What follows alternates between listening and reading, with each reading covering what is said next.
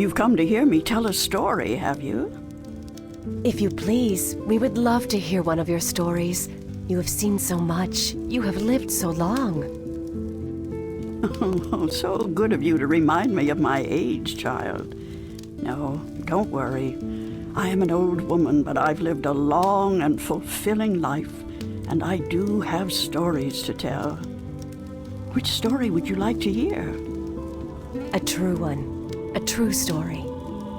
All my stories are true, child. There are enough fairy tales in the worlds already. There's no need for me to make up more, believe me. Tell us the story of the balance, then. You want the story of the balance? Oh, that's a long story, child, and not one I'd venture to tell at this hour. But perhaps I could tell you a story that I heard a long time ago. A story that became a crucial turning point in the history of the balance, and that set in motion wheels that to this day are still turning. Please, yes, that does sound like a story we'd like to hear. Very well.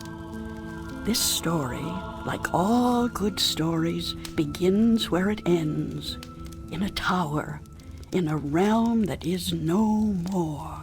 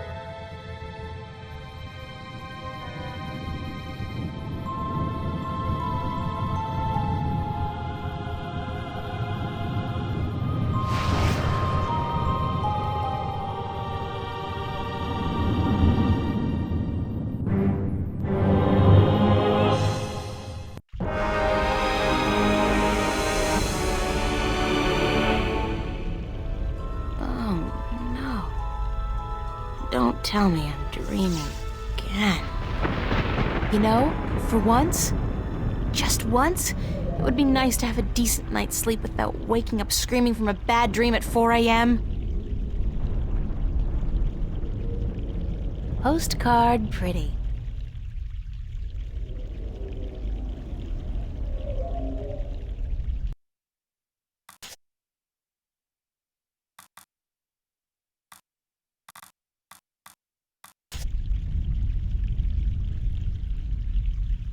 Real life never looked this good.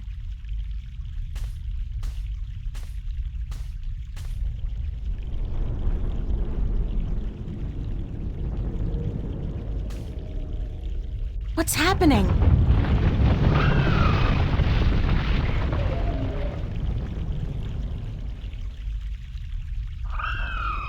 Oh, perfect. I guess if I don't do something to save that egg, I'll suffer 7 years of bad karma or something.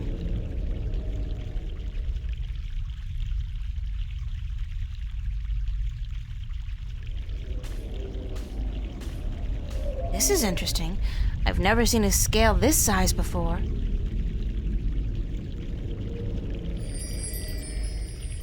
I'll keep it as a souvenir.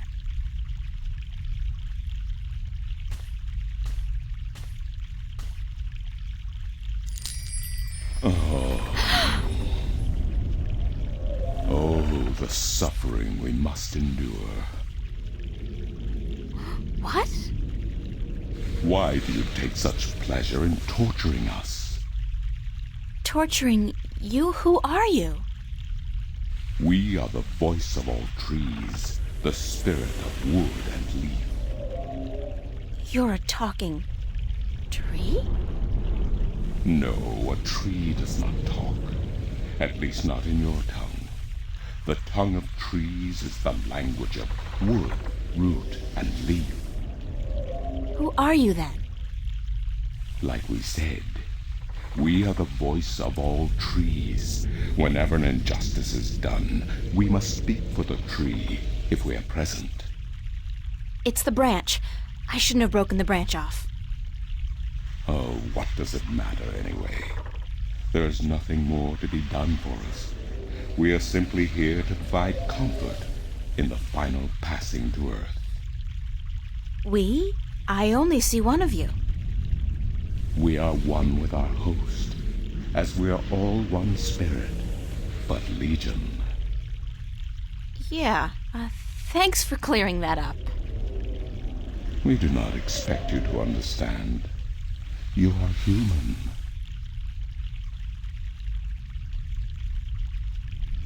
What happened to the tree? Oh, the pain. As the battle raged, we... Battle? Between the Mother and Black Chaos. She was only protecting her child, but it would not back down, and the force of their battle shook the mountain. The brook that fed us was led astray, and without water, we began to wither and die. What's the deal with the egg?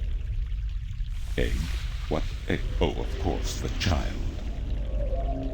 Whenever the mother was absent, we were entrusted with the safety of the child. But now, withered and without strength, we can do nothing to help. We have failed the mother, and we despair. Our shame knows no bounds. Who are you again? We are the wood spirit. We come to all trees in the hour of great need to provide comfort and aid in the passing to Earth, and to give a voice to those who suffer. Our time is running out as we speak. The passing to Earth is about to begin. Leave us now. What about the egg? Oh, it is too late. Without sustenance, we do not have the strength to bring it safely home. We have failed, and the Earth will know our shame for all time to come.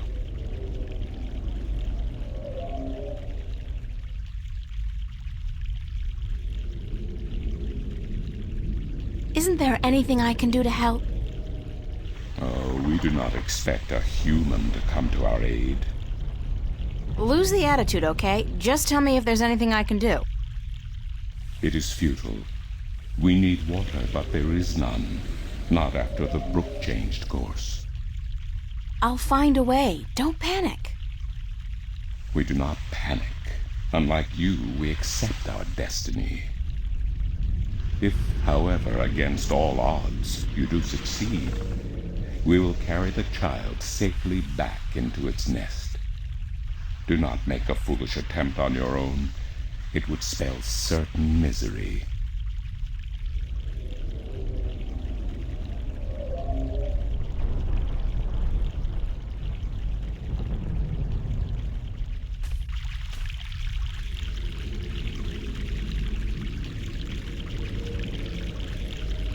According to the, spirit, there was some kind of battle that split the rock. I think I just made a funnel. Cool. I'm so proud of myself. This should do the trick.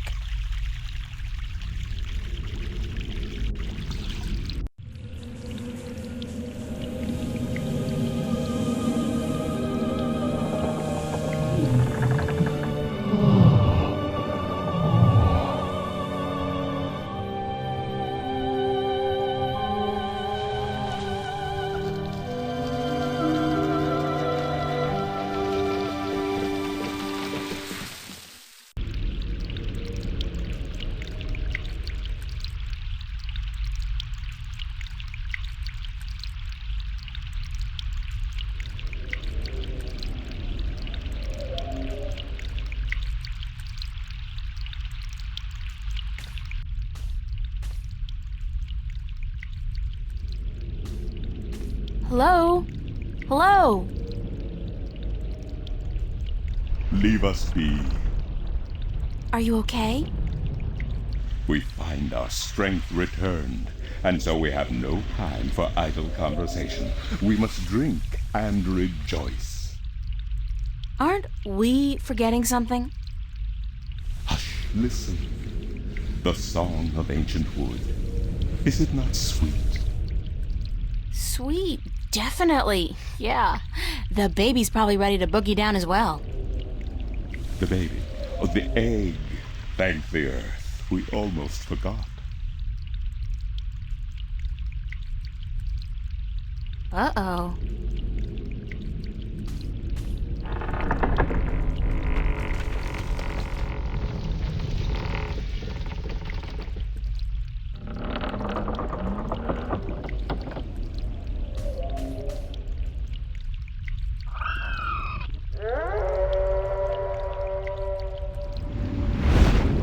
What? What was that? Uh-oh.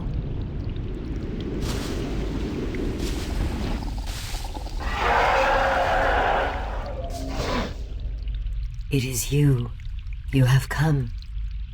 You know me?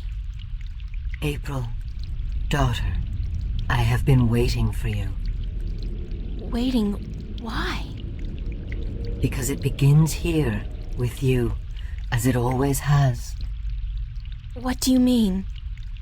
The breach and the mending, the pain and the joy, the end of the old and the dawn of the new. A different world. I am the mother of what is, but you are the mother of a future that may yet be. How will I know? How will I know what to do? I will guide you, and I will protect you as much as I can. But in the end, you are on your own. I'm afraid. You always were, my child, my daughter.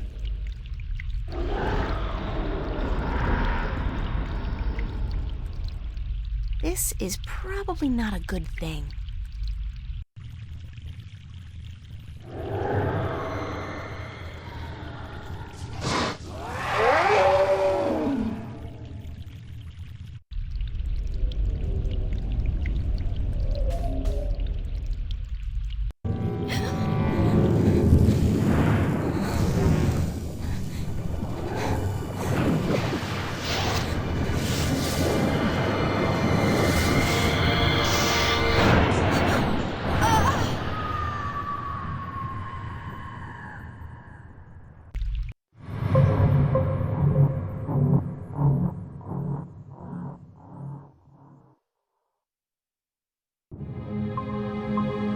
What a nightmare. I'm completely exhausted. I must have been tossing and turning all night. So hot in here, too. No wonder I keep having these weird dreams. I've basically been simmering in my own sweat every night this past week. Doesn't look like it's gonna cool down anytime soon, either. It's another sunny day in Newport.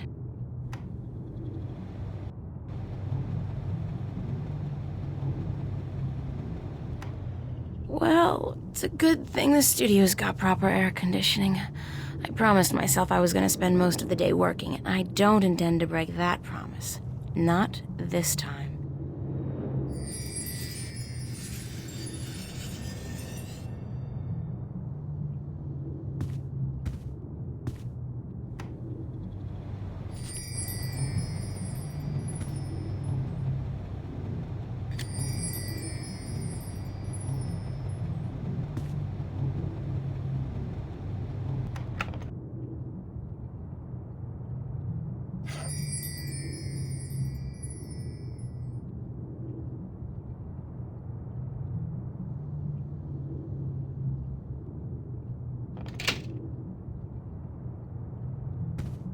Nice view, if you're into brickwork.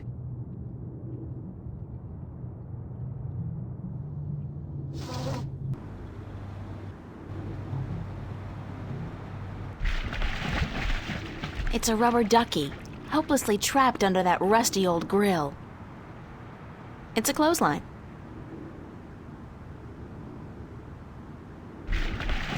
I still haven't figured out what runs through the canals in Venice, but I'm sure it can't be water.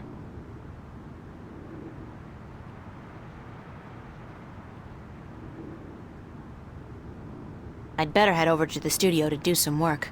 Only 2 weeks until the big show opens, and my contribution is in serious need of attention. Might be a good idea to get dressed first, though.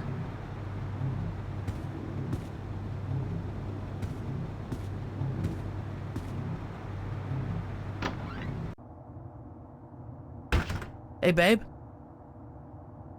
Babe, you're looking real sexy today. Zach, listen, I've got to run, and... What's going on, April? How you been?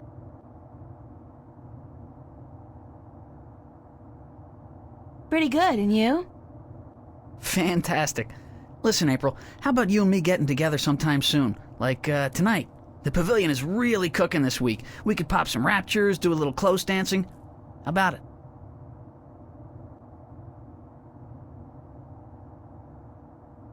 Sounds like good fun, but not tonight. Hey, whenever. Just don't expect me to be waiting around for you forever. No chick is worth that heartache. See you around.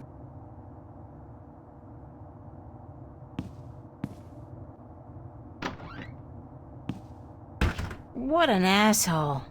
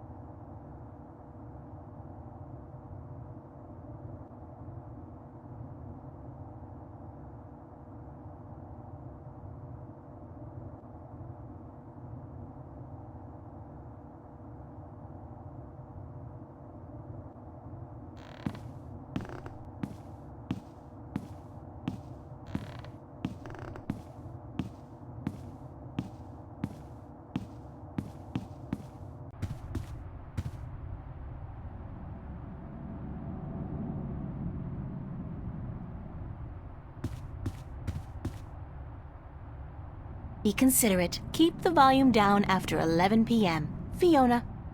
I can't tell what that note's saying as long as it's up there. Fiona's handwriting is not particularly legible.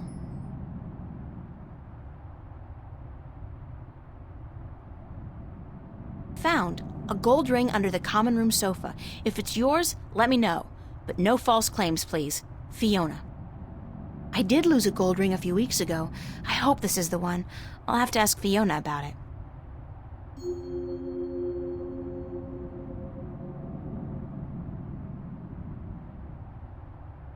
I'm sorry, but big sweaty jocks do.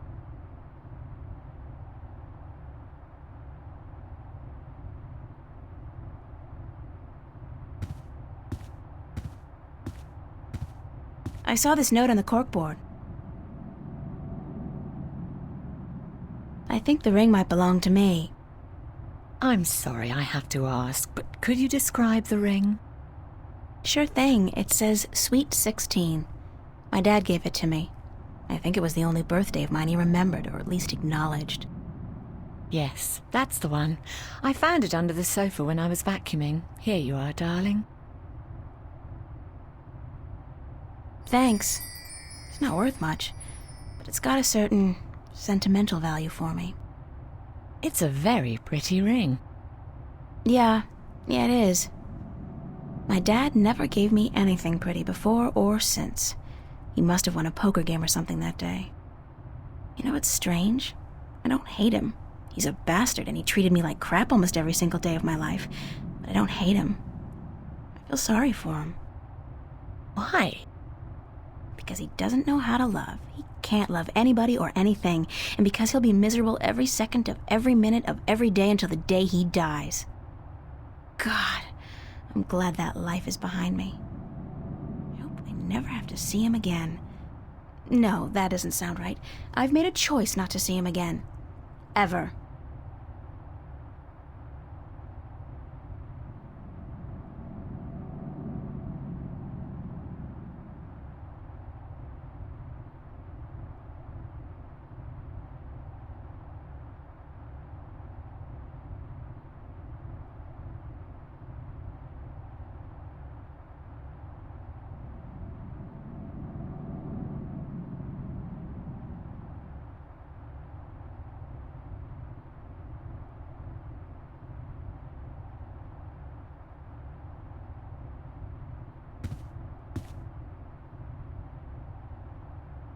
Morning, Fiona.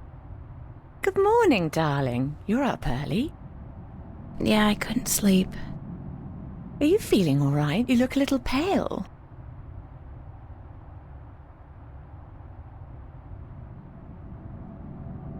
I had a bad nightmare. Again? Well, you're not the only one, darling. Mickey woke me up screaming in the middle of the night. She wouldn't go back to sleep until I made her a cup of herbal tea. Nightmares? Apparently, but she refuses to tell me what they were. I think she's embarrassed. That doesn't sound like Mickey. I know, darling. Don't tell her I said so, but I've never seen her so agitated in my life. She scared the hell out of me. I don't know why I have nightmares. I guess they could be stress-related. After all, the exhibition's right around the corner. Oh, yes, the school exhibition. How's that going? God, don't ask. I have no idea how I'm going to finish my painting on time. I haven't felt inspired in ages. I think you work too hard, darling. You need to relax once in a while. Live. Enjoy your youth. There's inspiration to be found in hedonism, you know. No, I don't know, but apparently you do. I'm an authority on the subject, darling. Ask Mickey.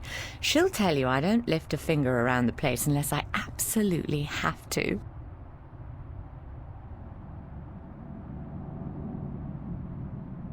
Where's everybody this morning? Mickey's tied up in the basement. Mind you, she's not literally tied up, of course, although that is a tempting thought. Are you getting into your sexual fantasies here, Fiona? Because it's a little too early in the morning for that, don't you think? Sorry, I just can't help myself. Anyway, the plumbing is... You probably noticed when you took a shower, yeah? There's no hot water. So Mickey's working on that. Getting knee-deep in putrid canal water is her job, thank God. What about Charlie? He up yet? No, he's still sleeping, and Emma just went to bed. I saw her come in when I was making breakfast. Do you know who she's seeing now? I don't know. Some guy? Those lads I see her with, darling. She's too good for those arseholes. I wish she'd find herself a man who'd treat her right for once.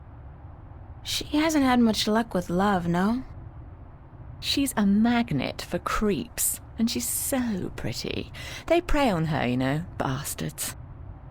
I've tried to talk to her about it, but Emma's impulsive. She doesn't listen. She's just as headstrong as you and me, darling, but I'm sure she'll be all right. She's smart and resourceful, and not afraid to speak up for herself. Shouldn't you be outside enjoying the good weather? You joking? Bollocks to that. I'll stay inside until September, thank you very much. It's too bloody hot. Can I ask you a few questions? Why, certainly, darling. About what?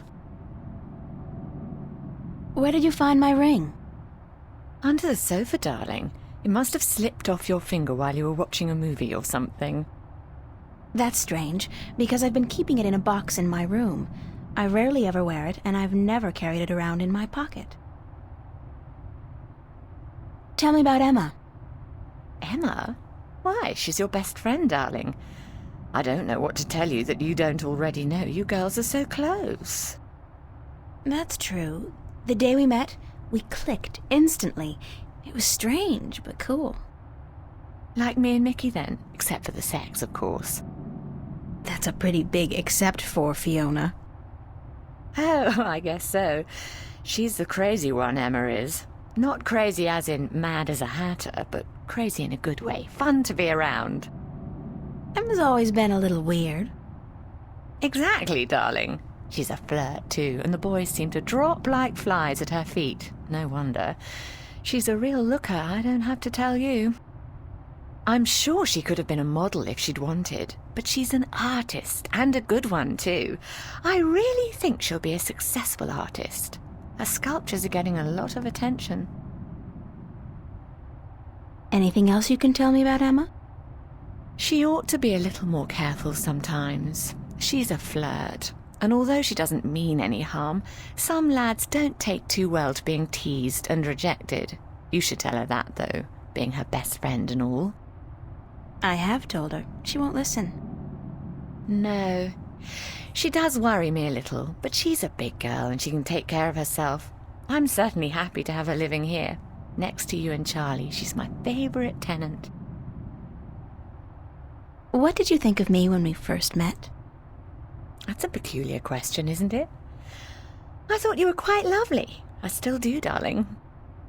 Do you remember the day I arrived? Of course, darling. It wasn't that long ago, and I'm not senile quite yet.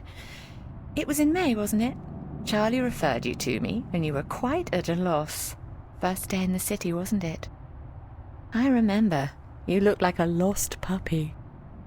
Puppy? Me? When I saw you lugging that suitcase across the bridge, my heart went out to you.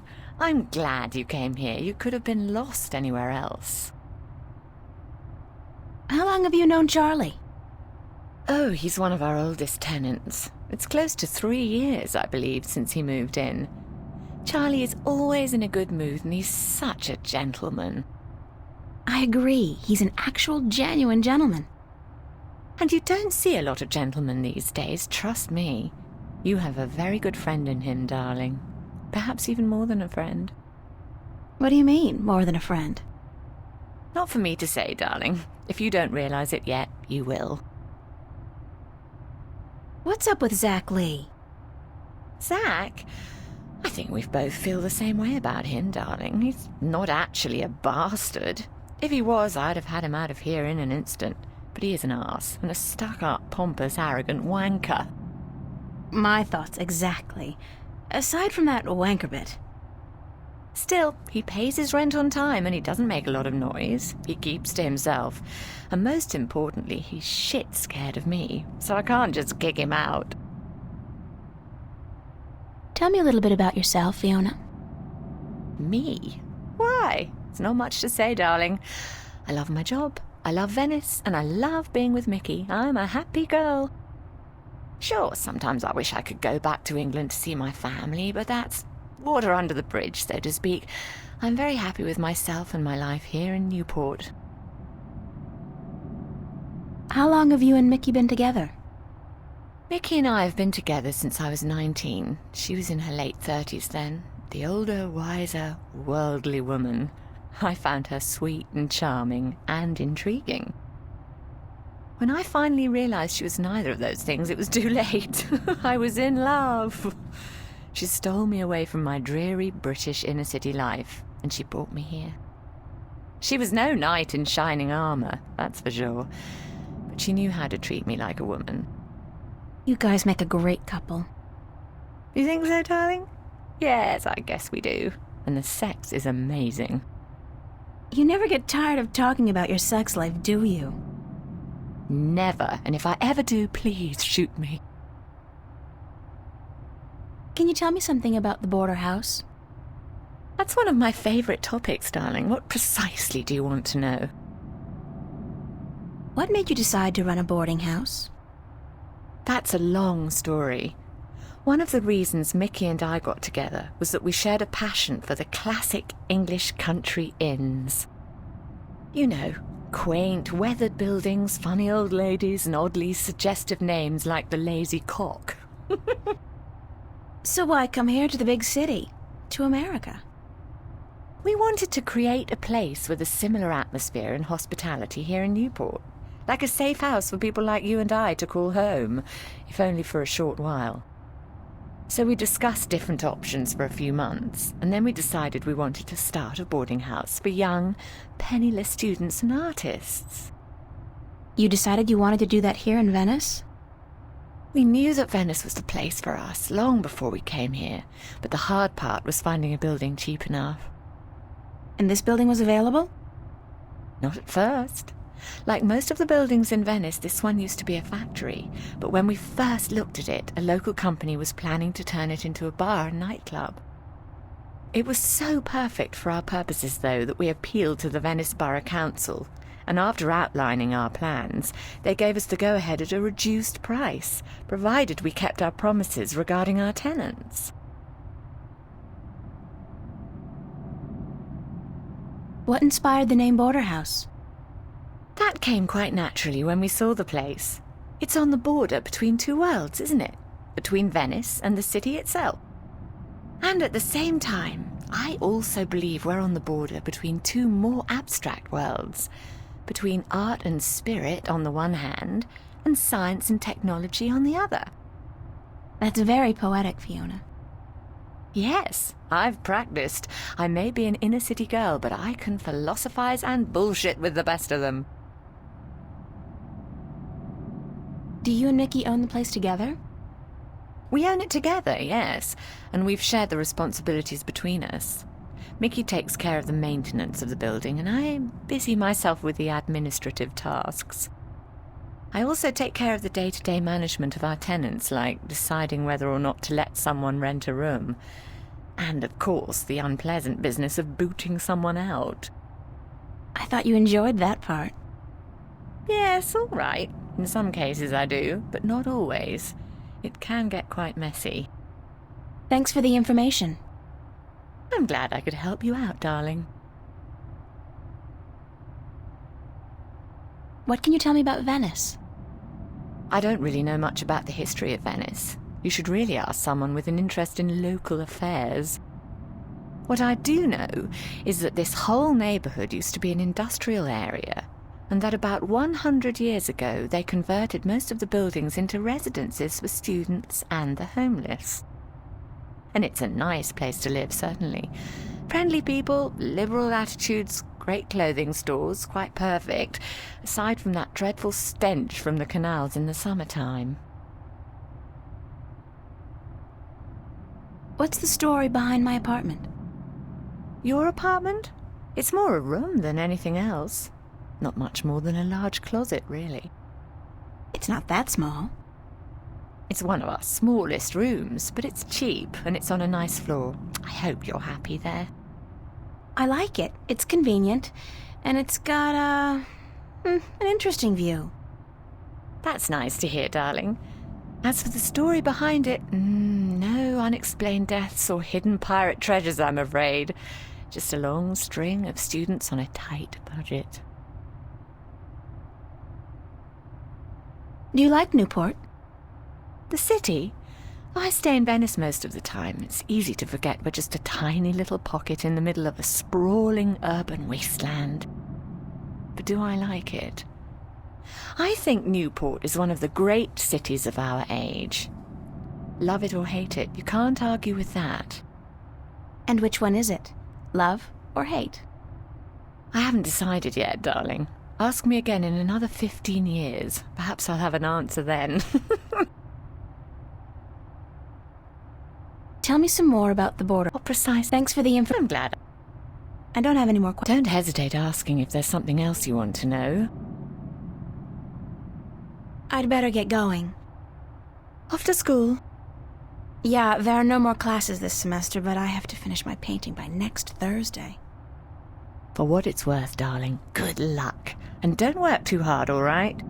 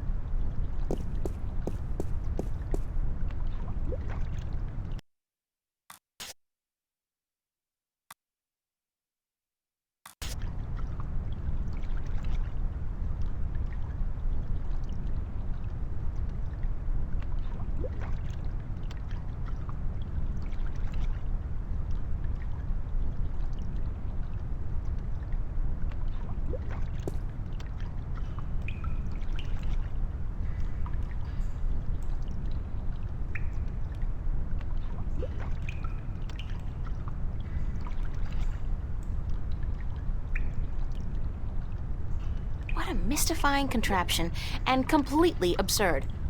What are all these valves and wheels and thingamajigs for? What grand purpose does it all serve?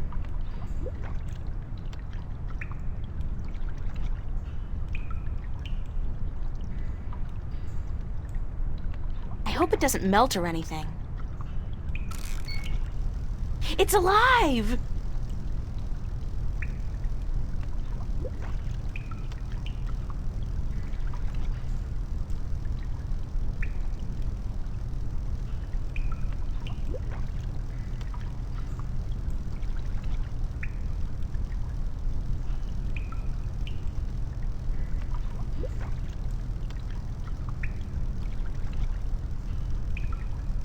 Mystifying. Mystifying. The water tank's full. I'd guess that's a pressure gauge. It's at 100. That's percent, I'd guess. 100% pressure?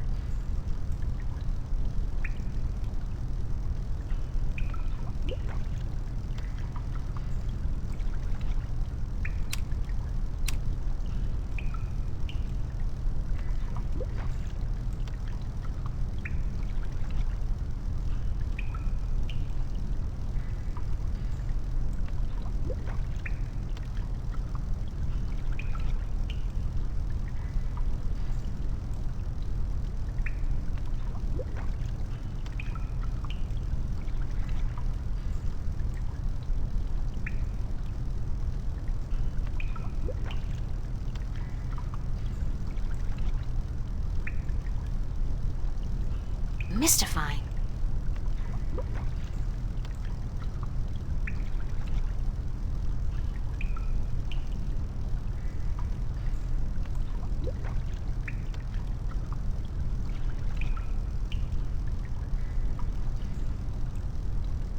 Mystifying.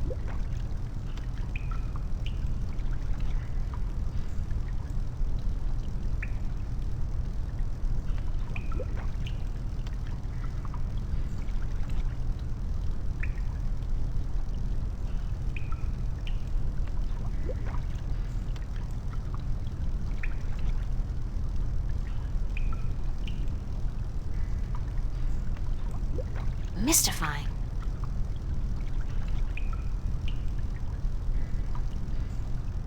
Mystifying.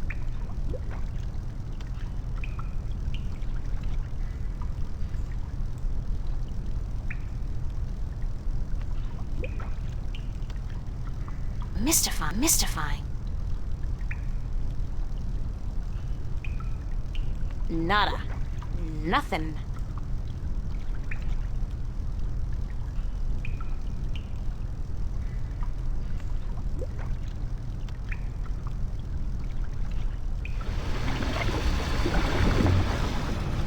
Oh. Seems the clamp served a purpose after all. What a surprise.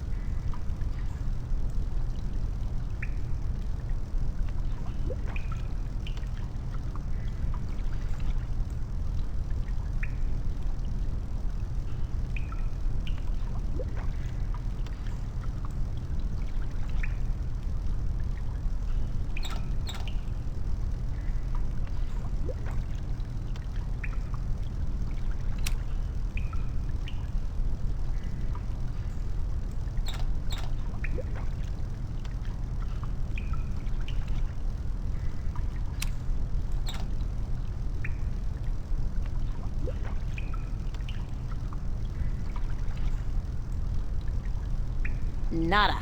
Nothing.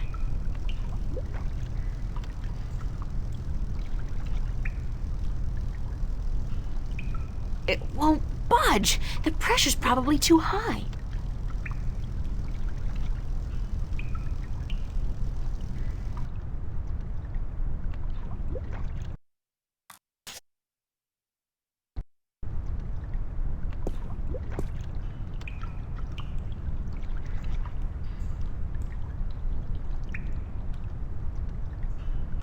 What a mystifying contraption, and completely absurd. What are all these valves and wheels and thingamajigs for? What grand purpose does it all serve?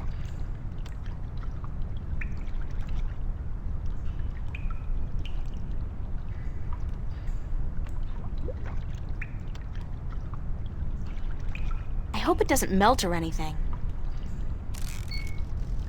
It's alive!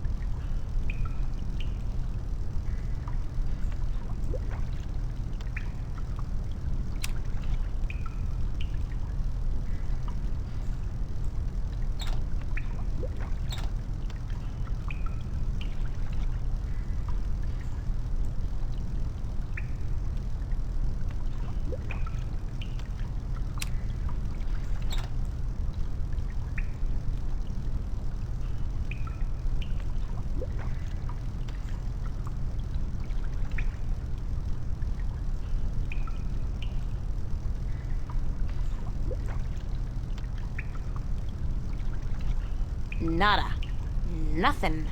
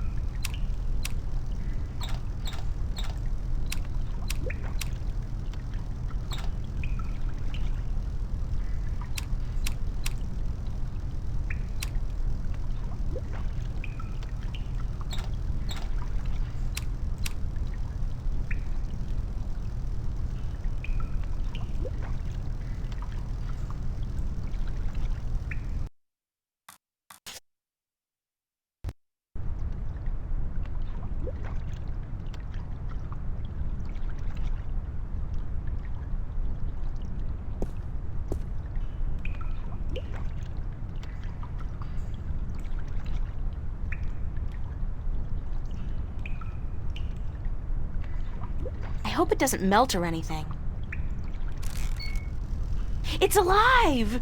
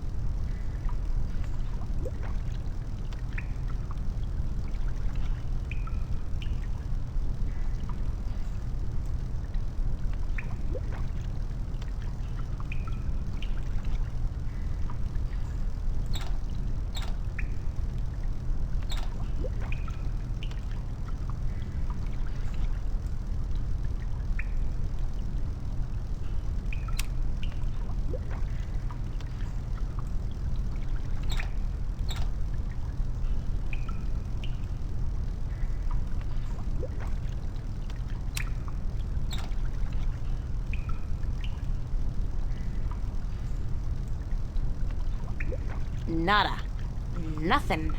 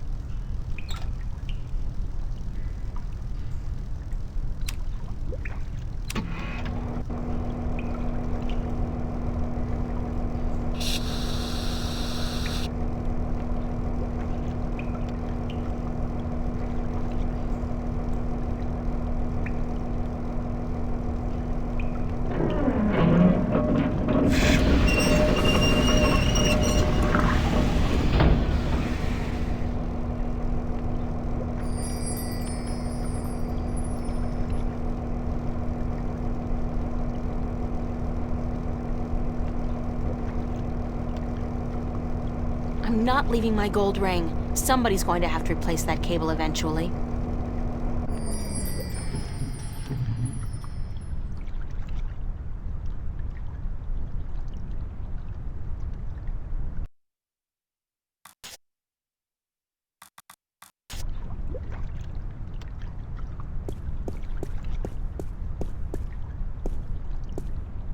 Oye, señorita. Yes? How are you this morning, señorita bonita?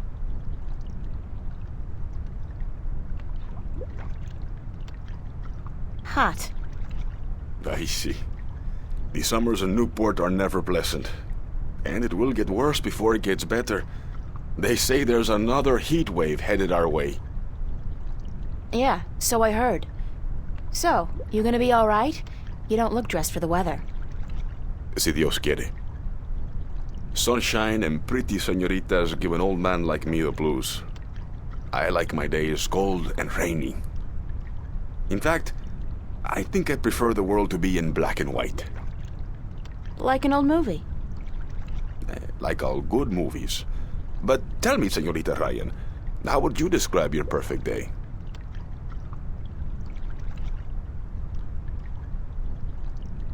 Cold and rainy like yours. Está bien. We are alike, you and I. But this heat is not why you are unhappy, no? You are troubled by nightmares. What? You are afraid of them. You even fear your dreams may be real. Who told you about my nightmares? No one. I can tell from looking into your eyes. I see the ghosts that haunt you.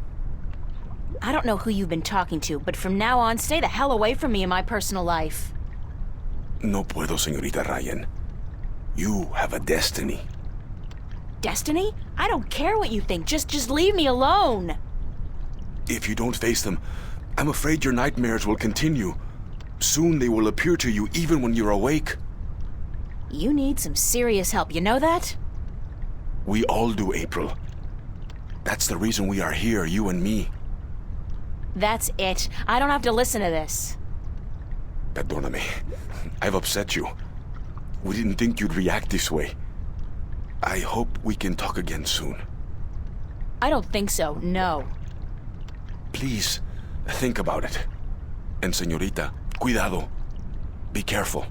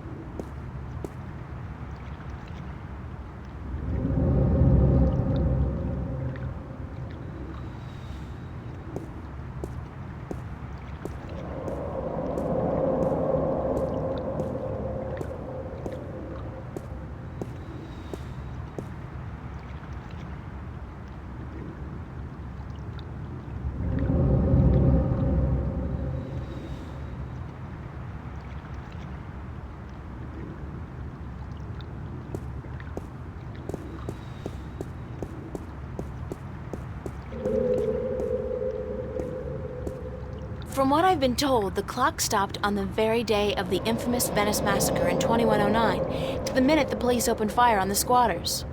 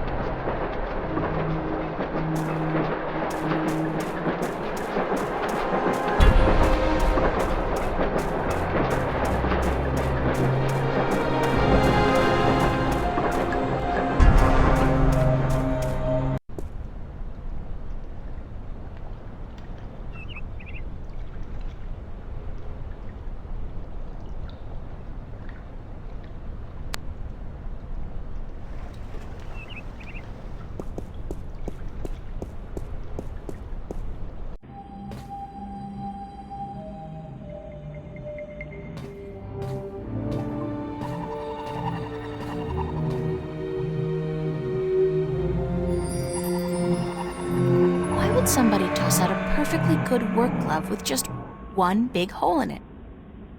What a terrible, terrible waste.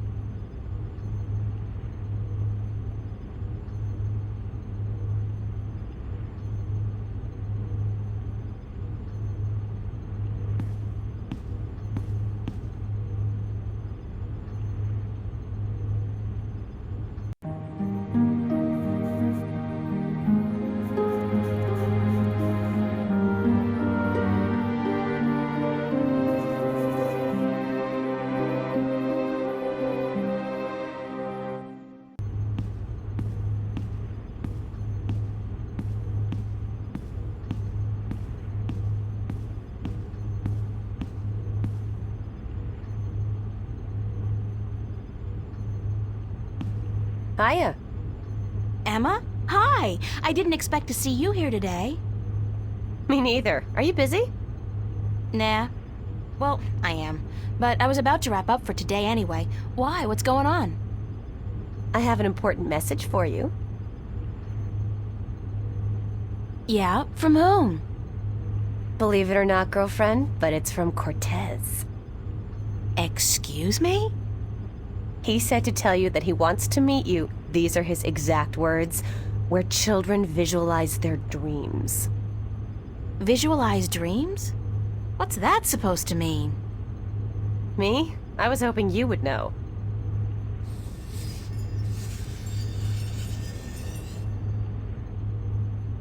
Did he say anything else? Nope, that was it. Why does he want to meet you? Oh, don't tell me. You guys are having a secret love affair. Oh, yeah. We're eloping and flying to Africa tonight. It's all been happening so fast. My heart's aflutter. How romantic. I couldn't imagine a better catch than Senor Cortez, the Latin lover.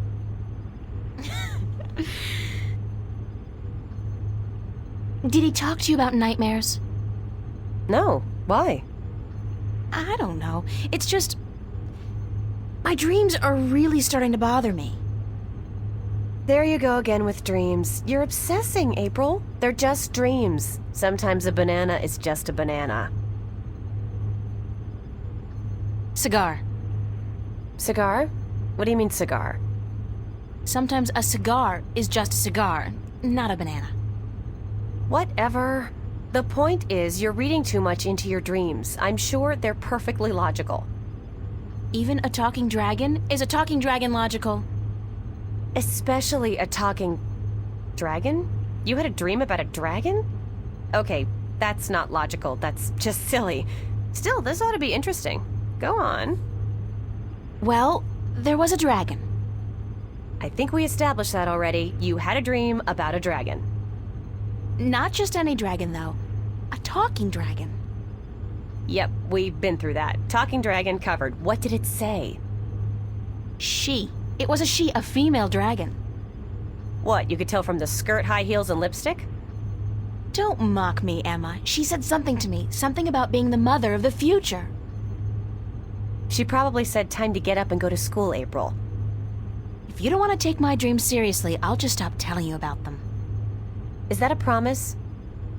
Like you're in any position to make fun of my dreams? Have you looked at your sculptures lately? Oh, that's low. I'd punch you out if I wasn't so hungry. You want to go get some lunch at the Fringe? I'll drop by after I clean up around here. I'll be there for a while, so bye.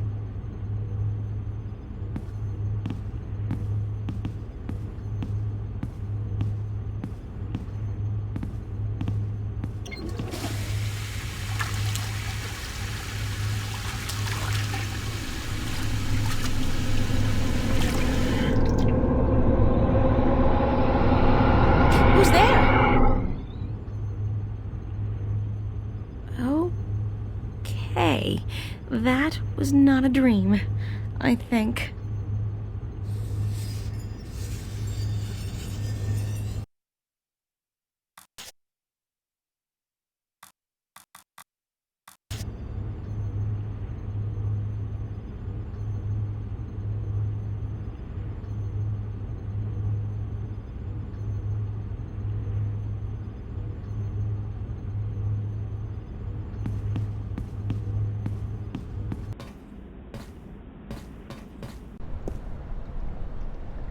Nice hair color.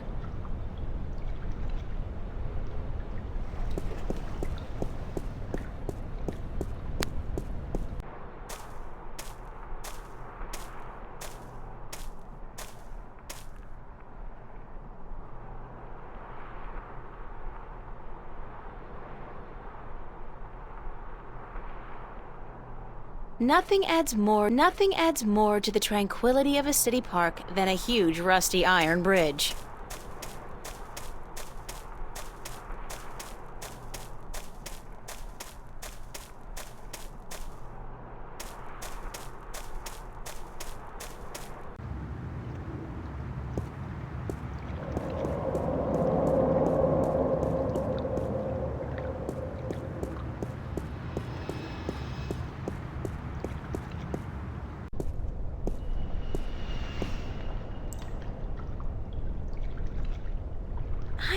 people should have the good sense to do that kind of stuff behind closed doors. At least as long as I don't have a boyfriend.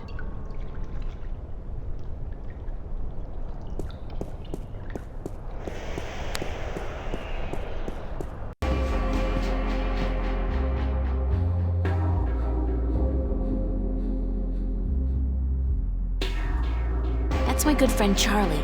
He was the first person I met when I came to Venice, and I love him dearly. As a friend.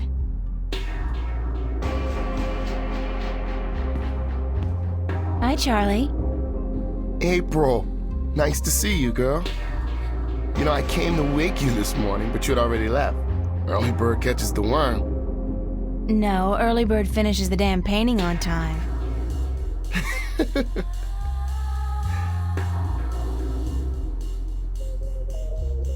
Have you seen Cortez around?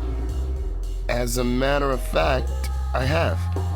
And he was asking for you.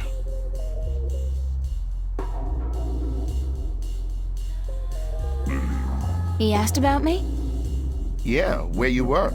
He had a message for you. I told him to give it to Emma, that she would be more likely to bump into you. I got it, but I have no idea what it means. Cortez can be a little strange. Do you know where he was going? No, but he seemed interested in that poster next to the jukebox. They put it up earlier today. What poster did you say he was interested in? The one right next to the jukebox.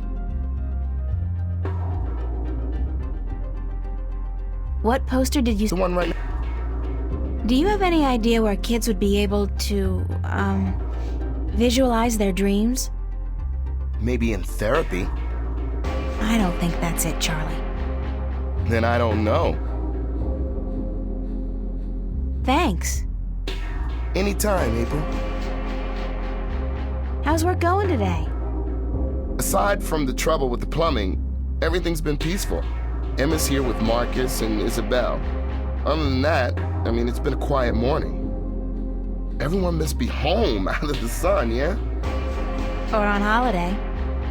Perfect time for it, too. The city's just boiling in July, and it gets even hotter in August. You should have stayed out in the country until the autumn, girl. It's cooler out there, yeah? Yeah, the summers were cooler back home. I remember my home. It got so hot sometimes. My father worked as a volunteer fireman, and sometimes he'd borrow the old truck from the garage.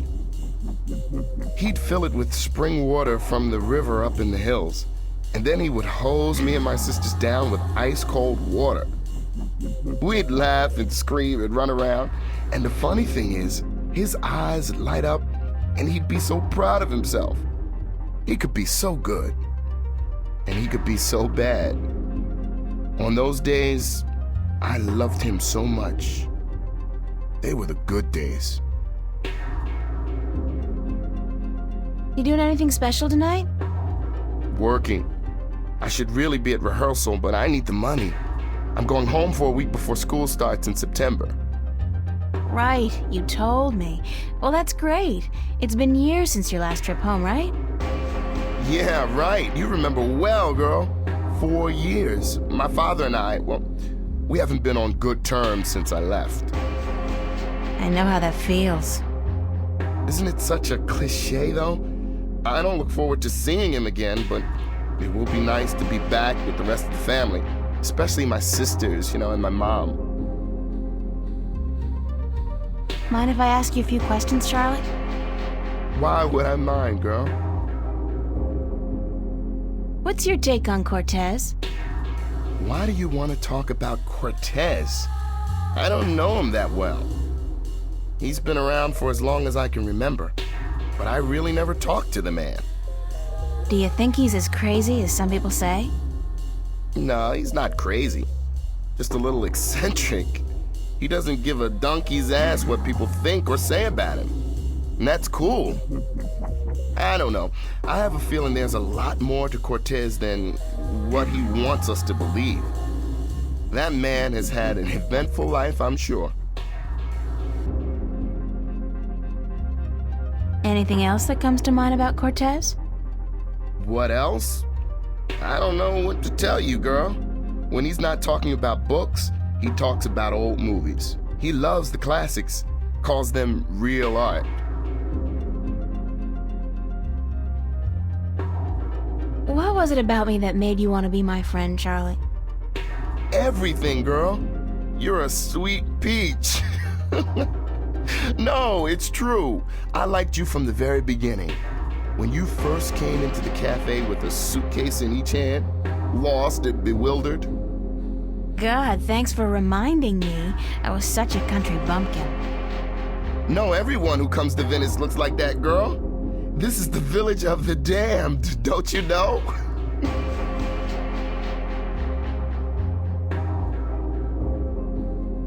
How long have you known Emma? I met Emma about a year ago when she started studying at Vava.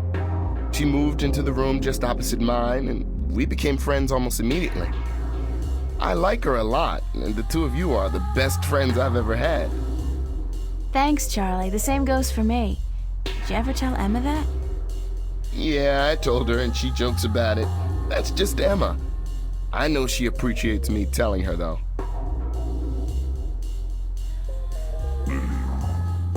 Does Emma's behavior ever worry you? She can seem a little out of control from time to time, but she's smarter than people give her credit for. I think she's able to take good care of herself. She's a brilliant artist. Her sculptures are inventive and beautiful. I know. Sometimes I'm in awe. They just don't seem to match her personality. She's a deep person, but she hides it well. She's more comfortable being a ditzy teenager than a professional artist. But around the two of us, sometimes she lets the disguise drop.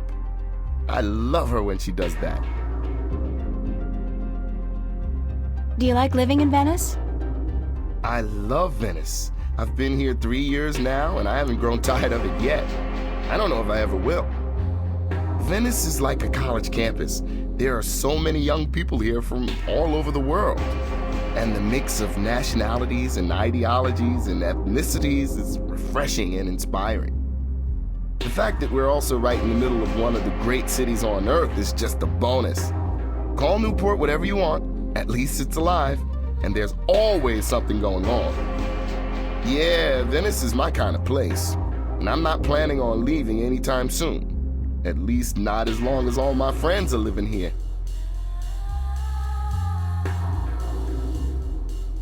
What about you, Charlie? What about me? Yeah? When was the last time you talked about yourself? I don't talk about myself, girl. You know that. Still, I'd like to talk about you for a bit. If you want, just in general, or is there anything in particular you want to know? What's your biggest dream? A dark stage, a packed auditorium, and a single spotlight. Dancing, girl, don't you know? I'm a good dancer, but I need to be among the best to make it out in the real world. So I'll keep studying and I'll keep working as a waiter to support my studies, just like you. How did you end up in Venice? At home, there wasn't much professional training available for dancers. And my father, he was not happy about my choice of career. He wanted me to work in the factories like him and his father. Out here in Venice, everyone's got their own dreams, and people are supportive of each other no matter how crazy those dreams might be. Your dream isn't crazy at all, Charlie. You're already halfway there. But I still have a long way to go. You're right, girl. I can make it if I work hard enough. So can you. Because we're both just so damn talented.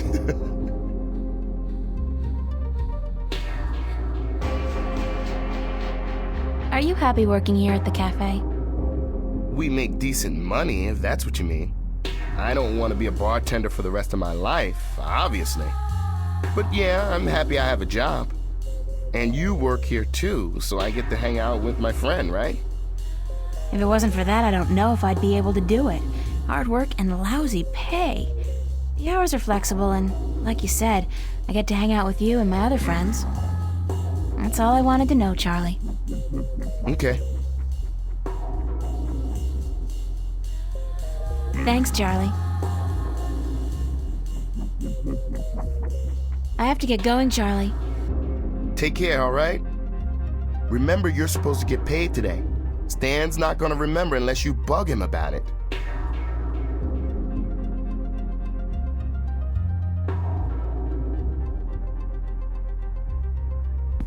I'm sure Stan won't notice if I dig gently into his supply. He's got crates of these in the back.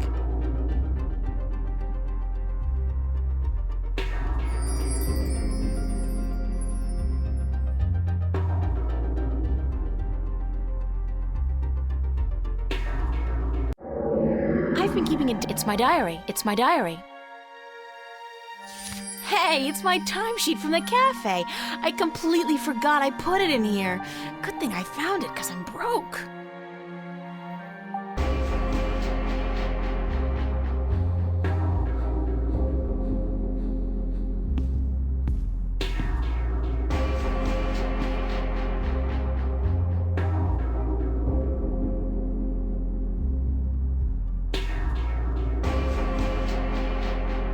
What?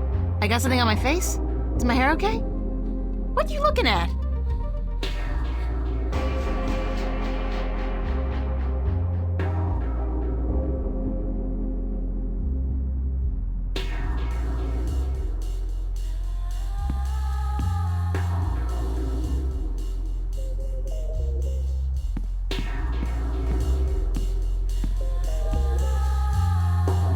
My boss, Stan. A hard man with a soft... Nah. He's just a callous bastard.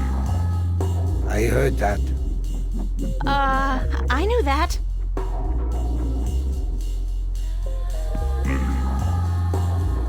What you doing here? You ain't working this afternoon, are you?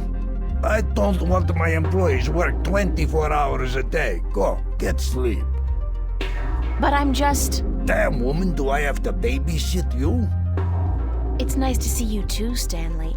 No, I'm not working today. I just came by to... Oh, don't ever say those two words when I'm around. I don't think my ulcer can take it.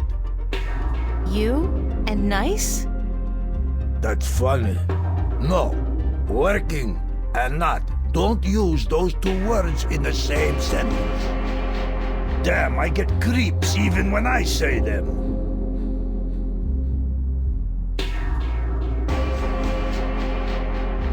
I thought you'd be ecstatic to have people work 24-hour shifts.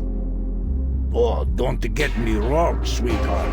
There's nothing I'd want more, but you see, for some weird reason, it is illegal to make people work that long.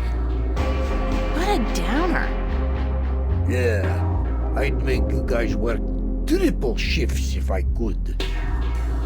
Nah, I don't think you would. I think you're a real angel at heart, Stanley. You're just afraid people will find out. Yeah, I'm a real goddamn sweetheart. Go on, take advantage of my kindness while I'm still out of my head. I'd like to get paid. Damn, woman, don't you know I got a migraine already? Paid? God damn it. Why'd they have to make that word sound so obscene? Listen, why don't you leave old Stan alone, huh? They make me feel a whole hell of a lot better. Choo, be good, little girl,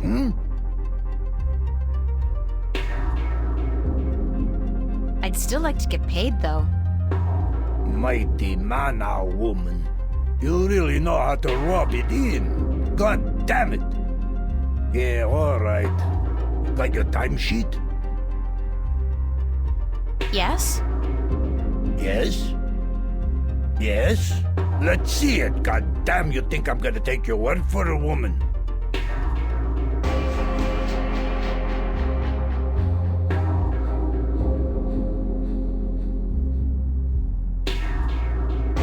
Here you are, my timesheet. Don't say that word too loud, sweetheart. You're killing me. Let's see. What is this? Huh? No. Did I sign this? What I thinking? So? At least it doesn't look like it's been forged. Thanks. Thanks? Where's my money? Oh, you ain't getting it now. Next week, honey. I write down this amount in my ledger. Don't you worry your head from it.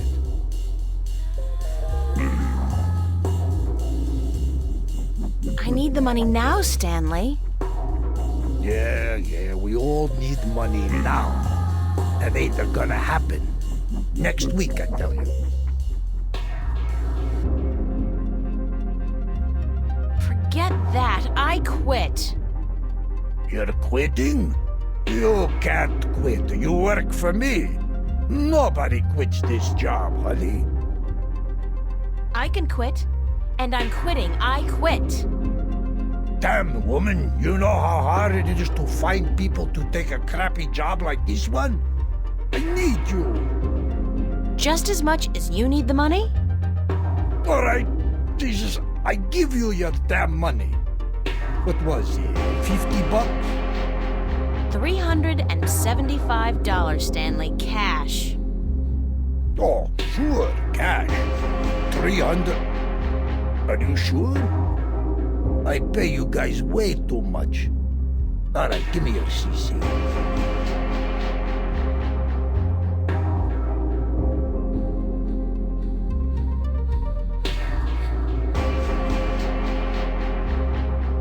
Thank you, Stanley.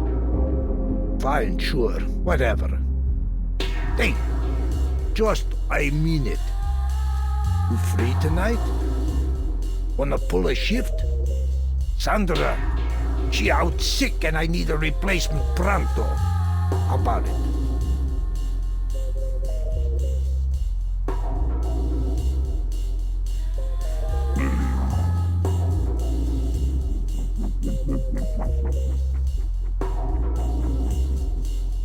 Yeah, I need the money. Great, hon. I'll see you here later. Don't forget.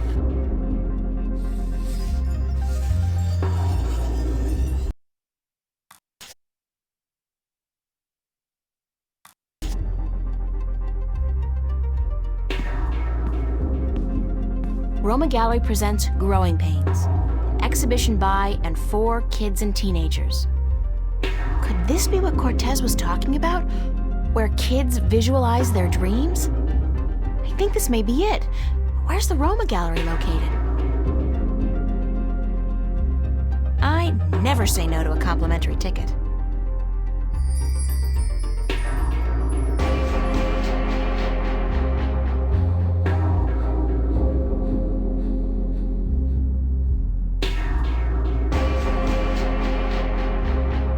It's the address. The gallery is located near the Watertown Bridge.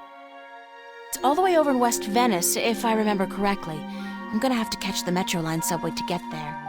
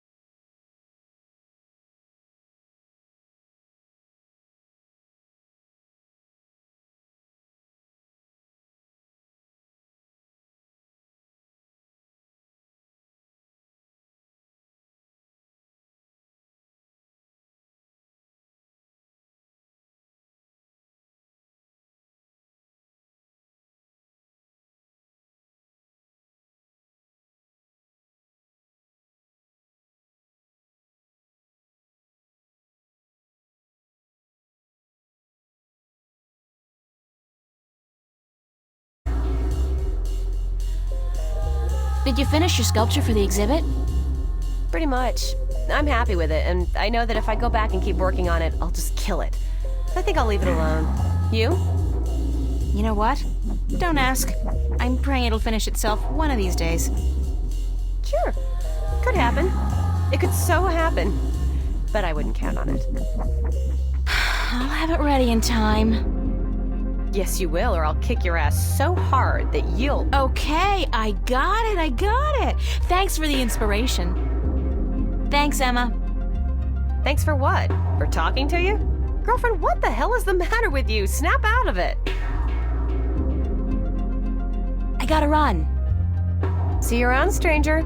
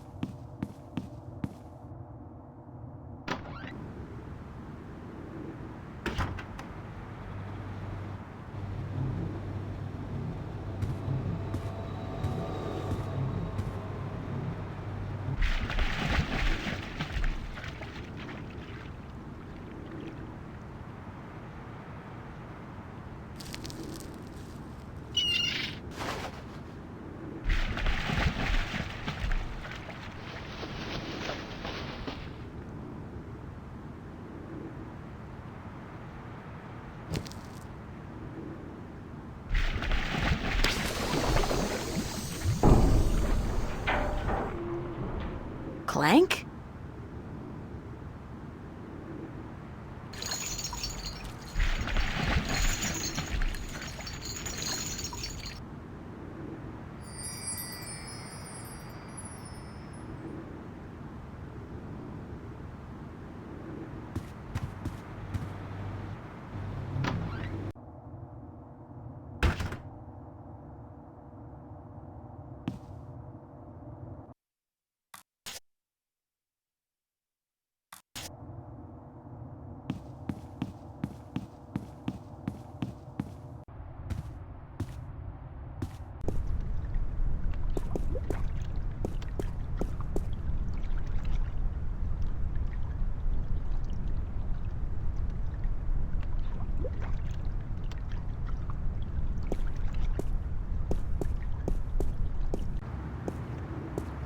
I know that duck.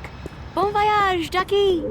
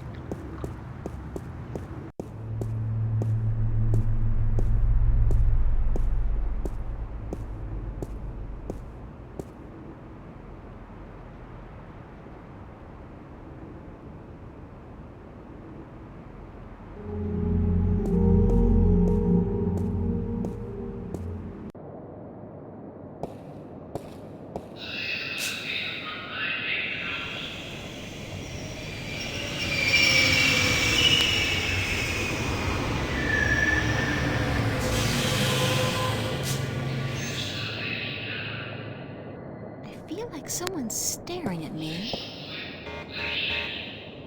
Uh-oh.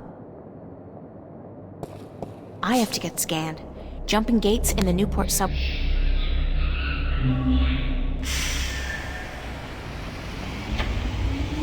I'll get a weekly pass, just in case.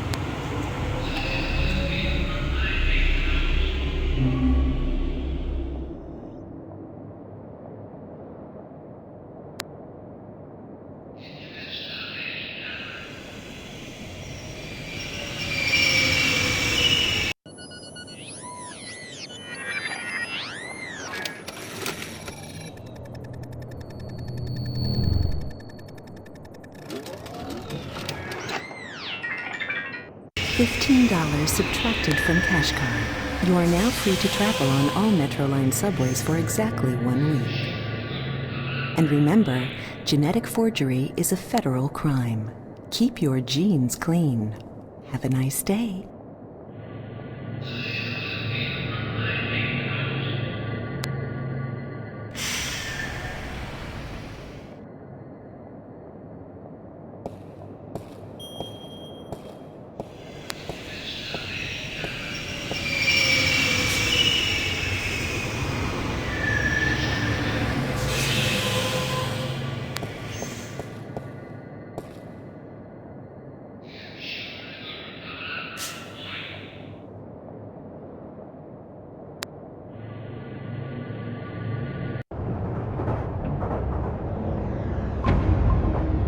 The screen really is ubiquitous.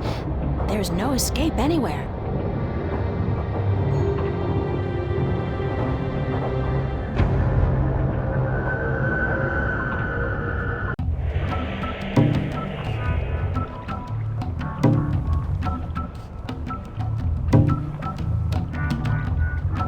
Poor guy's drugged out on Amethyst.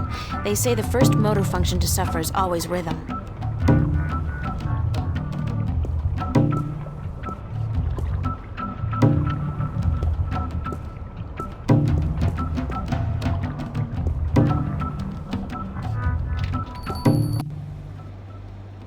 Hello, sir? Sir? I'll just leave my ticket here then, shall I? Yes. Yes, I guess I'll do that.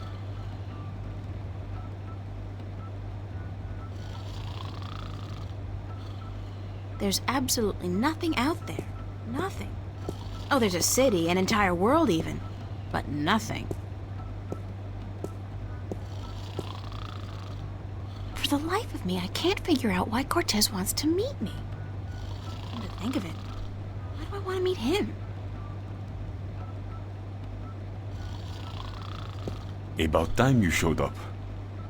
About time? I spent more than... Mira, this painting. Right here. Look.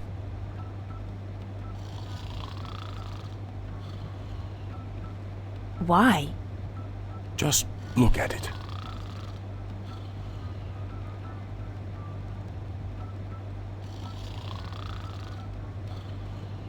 Who's the artist?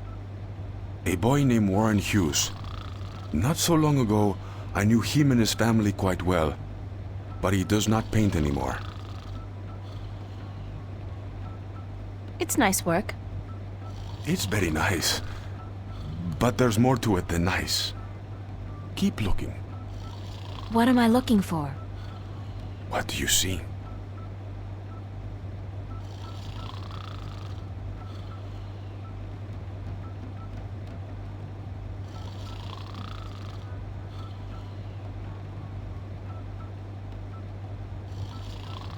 I see a statement on loss.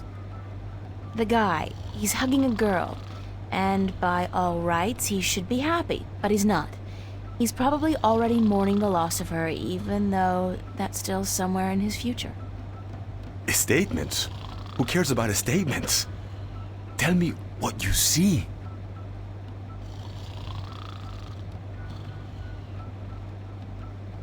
I see an oil painting of two humans locked in an embrace. That's all you see? But there's so much more. Look.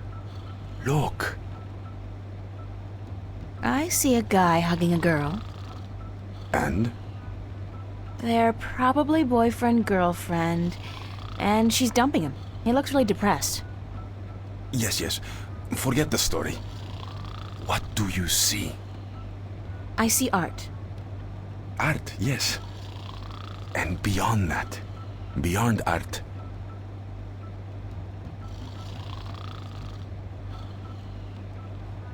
Truth? Truth. Exactly. A deeper truth. This painting, this particular work of art, speaks a deeper truth. It has a soul. How can a painting have a soul? It has a soul because it has an identity. It has a heart. The memory of this painting will survive beyond this moment. It will linger in your mind, become part of the tapestry of your subconscious. It has made a lasting impression on you, and you're not quite sure why. It's just a painting by some kid. It's not as if it's a Picasso or a Monet. Now you're arguing technique. Not every painting by Van Gogh or Michelangelo is real art either, although they all demonstrate great technique and craftsmanship. And the scribbled drawings of a 5-year-old child are rarely technically impressive, but they may still have a soul. They may still be real art. So you're saying real art is not defined by the skill of the artist?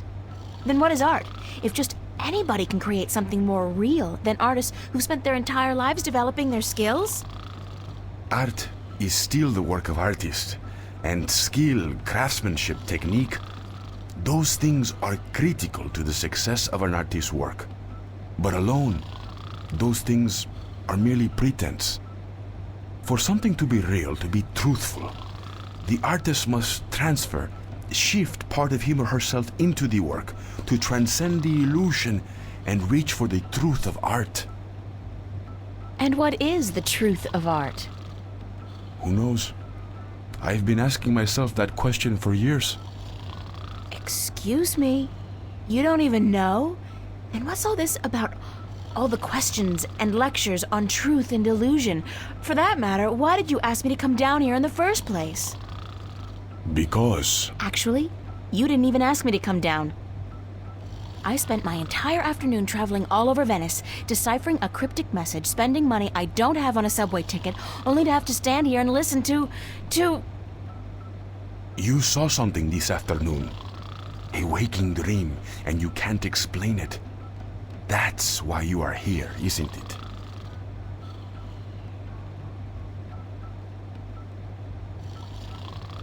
How the hell do you know these things? It's as plain as the day, Señorita Ryan. You're under a lot of stress. My point about art and truth is this, April.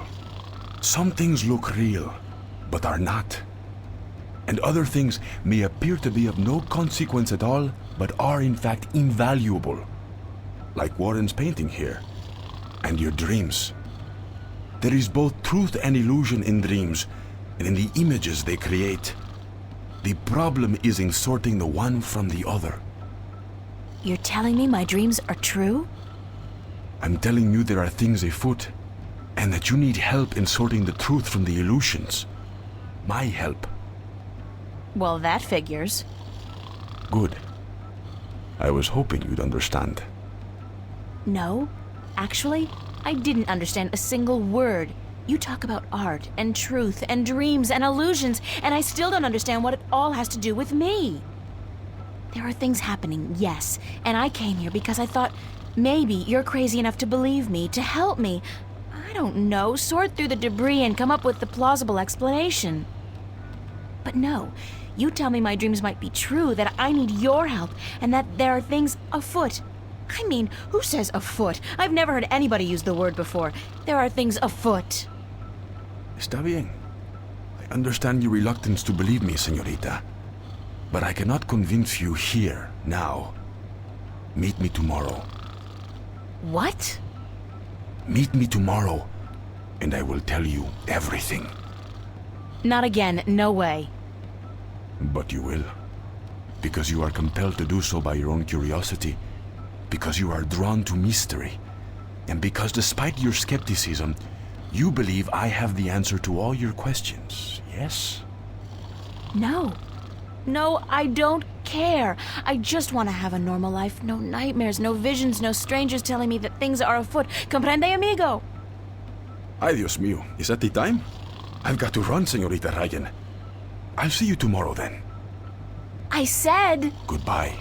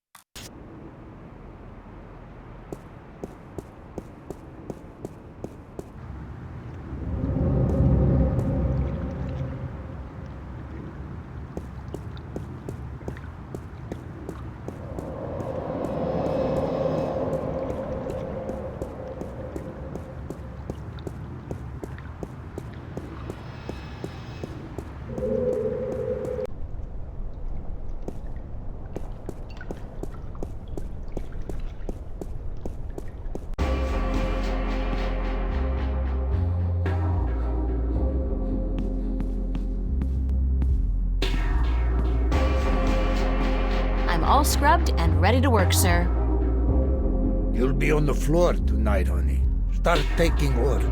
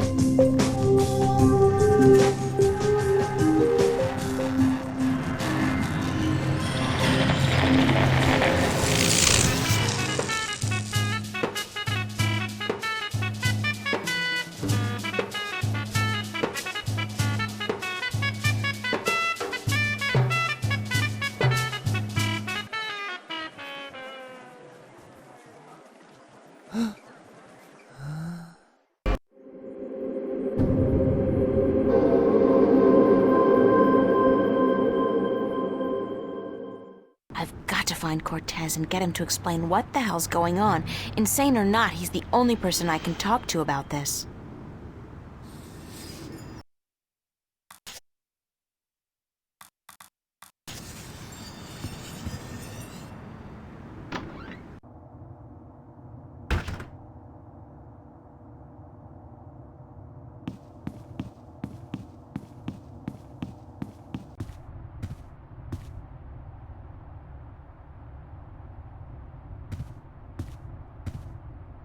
We have a nice view of the bridges from this window.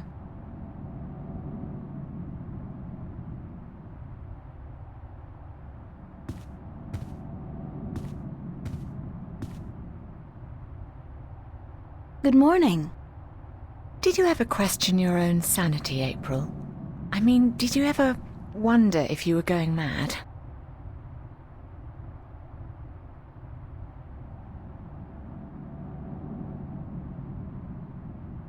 Definitely. Then explain to me. How do you deal with it? Do you lock it away inside yourself? Or do you talk to someone about it? Because I'm at a loss here, April. I don't know what to do.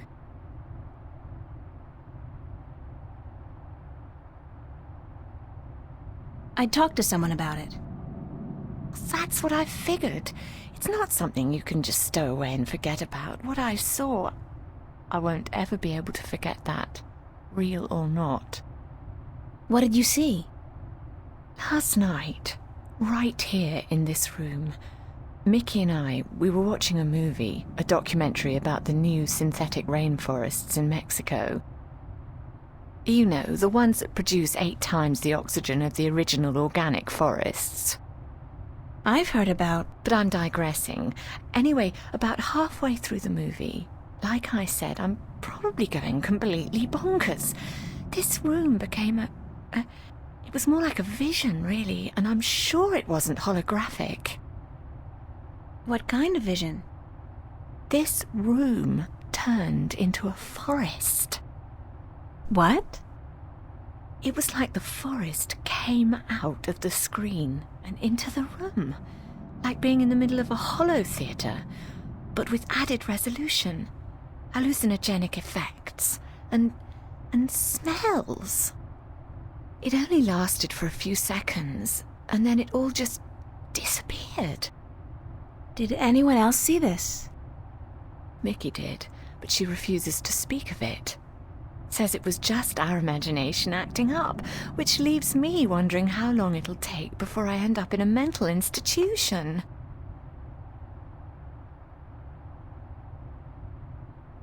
Something equally weird happened at the cafe last night. What was that? Last night, at the cafe, right in front of everybody, this creature appeared out of thin air. Just like your forest. It was only there for a few seconds and then it disappeared, but everybody saw it. Everybody. Oh my. What's going on, love? I don't scare easily, but this is really getting to me. Don't know. But whatever it is, I'm pretty sure Cortez is involved.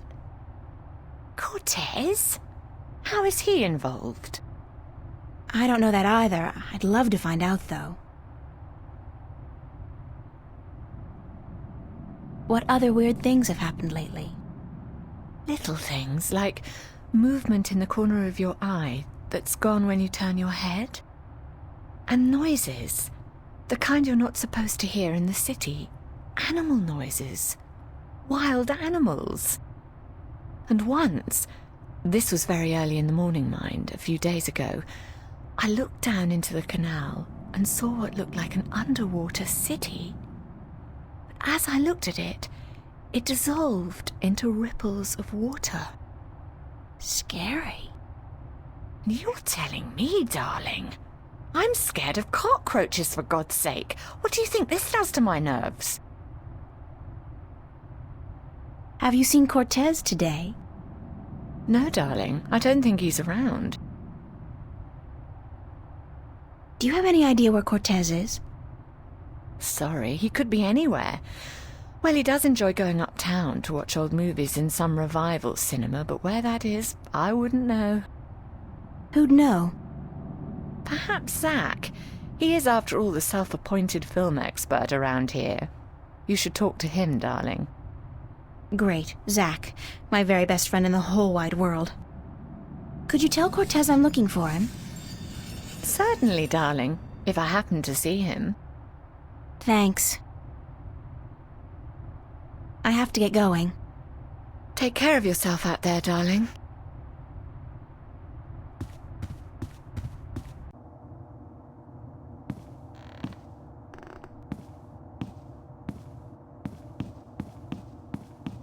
I never imagined I'd be doing this in a million years.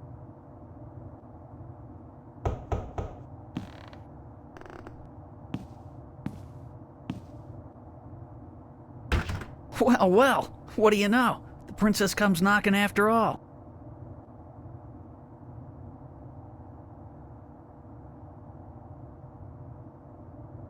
Yes, I finally realized what I was missing out on. About time, too. So, you, ready to hang out? Just do me one favor first, okay? Oh, give me a reason to, babe. A reason?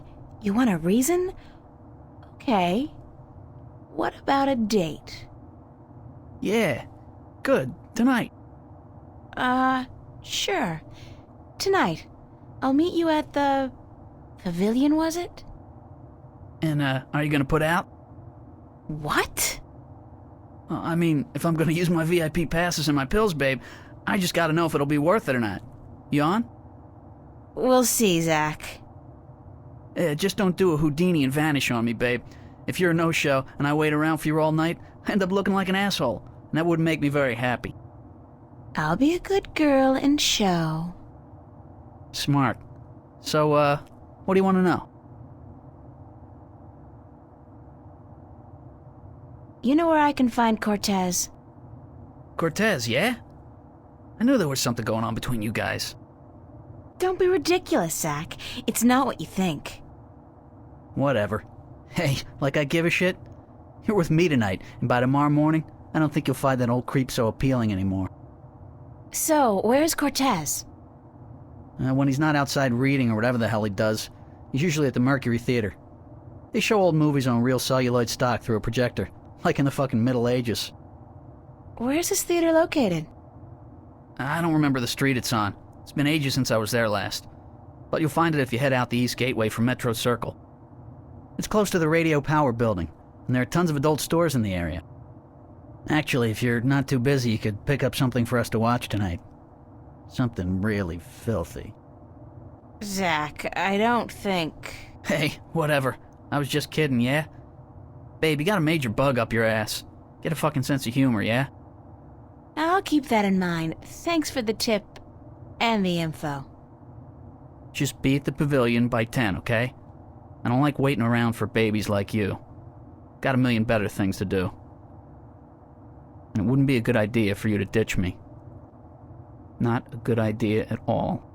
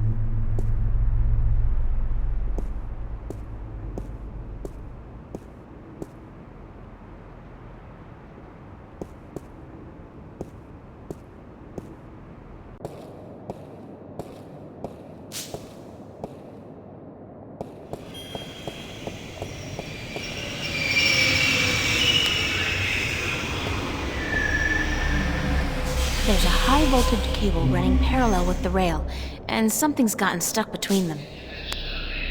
It looks like a large iron key.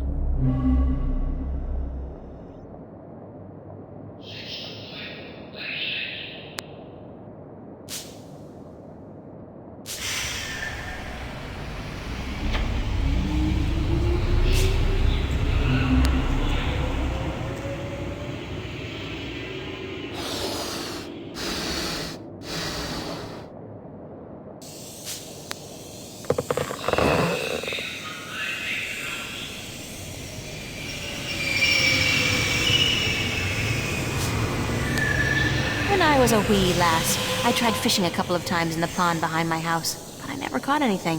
I hope my luck's improved.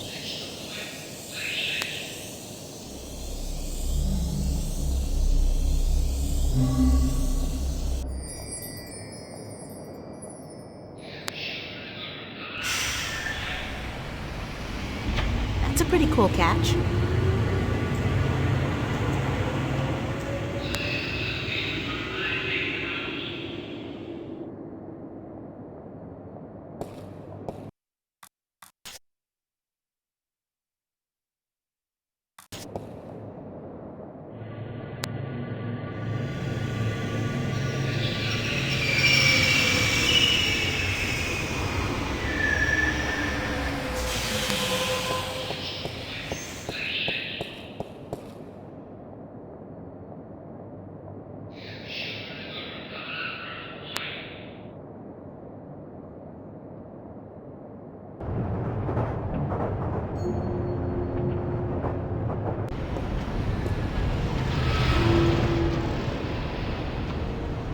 Would you believe this is the first thing I saw when I came to Newport?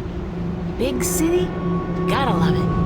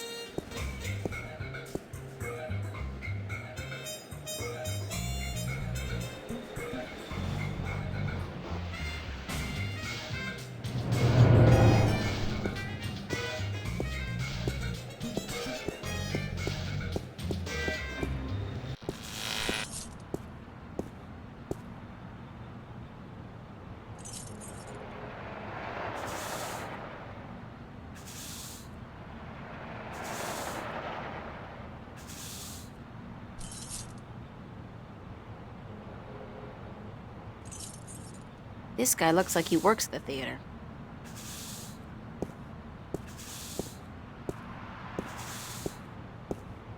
Excuse me. Yes,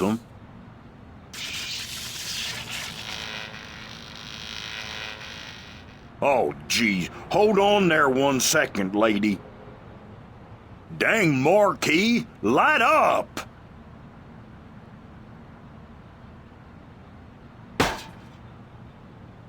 Good. Now stay that way, you hear?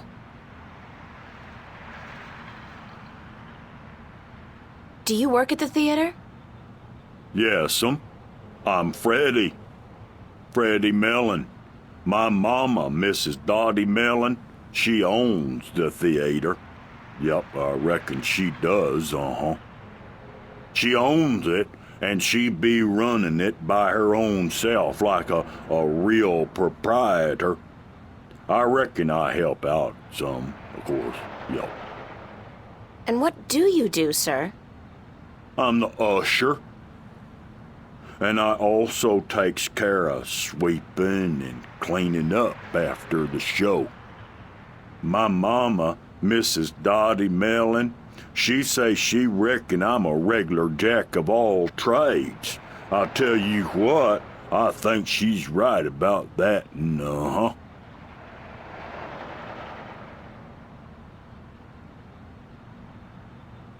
Is the theater open now? No, I reckon it ain't, lady. It don't open till this evening. Ain't nobody in there either. I reckon that wouldn't be legal. Do you know a man called Cortez? No. I can't say as I does, lady. Ain't never met him. Now, I reckon I'd like to get on with my sweeping, But I'm supposed to meet him here. Are you sure you don't know him?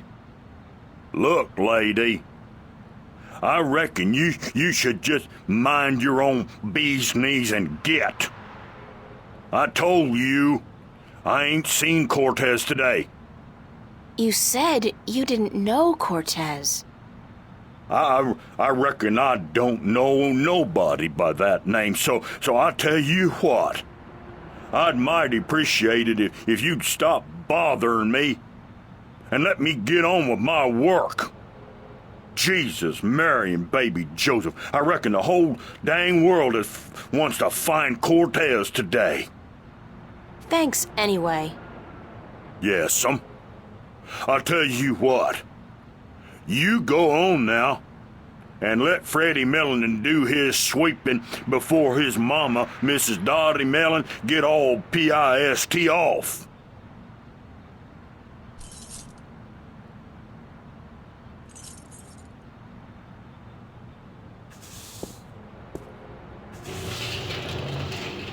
Lady, don't you keep playing with that thing now, you hear? Leave it be.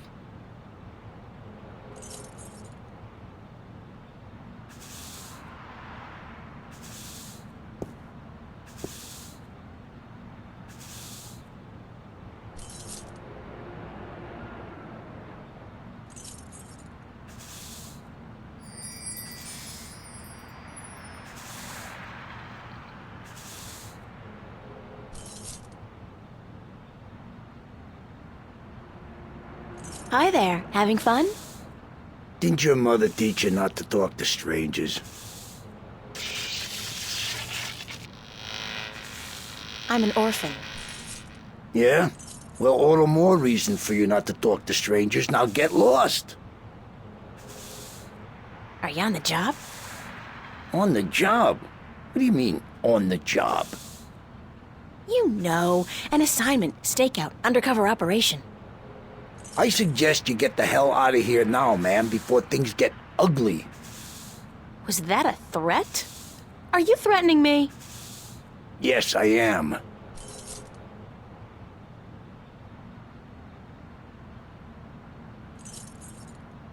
Hello again. Christ, don't you ever quit. What is it now? Why are you dressed like a cop? What do you mean, why am I dressed like a... Hey, wait a second, what's it to you? Just trying to do my bit for the boys in blue, sir. You look like a cop, so if you're on a stakeout or something, you should try to blend in a little more. Go native. Yeah, how? I don't know, but that trench coat, it sort of gives it away.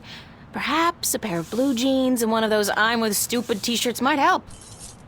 Hold on, let me get this down right. Hey, wait a second, what am I doing? Who the hell do you think you are? The NPD fashion consultant? Is that supposed to be funny, ma'am? Are you a comedian or something? Because I'm not laughing. I'm not even smiling, am I? Now get your ass out of here and don't bother me again. Is that a threat? Damn right it's a threat.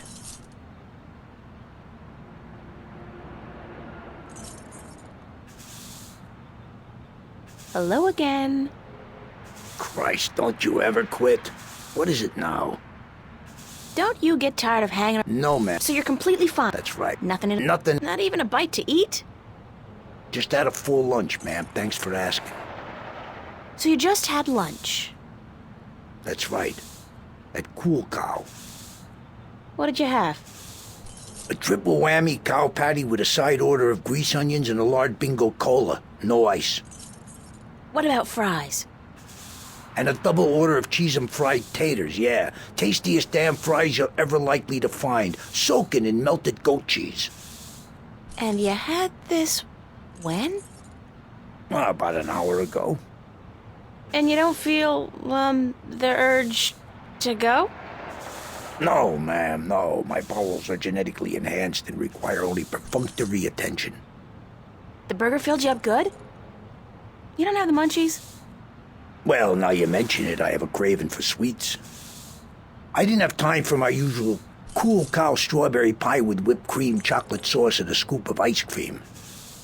Wait a second. What am I telling you all this for? Who the hell are you anyway? Hey, get out of here, ma'am, right this minute, or else... Is this a threat? I think that was a threat. A very serious one, ma'am.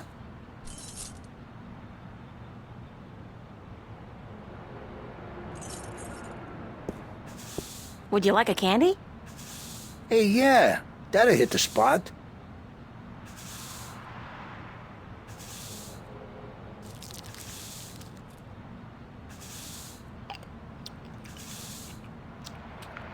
What the hell?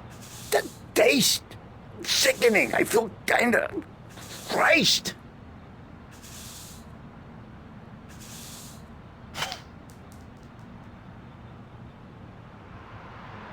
Hey, what the hell do you think you're doing? Did you just throw a rock at my head? Now, I tell you what, you shouldn't have done that. I reckon that was a bad mistake.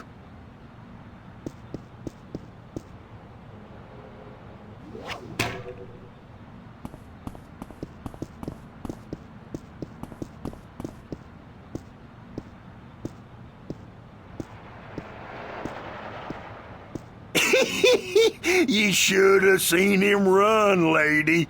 I reckon I ain't never seen nobody run that fast, and he was clutching at his buttocks like he had the runs or something. He even lost his stupid old hat in the gutter. I ain't never seen anything that funny in a while.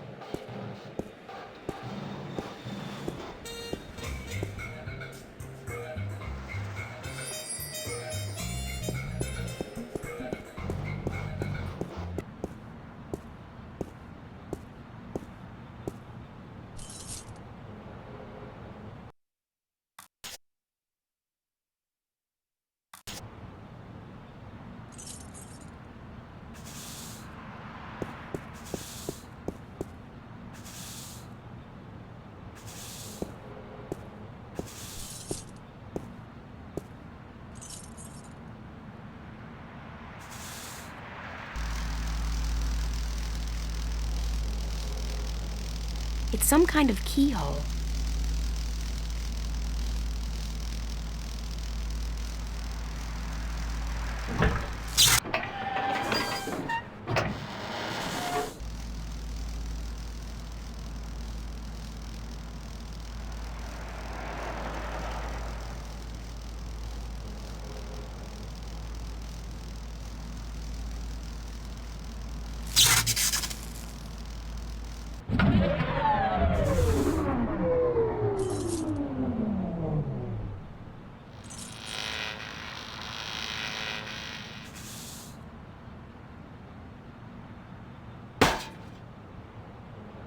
Dang, Marquis, light up!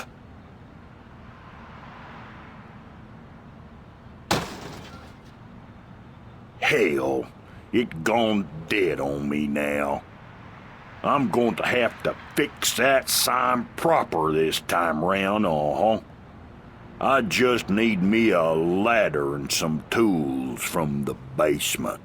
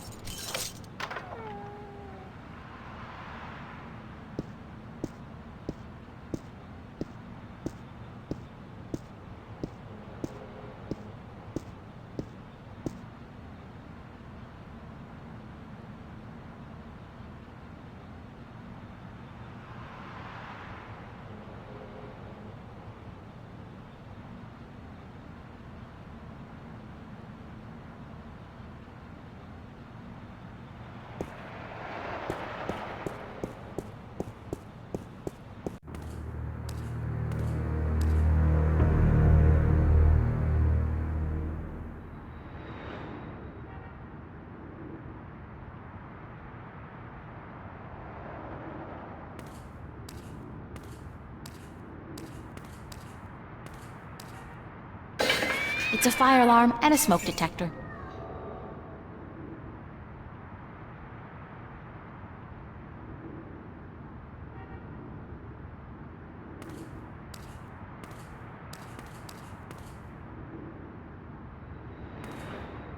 It reminds me of something, but I just can't put my finger on it. I feel an uncontrollable urge to raise my hands, though. The shadow's being cast by those garbage bags.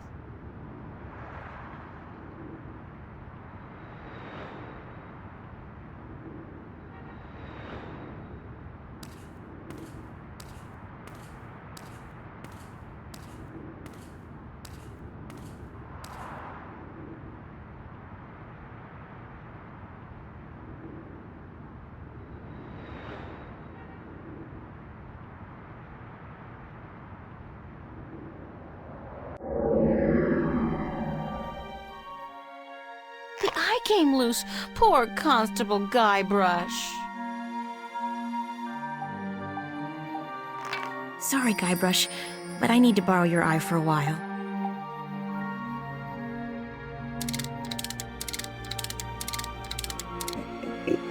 Hey! You! Yeah, you! Hands up!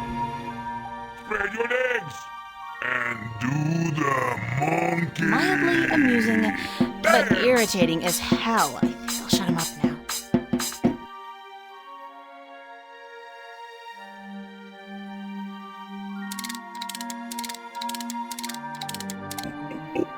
Hey! You!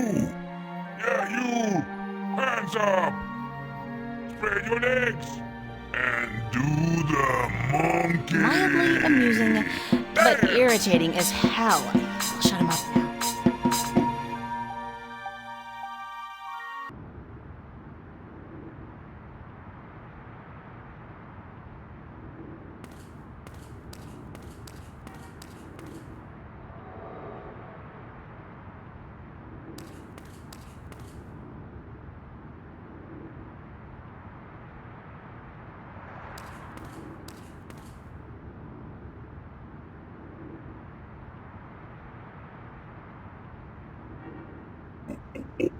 Hey! You!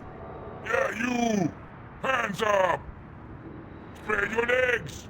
and do the monkey. Dance!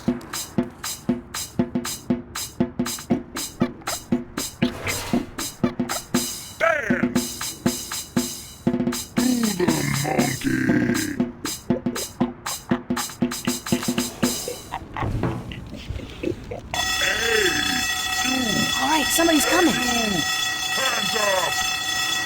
Spread your legs and do the monkey. Hell blazes, we got us a fire. Now, where's that voice coming from? Show yourself. Hands up! Spread your legs. And all right there, mister. Just don't you fire that gun now, you hear? I'm sorry I chased you earlier. Freddy'll do the monkey for you right now if that's what you want, He'll do the monkey until you ask him to stop, I reckon, Hands up! Spread your legs and do the monkey. Dance!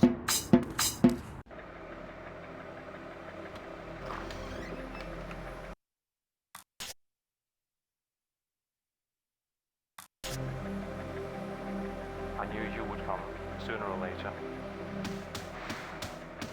There's no way out of here. Did you know that? There's no way out of Victory Hotel. All exits just lead back inside.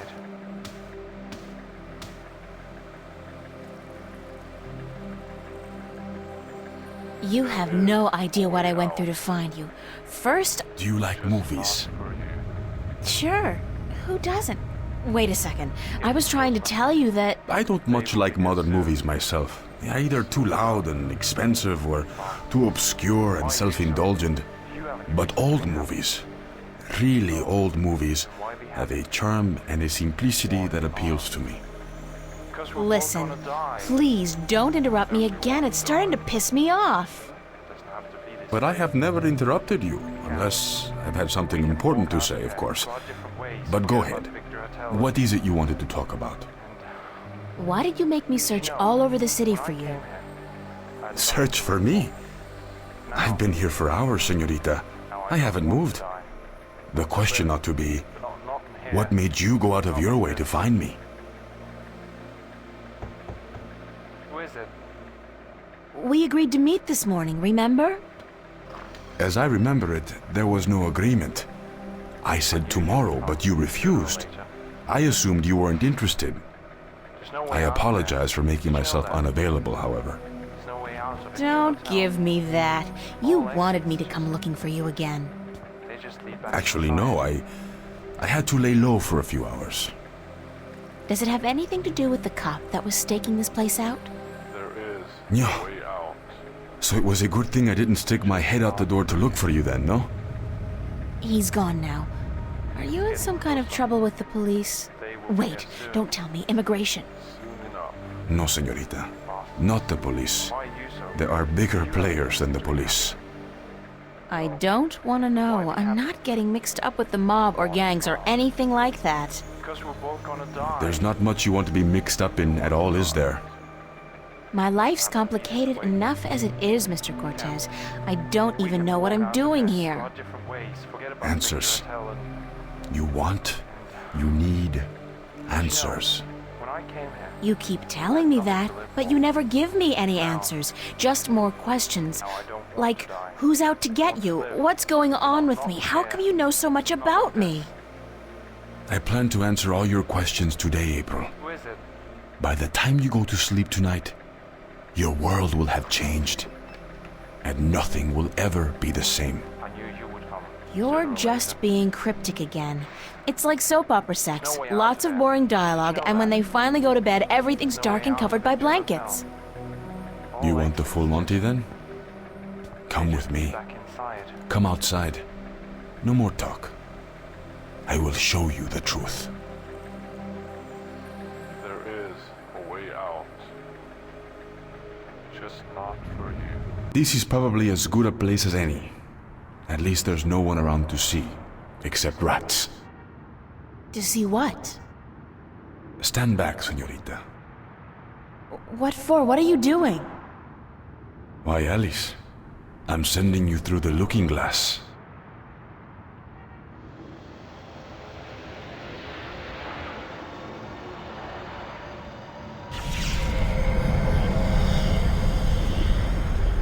What? What is that? Please tell me it's a hologram. It's a mirror to reflect your dreams.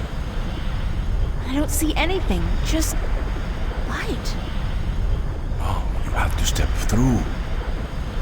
Step through that? Oh no, I don't think so.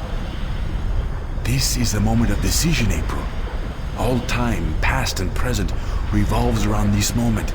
The destiny of worlds is in your hands.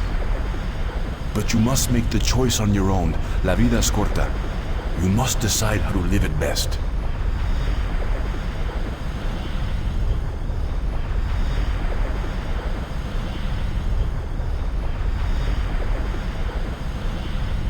All right. I'll do it. Vamos. Enter the light. Don't say that. It sounds too ominous. Just tell me what's gonna happen. You're about to take the first step on the longest journey of your life. But don't worry. I'll be waiting right here. I must be insane to do this. Yes, it's pretty much a given.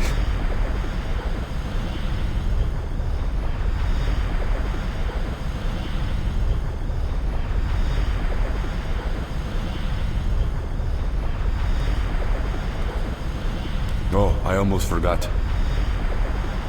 When you're ready to come back, pay a visit to a friend of mine called Westhouse, Brian Westhouse.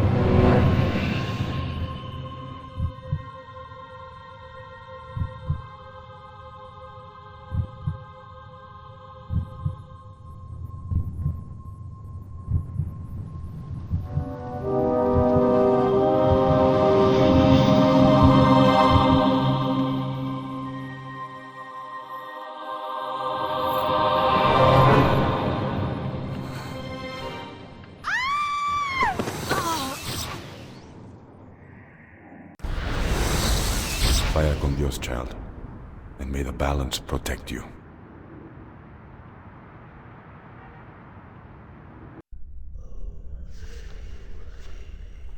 Cortez?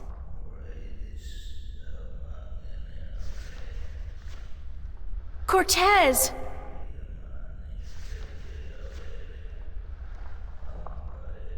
I have a bad feeling about this.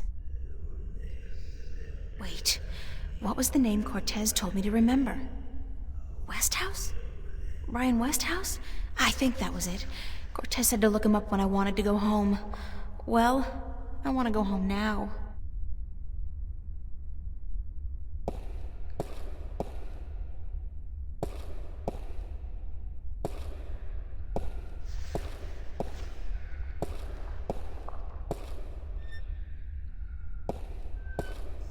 He looks like some kind of priest.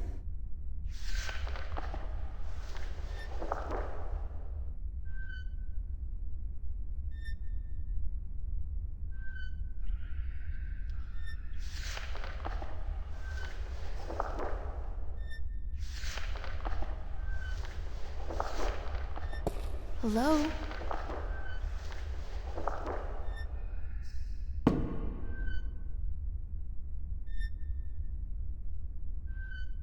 Hi. Et tu? Emile, tu vas? I don't understand. Acus ta cayan paras. Inomalante candra. Ton maris. Ore tiesiton. Where's Cortez? Tutone eken. Tu ken vernilia fatatim tu vermilian ton. Where am I? Sankis tue. Tonan tu ken avoch. E magikan ian ton an asans. Who are you? Ken esank marisortona. Magic ean pose ton. Sare alvoca im iriam tue ithium.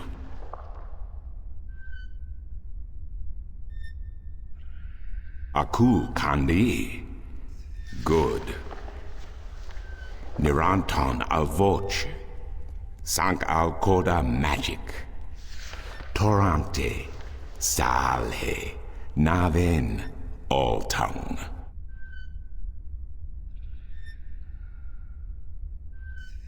Av orta I beginning, parasimtin you. You have tiesa I magic Sara. I the knowledge. Aritua ya I tue by generations e umani. Knowledge of all tongue. Now you have allowed the magic to enter your heart, and the knowledge of all tongue, ever present but dormant, to guide your ears and your tongue. I understand you. You speak English? Why didn't you just tell me straight away? No, child. I do not speak English. I speak Naven, all tongue, the common language of Arcadia. Arcadia? Wait a second. How did I get here? What is this place, and who the hell are you? Oh, my manners have abandoned me yet again. I'm afraid my preoccupation with ancient texts and the company of my fellow fathers have left me unequipped with the grace of social intercourse. Meaning what? That I have been rude. My name, dear child, is Tobias Grensret, and I am the Vestrum of the Sentinel, the Order of the Balance. We are the Fathers.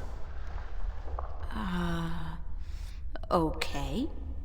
I'm April. April Ryan.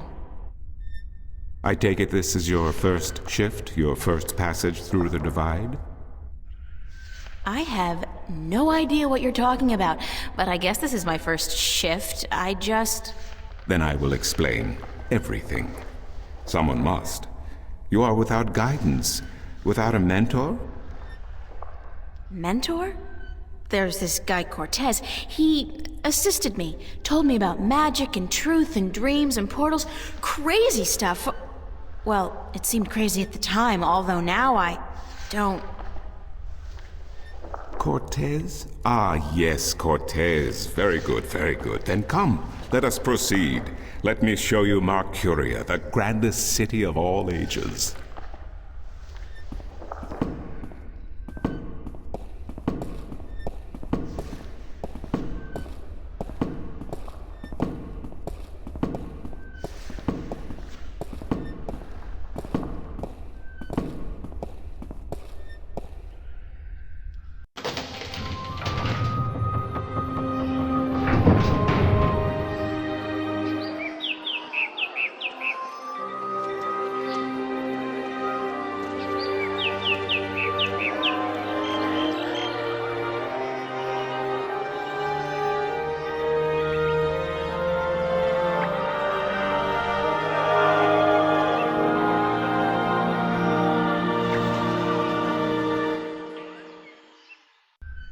Explore Marcuria, April. See the sights, meet the people, and then, when you are ready, return to the temple.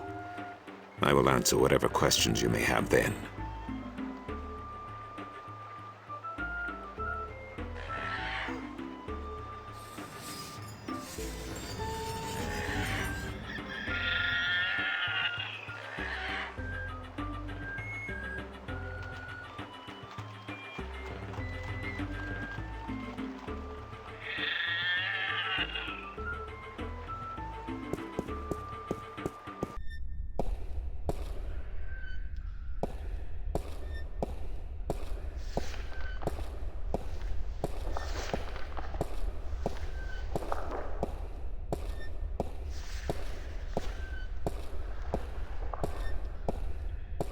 Excuse me, Vestrum Tobias?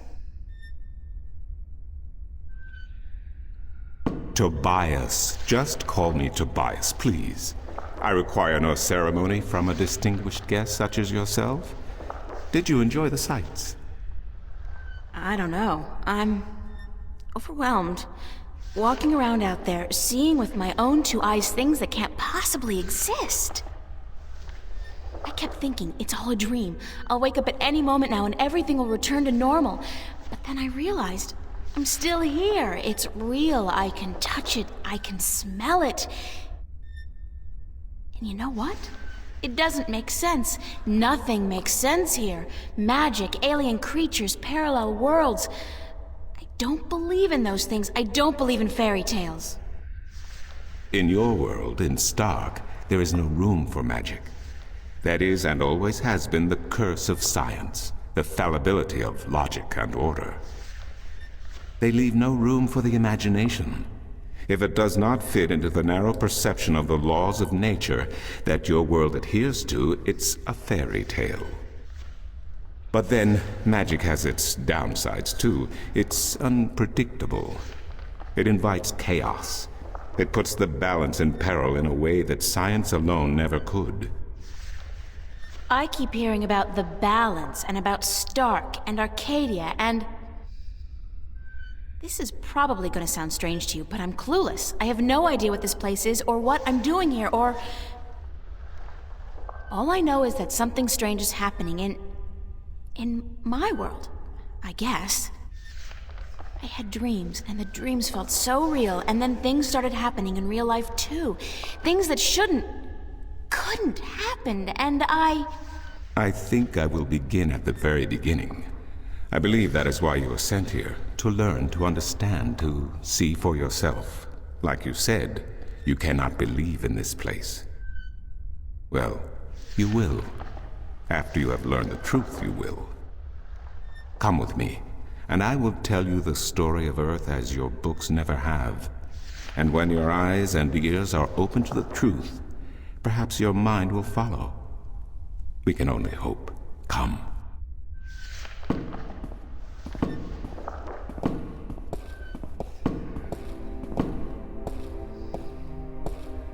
This is the true story of the balance, as observed by the Sentinel, the Order of the Balance, the Fathers. The Sentinel Minstrom committed this story to the pages of the scriptures and to these temple walls thousands of years ago, so that coming generations could learn and understand their past and their future. The wall paintings we are looking at became known as the murals of the balance. And it is through these images that I will recount our common history to you, April Ryan. The story begins and ends here, with this mural. Ages ago, and in ages to come, the Earth was one, and magic and science existed side by side in nature and in all people. There was balance, and there was harmony. You're saying there was just one world then? One world, one Earth. Magic and science in balance with each other, within each and every living creature. The power to make the stars dance and to create life itself was within our grasp. But then, humankind began to exploit this divine power of two, and they saw fit to use it for their own selfish purposes. The balance of the cosmos was in peril.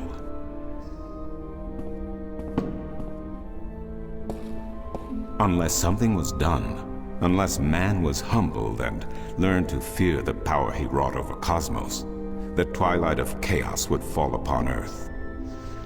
It had happened before, in distant times and on distant worlds, and it would happen again.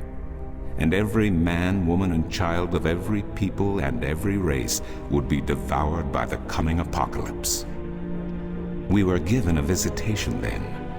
The Drag Kin, having lived among us for untold generations, rose to offer their guidance and assistance in preserving the balance on our world.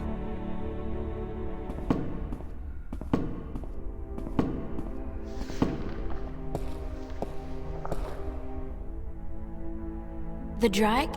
I think I've heard that name before. Dragkin, Draken, Dragons, whichever name they go by, they remain the eternal servants and custodians of the balance. There were 4 of them here on Earth, and of the 4, one who would found the Order of the Balance, the Sentinel. The first Minstrum were instructed that magic and science would have to be separated before the balance collapsed and brought untold disaster. Earth would have to be split in 2 equal parts. Arcadia and Stark, magic and science, chaos and order. The first Sentinel were counted 13, 6 scientists, 6 magicians, and 1 who was between, the Dragkin, our mentor, our custodian, our learned guide. Both magic and science were needed to perform this most difficult of tasks, to split a world in 2, to create 2 worlds from 1. Wasn't the use of that kind of power dangerous to the balance? Yes, and so for this purpose, they built a tower to channel their powers and focus them on the divide that they would create. The kin had brought a disc with them, a disc forged in the fire of their world.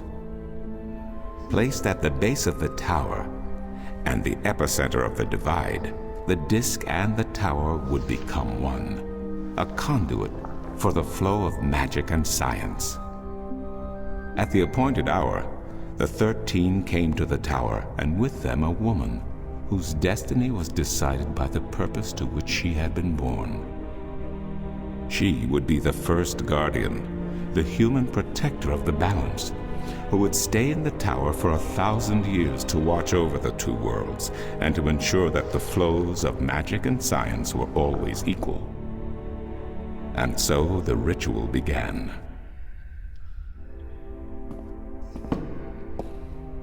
One world was to become 2, separated by the balance, and each world visible to the other only by way of dreams. Who was ushered into which world was not an arbitrary choice, nor one taken lightly. For the magical creatures, the choice was simple. They had to go to Arcadia. Their kind would not survive in Stark. But for others, families were torn apart, lovers separated, and friends lost for all eternity.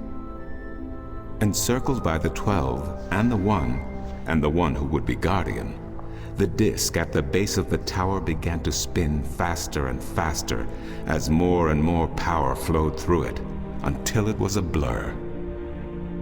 Darkness enveloped the tower, but the disc glowed brighter and brighter. Reality turned, and in one moment, a new reality had been created and 2 new worlds born. In the tower there was silence. The original disc had disappeared, and in its place was a smaller counterpart, a similar yet different disc. Around and outside the tower the world looked different. They were now between Stark and Arcadia, between reality and dream. This was the realm of the balance and of the guardian, and it would be her home for the next 1,000 years. The one who was kin picked up the disc and said, "This disc is a counterpart to the original disc, which has now become this realm, and the key to which has been split and divided in 4. The key is the disc, and the disc is this realm." This mystified the 12, and the one who was kin continued, "Know only this. The Guardian's realm cannot be broken unless the disc is broken. But nor can it be repaired without the disc being repaired. The 4 pieces, that is the key, will be given to the 6 of you who are to be taken to Arcadia for safekeeping. Yet the key will never be complete," he went on, "without the precious stones that adorn each piece. I will keep 1, and my fellow kin the 3 others. Should the day come when this realm must be repaired, or the worlds reunited, and that day will come, you will assemble the disk, and the kin will come together one last time. With that, 6 of the 13 went to Arcadia, and 6 to Stark, and the one who would be guardian ascended to the throne. Witness the mural, where her dreams and hopes, her very soul, were locked away in the disk. In service of the balance, these traits were nothing but barriers.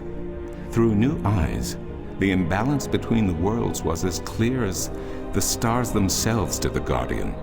And with one thought, she channeled chaos from Arcadia and logic from Stark into the disk, and redistributed the power wherever it was needed. A new era had begun, the era of the Guardian. After they left the tower, 2 of the Drakkin went to Stark, the other 2 to Arcadia. The 6 who came to each world started what is now known as the Sentinel, the Order of the Balance. But while in Arcadia the Sentinel thrived, in Stark they did not. In Stark, the memories of magic and the balance could not survive in the face of the new reality of natural laws, of logic, and of science. And soon, very soon, Arcadia became nothing more than legend, a myth, tales of fairies to recount to impressionable children, and stories to frighten and entertain around a fire. And while dreams still brought sights and sounds of Arcadia to those asleep in Stark, they were discounted as mere dreams and nothing more. So that's it? We forgot about our past and about Arcadia? And that's the way things are? Then what's wrong with that? And why does magic from Arcadia seem to have begun leaking through to Stark? That is another long story. But I can tell that you are tired of stories, and so I shall be brief. As I told you, while in Arcadia, the Sentinel grew in numbers and in strength. In Stark, while flourishing for a brief time, they were soon diminished and powerless. Some of the Stark Sentinel did not take kindly to this, and they berated the Arcadian Sentinel for their politics and teachings. The Stark Sentinel wanted people to work towards reunification, while their brothers did not. So the inevitable soon came to pass, and the Stark Sentinel parted ways with their Arcadian brothers and named themselves the Vanguard. And while at first their philosophy was not so different from ours, over the years it changed radically. The Vanguard wanted the divide torn down, the worlds reunited, and the return to what they called the Glorious Ages, when humankind could control the forces of cosmos. But first they needed their own servant in charge of the balance, their own guardian. Now, every 1,000 years, a new guardian took the place of the old one, because no one can be separated from their souls for any longer than 1,000 years. Every 1,000 years, a new guardian was born. The balance provided the seed from which a new fruit grew. But now, it has been 200 years since the previous guardian, the 12th guardian, was to be replaced. Every new child born to the balance has been taken away by the Vanguard to be studied in an attempt to control them. In every instance so far, they have failed. But the 12th guardian could wait no longer. Only a short time ago, the disk in the tower shattered, and the guardian left his throne. The balance is now untended, and we have yet to find a new guardian. Unless we do so, the Vanguard may get their chance.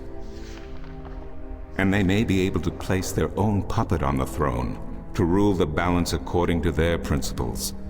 And this we cannot allow. It will mean the end of Stark and Arcadia, and the dawn of an era of chaos.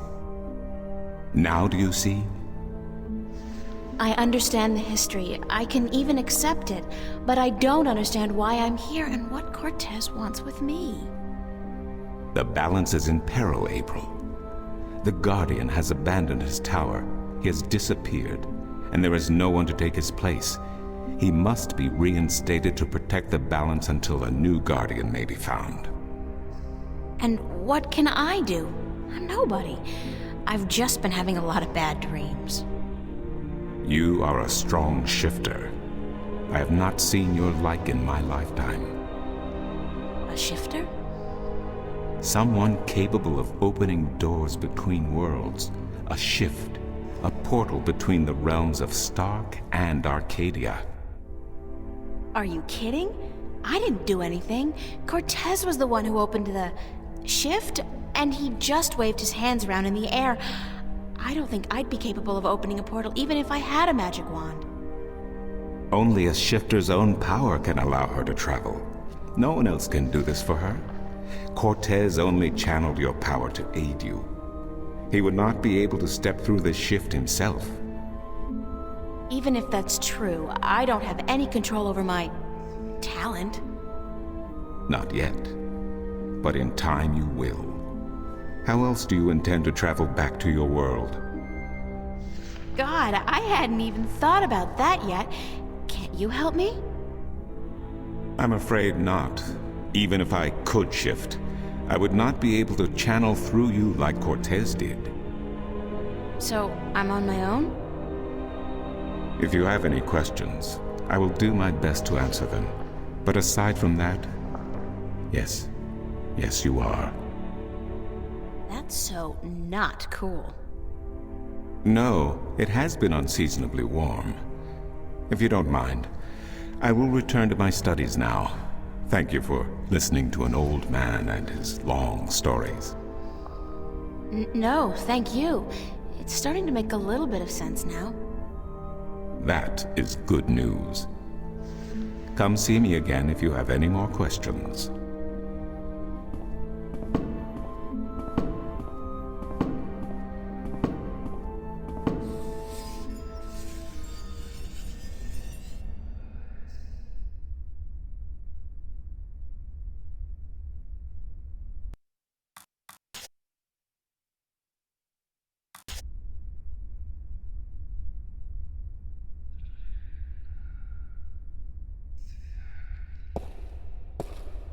I feel like someone's... What? I feel like something... Surprise!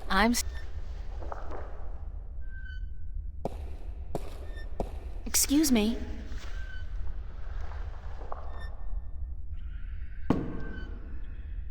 Do you know a man named Brian Westhouse? Westhouse? That old goat? Yes, unfortunately. What would you with him? I need to find him. I do not know where he lives. I hear somewhere on the outskirts of the city by the sea, but I cannot tell you any more than that. Who'd know about Westhouse? His whereabouts? I do not understand what you would with him. He is rude, uncultured, and ignorant. Cortez told me to look him up. Well, I do not know where he lives or frequents, but someone at the market may. He trades merchandise there, and I think he collects naps of the Northlands.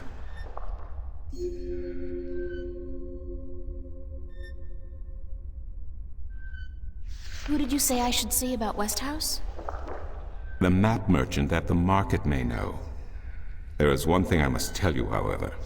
Few would know Westhouse by his real name. In the city, he is known as the Rolling Man because of his strange two-wheeled vehicle. A most dreadful and dangerous contraption if I ever saw one. A bicycle? Perhaps. It has a grotesque appearance, much like the Westhouse himself.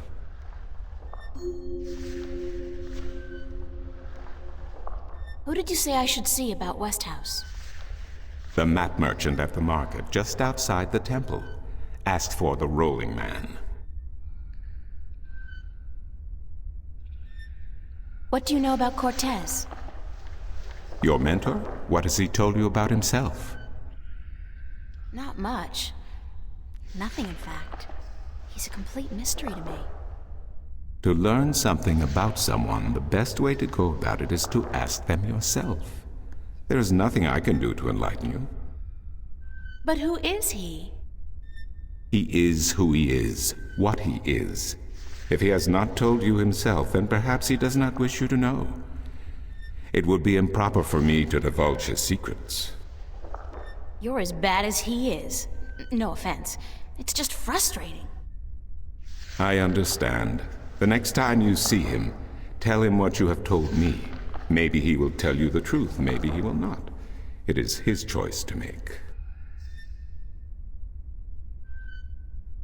Do you mind if I ask you some questions about Arcadia? I will try my best to answer any question you may have, April. What's the history of Arcadia? There is so much I do not know where to begin. In truth, it would be wiser to ask someone else, unless you wish to know about the Fathers, the Balance, or Mudhoppers. Mudhoppers? My secret passion. I study them. They are a most fascinating species. Most fascinating indeed. But I am not practically versed in the intricacies of history, I'm sorry to say. What's Marcuria like? I have lived in this city all my life, and still it amazes me what a diverse, exciting, and wonderful place it is. Many have called Marcuria the jewel of the Northlands, and they are right. But it is a diamond in the rough. A city this size can never be flawless. There are always shadows and people who hide in them. Lately the shadows have grown and darkened, and I fear for the future. But Marcuria is still a wonderful place to live. What else can you tell me about Marcuria? Marcuria is the capital of Ireed, the unified country, and we are located on the southern coast of the Northlands, halfway between Tyran and Khorasan. Between the Snapjaw and the Gaintbeast, some might call it. Between the embers and the fire. Yet democracy and peace have reigned for thousands of years now, and although relations may at times be strained with our tyrant neighbors, the High Council are masters of diplomacy.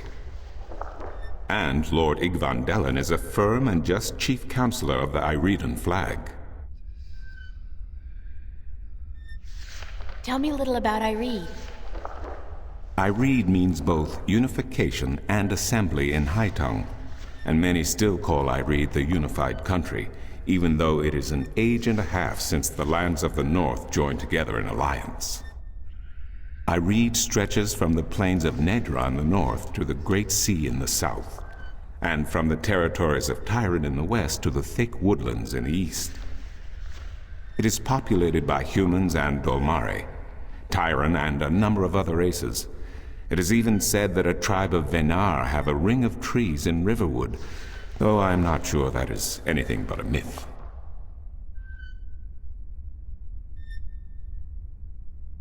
What are the Northlands?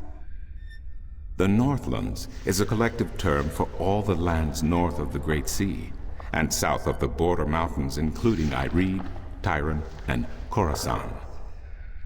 Before, however, the word Northlands was used to describe this entire continent, including the territories north of the mountains and the icy wastes beyond that. Some still prefer the latter interpretation of the name, and to the people of the Southlands, anyone hailing from north of the Great Sea is a Northlander regardless. Thanks for the information.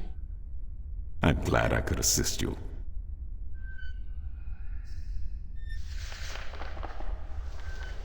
How am I supposed to get back to Stark?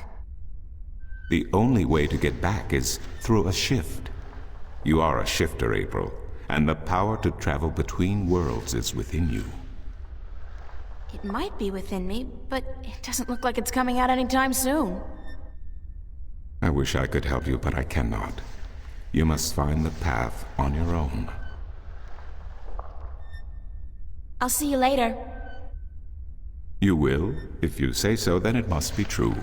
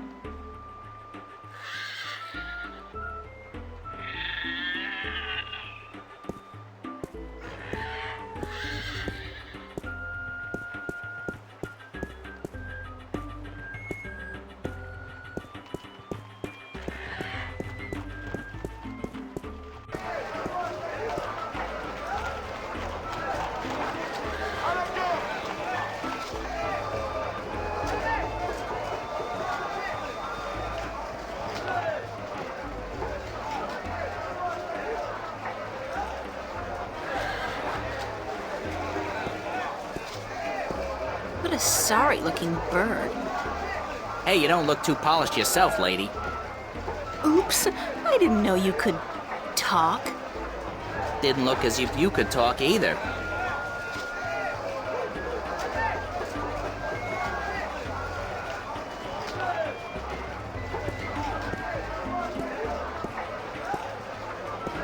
Want to test your skill and perception with a game of cups? There are prizes to be won!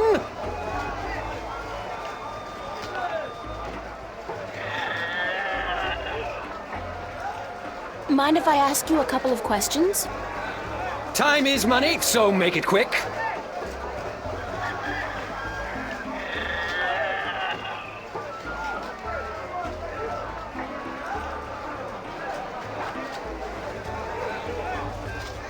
What do you know about Vestrum Tobias? Vestrum Tobias, eh? The High Priest of the Sentinel himself. Did you know they call themselves the Fathers? That's a joke. When was the last time they did anything for us, the people? No. They are only interested in sticking with their outdated customs and keeping their secrets under lock.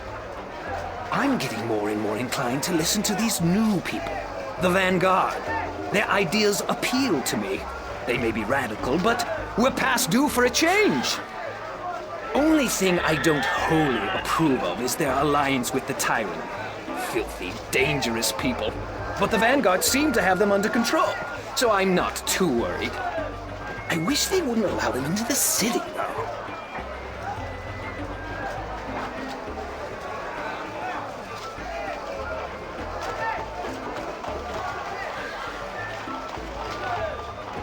How do you get along with your neighbor?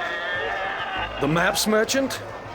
We've faced each other for 6 years now, every single day, and he never speaks a word to me except to insult me.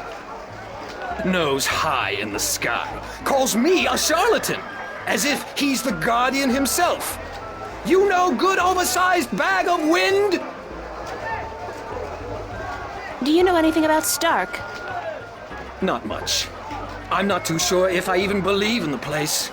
I mean, you hear the stories and you read the books. Well, I don't, but some do. A place where there's no magic, only science? Sounds like a bloody paradise, doesn't it? I mean, with my, skills, I could make a killing in a place like that. What's Arcadia like? What a queer question that is. What's the world like? It's big, for one, and too expensive.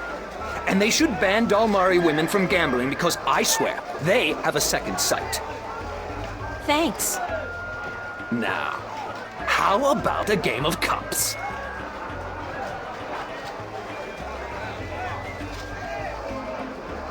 Thanks, but no thanks. Suit yourself, but that attitude will never bring coin to your pocket.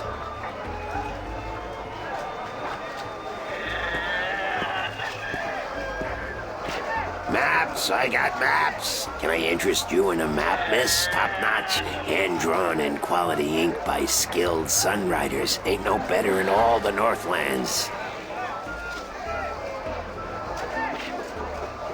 How much are your maps? That depends, miss. I got a very nice one here of the Border Mountains for only 6. Arons, fresh from the quill of a sunrider. Maps, get your maps here.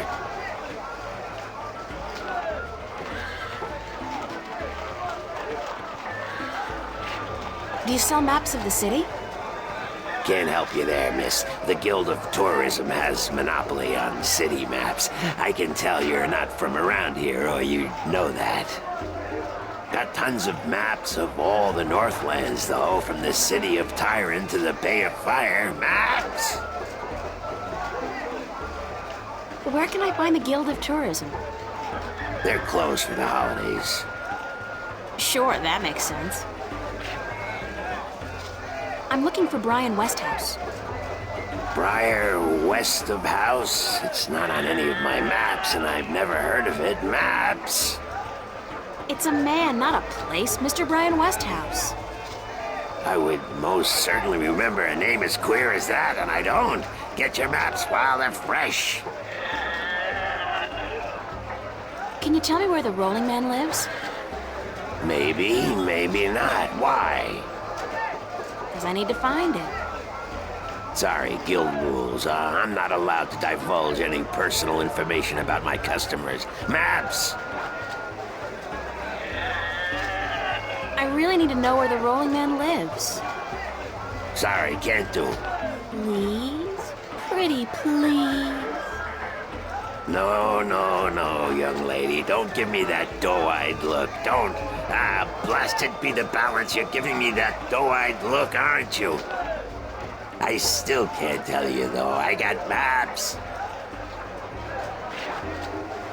Please tell me where the Rolling Man lives. No, can't do, miss. I can't divulge personal information about my customers.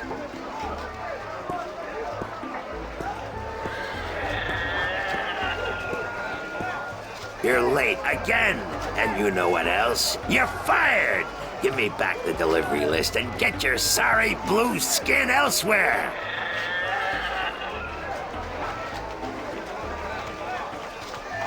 Hired hell. Bah! Never hire a Dolmari to do a human job. What are you gonna do now, without a delivery boy?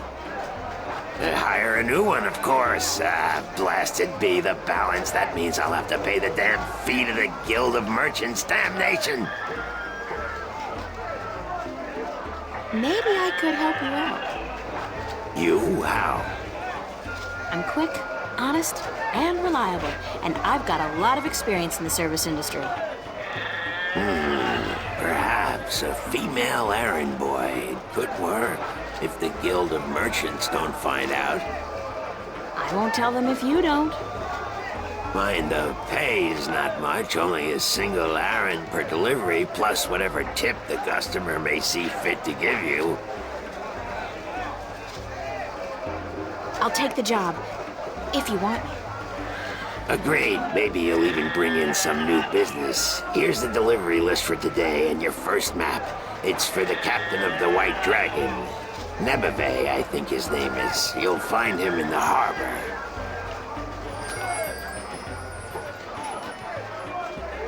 Oh, and remember to have the customer sign the delivery list. The guild are sticklers for protocol. No signature, no money, no new jobs.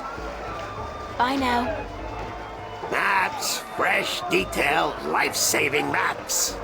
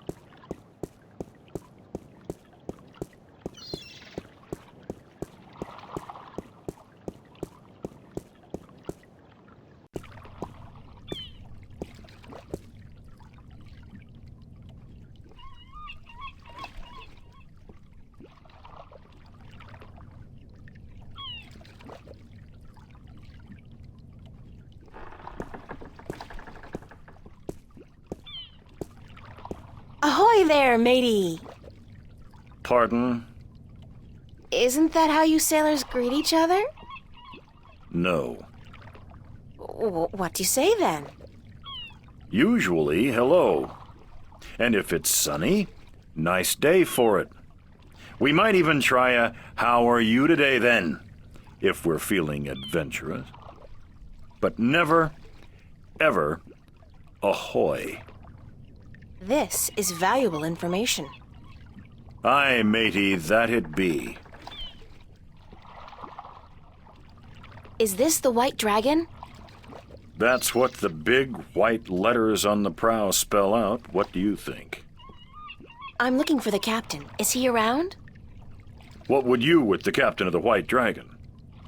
I have a delivery for him, a map from the map merchant at the Temple Market. Aye. I be Captain Horatio Nebeve of the White Dragon, fastest vessel there ever was. Hand the map over, girl. With Jarl's blessing, the wind will return soon, and I can leave this accursed harbor for sunnier shores.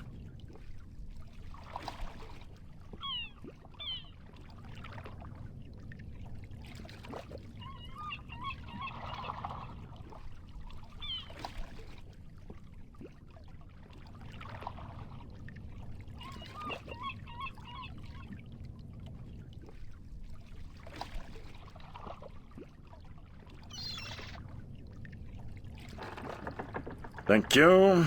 There's an errand for your trouble.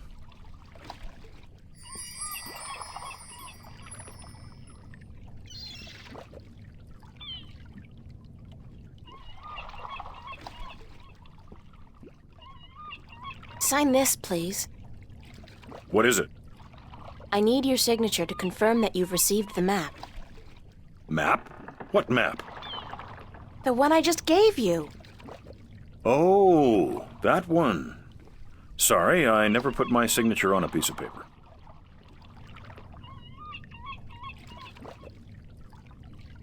Please sign it or I won't get paid. I just gave you an errand. That should be enough to cover it, aye? Forget the money. That's not why I need your signature. I need you to sign so that I can keep my job and hopefully find a way home. Sorry, but it brings bad luck to give a piece of yourself in that manner. A signature has untold powers. It's part of your soul. I can't sign away my soul. Who told you that signing a slip of paper is bad for your soul?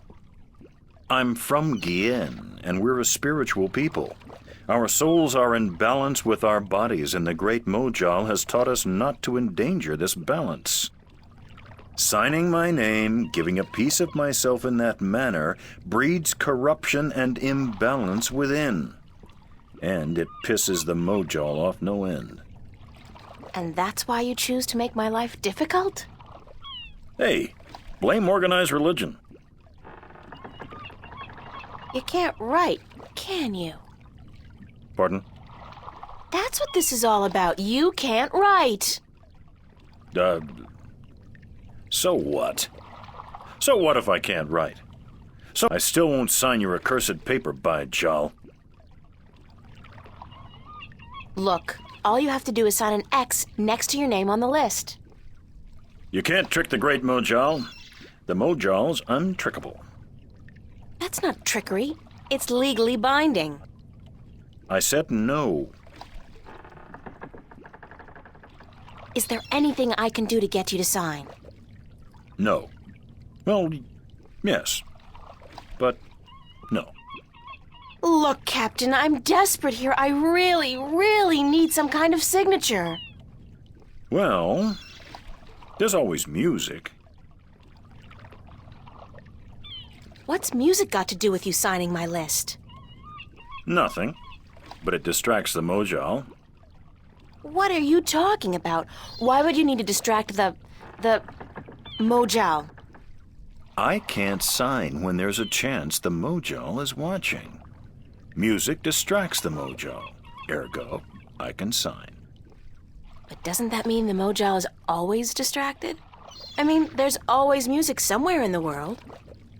The Mojal has an eye and an ear for every acolyte, and straying from the path can bring great wrath upon us.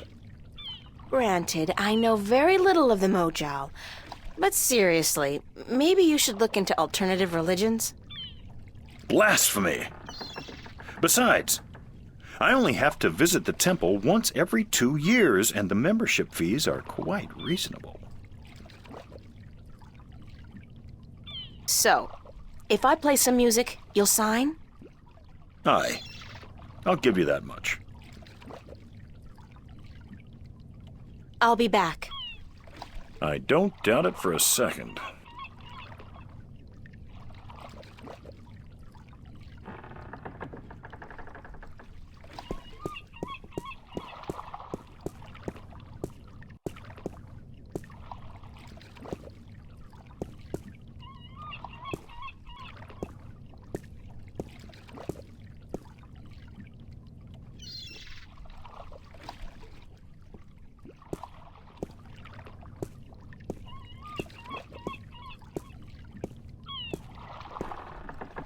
It's the White Dragon, apparently the fastest vessel there ever was, although I'm guessing that'll be kind of difficult to prove.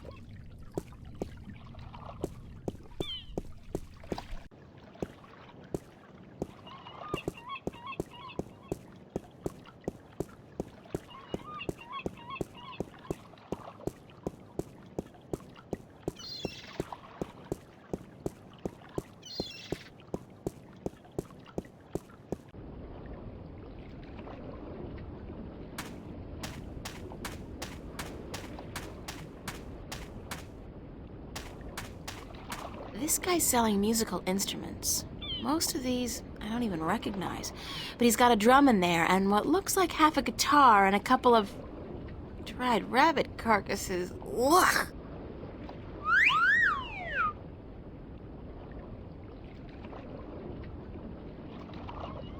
What's your, most affordable instrument? That's cute. The flute, right? And how much for the flute? I'm guessing that's 1 Aaron?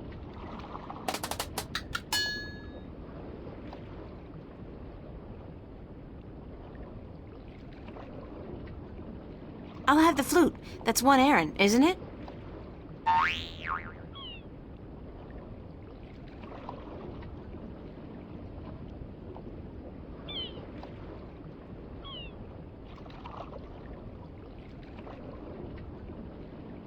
As luck would have it, I actually know how to play a flute. Not very well, but I'm sure the, Mojal won't mind.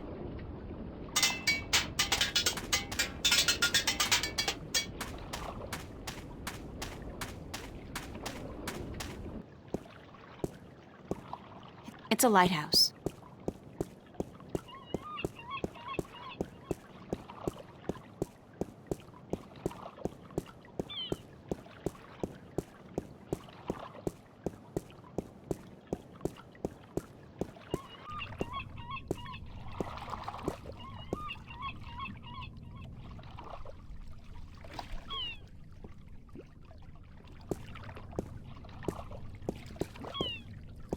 Nice day for it. Not really, no. Why aren't you out at sea? Do you see the sail on that barge over there? Yes. Is it flapping? What? Is it flapping? Is the sail flapping in the wind? No. And why is that then? Because it's not windy? Exactly. Well, can't you just use oars or something? Oh, what an excellent idea. Now, why didn't we think of that? Of course. Oars! By Jarl's stunted left arm, that's it. Why have we been moored to the dock for a month with our merchandise dropping in value when we could have just rowed our way to Gien? Are you being sarcastic? Sarcastic? Me? What in Jarl's name makes you think that? How long's it been since the last wind? Near a month. Ever since that accursed alchemist put some kind of spell on the wind. The Mojal be cursed if I know why. But it's a bloody catastrophe. I've sent some good people of mine up north to deal with him. But not one has returned. Now the Areed High Council speak of sending an entire army platoon to sort him out. But I'm afraid that just might piss him off. Who's this alchemist who cast a spell on the wind? I believe his name is Clax. Roper Clax. Lives in a bloody rock somewhere up north, beyond Riverwood. Thanks for the chat. Aye.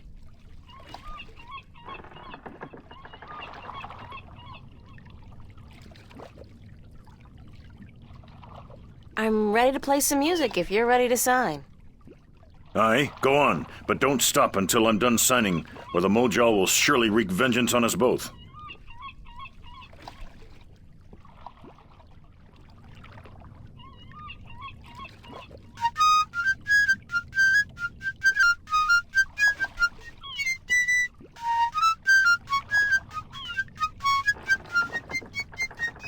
Done. Here you go. And don't ever ask me to sign anything ever again. I can pretty much guarantee you that.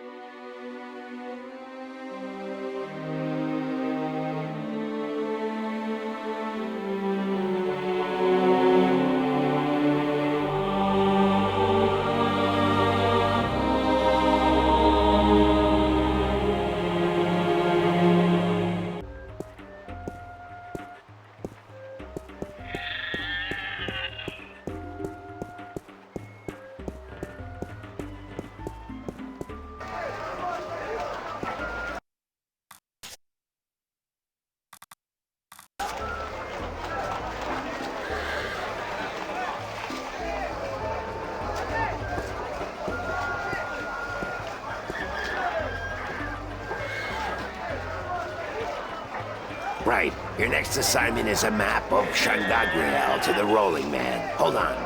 Did you not ask me about him earlier today? No, that wasn't me. That was somebody else. I could have sworn. Well, no matter. Do you know how to get to the Rolling Man's house?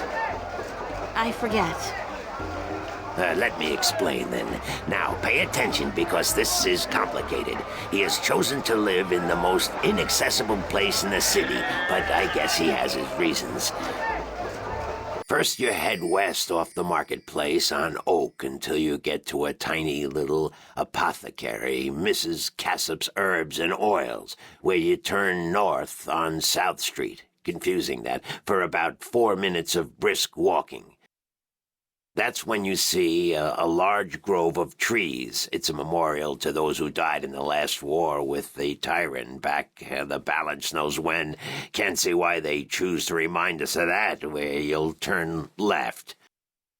That's west? No, left. That'll take you back south, but onto North Street instead. And that keeps you out of the Dalmari neighborhood. Down that way, nasty, nasty neighborhoods. Keep walking south for about, or was that north? Wait, north on South Street, south on North Street, or the other way around. Anyway, find the Rose Bridge off Iread Avenue and cross it. There's a river? No, just a bridge. The river disappeared 500 years ago. No one knows what happened to it. After you've crossed the bridge, you'll be on the western slopes of Marcuria. And that's where West House... I mean, the Rolling Man lives.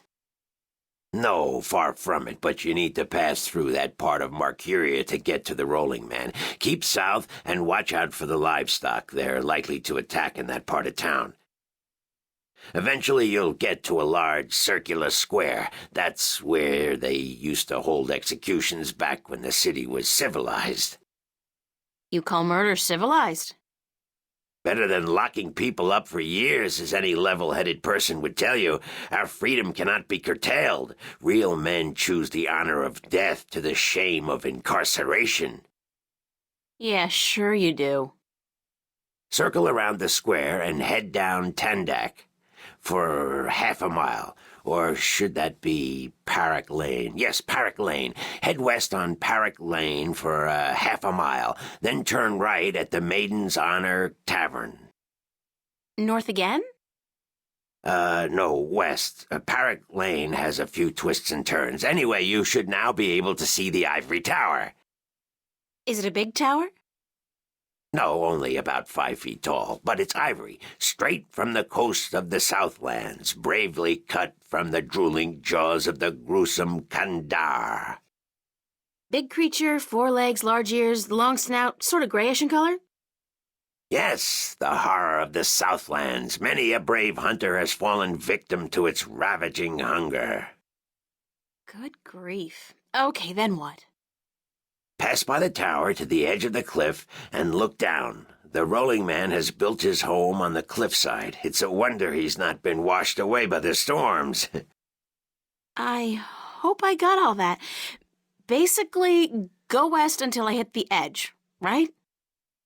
Yes, that would be correct.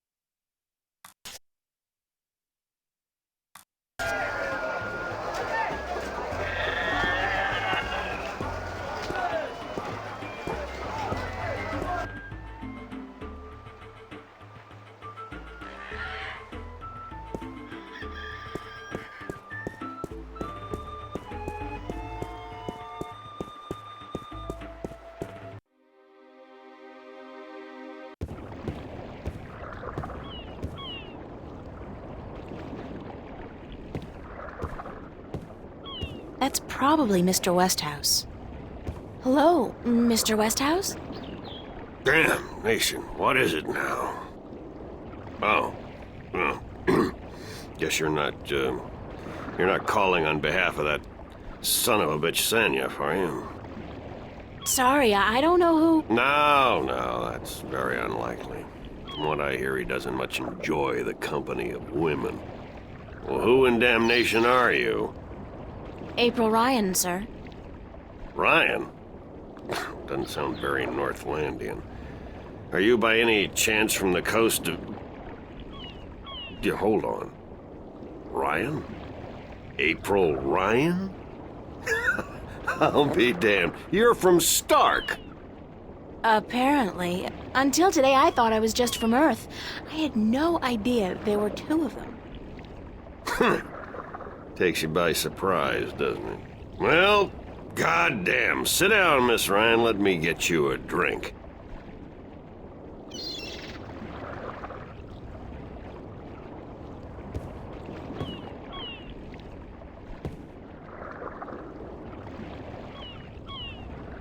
The liquor over here stinks to high heaven. Magic pollutes the purity of the spirit, but I keep a bottle of Glenfiddich for special occasions.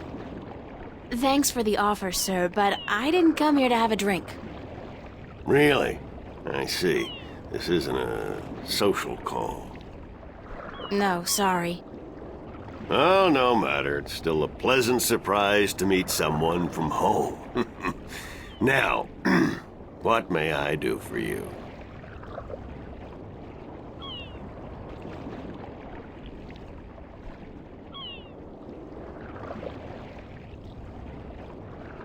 I have a delivery for you. A delivery? When did the U.S. Postal Service start delivering mail to Arcadia? It's from the map merchant at the market. It's just a map. Oh, good. I've been waiting for you. Hold your horses. What are you doing working for the Guild? Are you planning on staying in Marcuria? I'd strongly advise against it, Miss Ryan. Arcadia may look like a pastoral fairy tale realm, but it's not. You bleed as easily here as you do in Stark, and magic can do more damage than a gun. I'm not planning on staying, but I had to find you. The map merchant was the only one who knew where you lived, and he wouldn't tell me. So I got him to hire me, and you were the second delivery on my list. Gods. Carrick and his misguided loyalty. I'll have a word with the man. Thanks for the map, though. I collect them. There's not much else to do in this godforsaken city.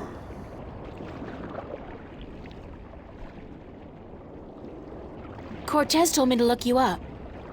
He did he? I see. Who's Cortez? You don't know him? I think not. I'd certainly remember. Did you say Cortez? You wouldn't be talking about old Manny Chavez, would you? Well, he ought to be dead by now, but then, by all rights, so should I. I don't know his first name, but he calls himself Cortez.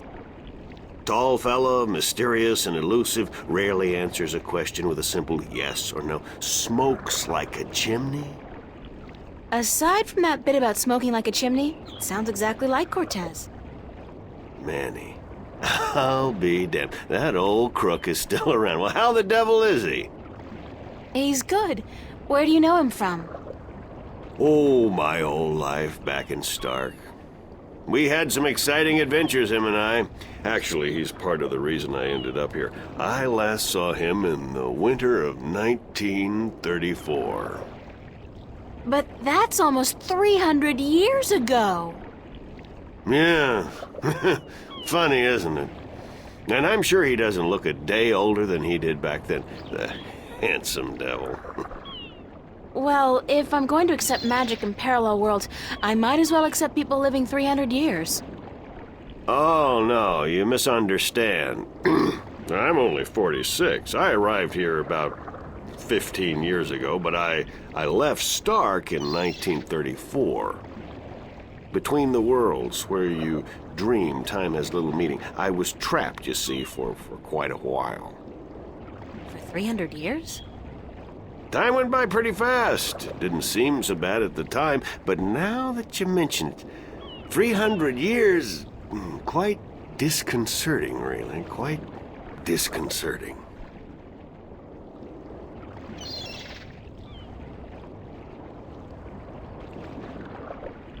Cortez said to look you up when I wanted to go back home, to Stark. Now, why would he say that? I'm not a shifter, and I don't know any magic. I'm sorry, Miss Ryan, but you'd be better off asking the Sentinel priests for assistance. Already did. They said I was on my own, that they couldn't help me. Bloody typical. Those reactionary fools wouldn't extend a hand to help a drowning man if it violated the principles of their bloody balance. But I can't think why Manny would tell you to visit me in order to shift home. It just doesn't make sense.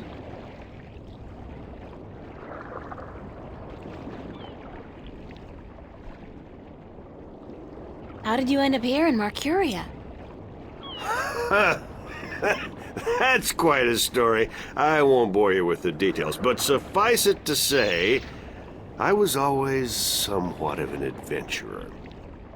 The promise of virgin territory untouched by civilization held great sway with me in my youth, as did the idea of a highly spiritual state of mind. The occult, magic, karma. I was born in 1902 in Boston. By the time I was 17, I'd put that life behind me. I spent the next 3 years at sea, and then I wandered around Europe for a time. In the early 30s, the 1930s, of course, I found myself in India working as a journalist. That's where I met Manny, and that's where I first heard of Arcadia. I was amazed and quite skeptical at first, but the thought of a whole new world to see and magic? I was a fool, of course, but who knew where my curiosity would bring me? So what happened in India? I've tried to forget about it, to be honest. If I could go back and convince myself not to... but I still wouldn't have listened, of course. The unknown attracts. I ended up in Tibet in the winter of 34, wading through snow up to my chest, thinking for sure that this was it. I was going to die. Manny pulled me out of that one, thank God.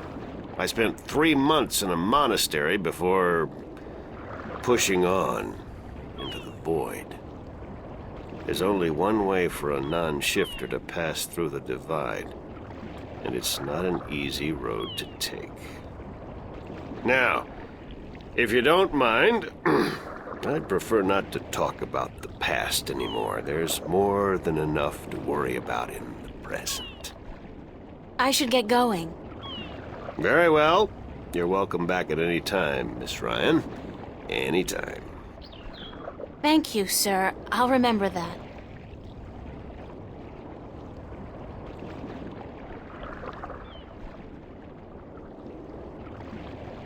Great view. Back home, a place like this would easily set you back tens of millions. Here, it's probably free.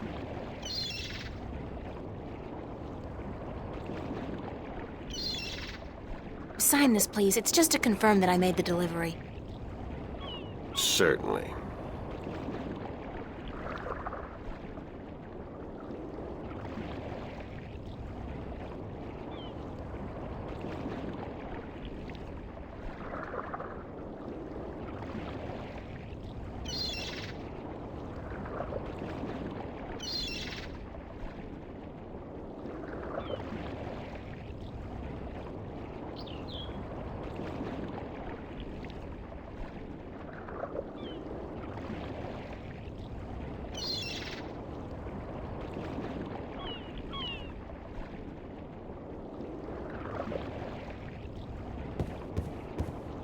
Hold on 1 second, Miss Ryan. I just remembered something. It's such a long time ago, I'd almost forgotten, but Manny did give me something that might be of interest. What is it? It's a pocket watch. Manny gave it to me the last time I saw him. I never quite understood why, but maybe you can tell me. Did he say anything about it? He said that when his heart started beating again, he would know. It would be like a message in Morse code, a beacon. Damn watch never worked, and the winding mechanism is broken, so it's probably not worth much. You're welcome to it if it's any help. Thanks.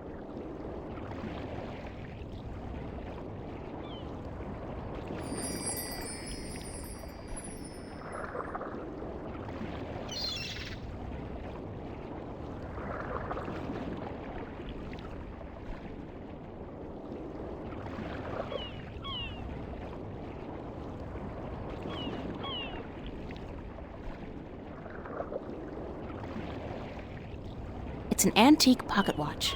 It's not ticking. The knob used for winding the watch seems to have broken off, and there's only a tiny hole left. If I insert this pin carefully into the hole, like so, and then slowly wind it... It worked! It's ticking!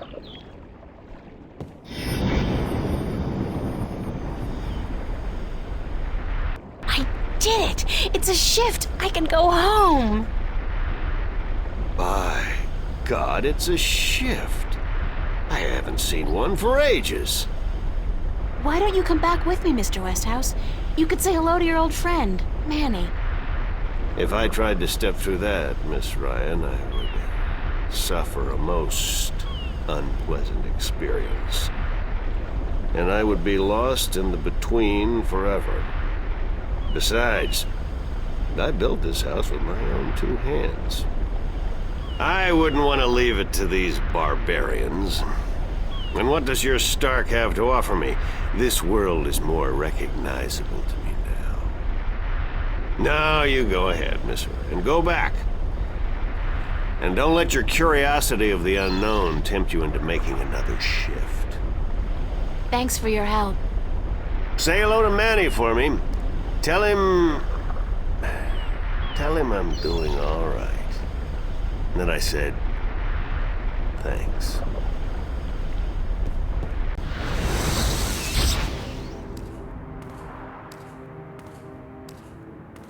Cortez. Oh, God, it's real. It's all true. I saw it. I saw the other world. Arcadia. Either I'm going crazy or you were right about everything. Let's hope for the latter, mi amiga? So I gather your trip was a success. Success? My whole world has been turned topsy-turvy, so I don't think success is the right word. Nothing about it makes sense. The fact is, I don't believe in magic. The sun does not need you to believe in it to rise in the morning, señorita. You have seen the truth with your own 2 eyes. I can do nothing more to convince you. It is up to you now. Well, do I have a choice? I have to believe at least some of it. My life wouldn't make much sense otherwise. You are a true skeptic, April. Está bien. We need your kind to balance the hopeless romantics like myself.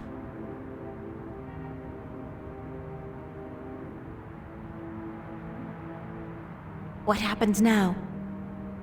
The minstrel told you about the balance, about Stark and Arcadia. A man named Tobias. He was called the Vestrum, I think. Vestrum Tobias. Ah, so Tobias made Vestrum. Que bien, good. I knew he would go far when I first met him years ago. He was just an instrum then, a student of the balance, but he was smart and resourceful. So you know what is going on with the balance. Tobias told me that the Guardian was missing and that the balance was failing. He said this would bring chaos into both worlds. As we are already seeing, your dreams, your nightmares, they are part of these. You sense chaos more keenly than most, but even they are beginning to notice that things are not as they should be. Like last night.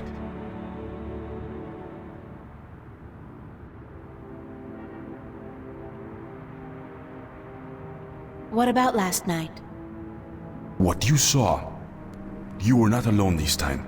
There were others. And they saw the same thing. Not nightmares anymore. Real. The first sign of the damage chaos can do. The divide is being breached. It is not yet time for the worlds to be united. A breach could prove catastrophical. Who are you really, Cortez? Excuse me? People knew you over there in Arcadia. Tobias. He didn't know you by your real name, but he did know you. And Mr. Westhouse, he knew you too, as Chavez, but several hundred years ago. So my secrets are being revealed, are they? I wouldn't say that, because you're still a mystery to me. More so. Good. You see, señorita, mystery is important. To know everything, to know the whole truth is dull. There is no magic in that. Magic is not knowing. Magic is wondering about what and how and where. I'd settle for the truth, just to be able to know you. Because, honestly, I don't mean this in a bad way. You scare me, Cortez. I'm afraid of you. And you are not the only one, mi amiga. I'm sorry, but whatever it is about me that mystifies you, it will have to stay a secret. There are things even you should not know. Gee, thanks. That really helped. Perdóname. Perhaps later, when we are certain of what the future holds, okay? I think I can promise you that, Señorita Ryan. Later. But for now, we must speak of more important matters. You helped me back, didn't you? To shift? See? The power is yours, yes? But for now, you need me to focus your powers to call forth your dreams. Dreams? Yes. To travel from one world to the next, you must pass through the world of dreams. It is the only way. You are capable of opening a shift on your own, but you might not be able to. What do you mean? The power, the magic is within you. And when you sleep, sometimes you open the portal without even being aware of it. But when you're awake, it's more difficult. With practice, you will do it. I don't think I want to do it.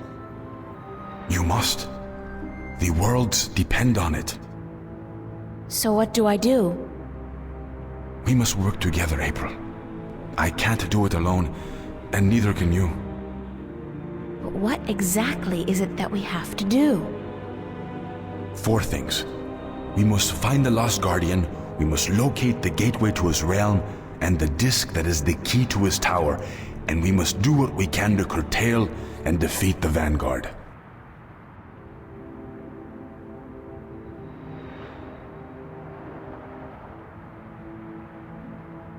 How are we going to find the Guardian?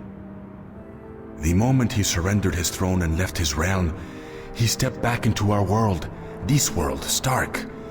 This is where he was born, and so this is where he must return to.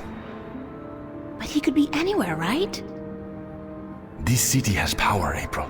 Not magic, but the opposite of magic. And it draws people to it like flies to an open fire. All the pieces of the puzzle come together here. You, me, the Vanguard, the Guardian. I can guarantee you that he's here. But where exactly I do not know. I think maybe the Vanguard do. I think they may have him. If they have him, how are we going to get him back? And why do they need him? Why do we need him? He left his realm, but he's the last Guardian, and only he can open the doorway back to his realm to let his successor through. The Vanguard knows this, but what they don't know, yet, is how to get there.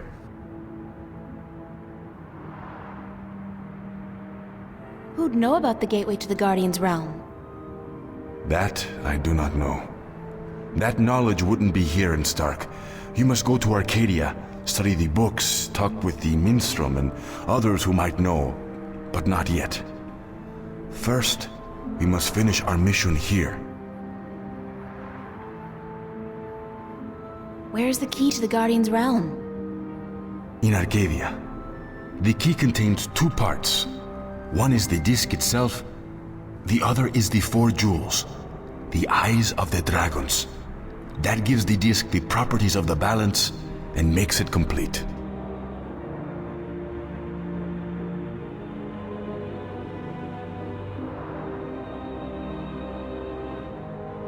Where is the disc?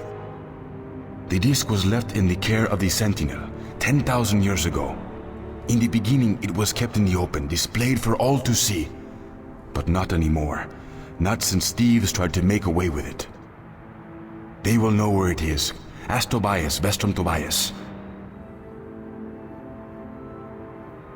Where are the 4 jewels? Ah, the eyes of the dragons. They are kept by the 4 dragons themselves. 2 in Arcadia and 2 in Stark. The white dragon has 1, as does the old one. These you must find yourself. I'll help you with the others. How do we defeat the Vanguard? The Vanguard are strong here and growing stronger. Even in Arcadia, they are gaining a foothold. And with the Tyrant on a leash, the future looks quite bleak. How do you know so much about what's going on in Arcadia? Voices whisper in my ear, señorita. Voices that I trust. You're saying the Vanguard are strong here. How come I haven't heard about them? They don't go by that name here. Did you ever hear of the Church of Voltec? Sure, they're... Oh, that's the Vanguard? See. Then they're big, very big. But why do they... Why assume a different name here? In Arcadia, they flaunt their philosophy. They preach the destruction of the balance under the pretense of returning humankind to the glories of the past. Here, they cannot do that. So they have integrated themselves slowly but surely into society under the subterfuge of the New Age religion, and they've built a financial empire to match governments. They have that much money? The Vanguard own multinational companies. They own planets, April. They own armies. All they need is the balance, and they will own everything. The twin worlds will be at their mercy. So, we basically don't stand a chance, do we? Against an enemy like that. If we hold at bay the forces of chaos, and if we ensure the natural continuation of the Guardian's role within the balance, then they will have lost. How are we supposed to fight this chaos you keep talking about? You're the key, April.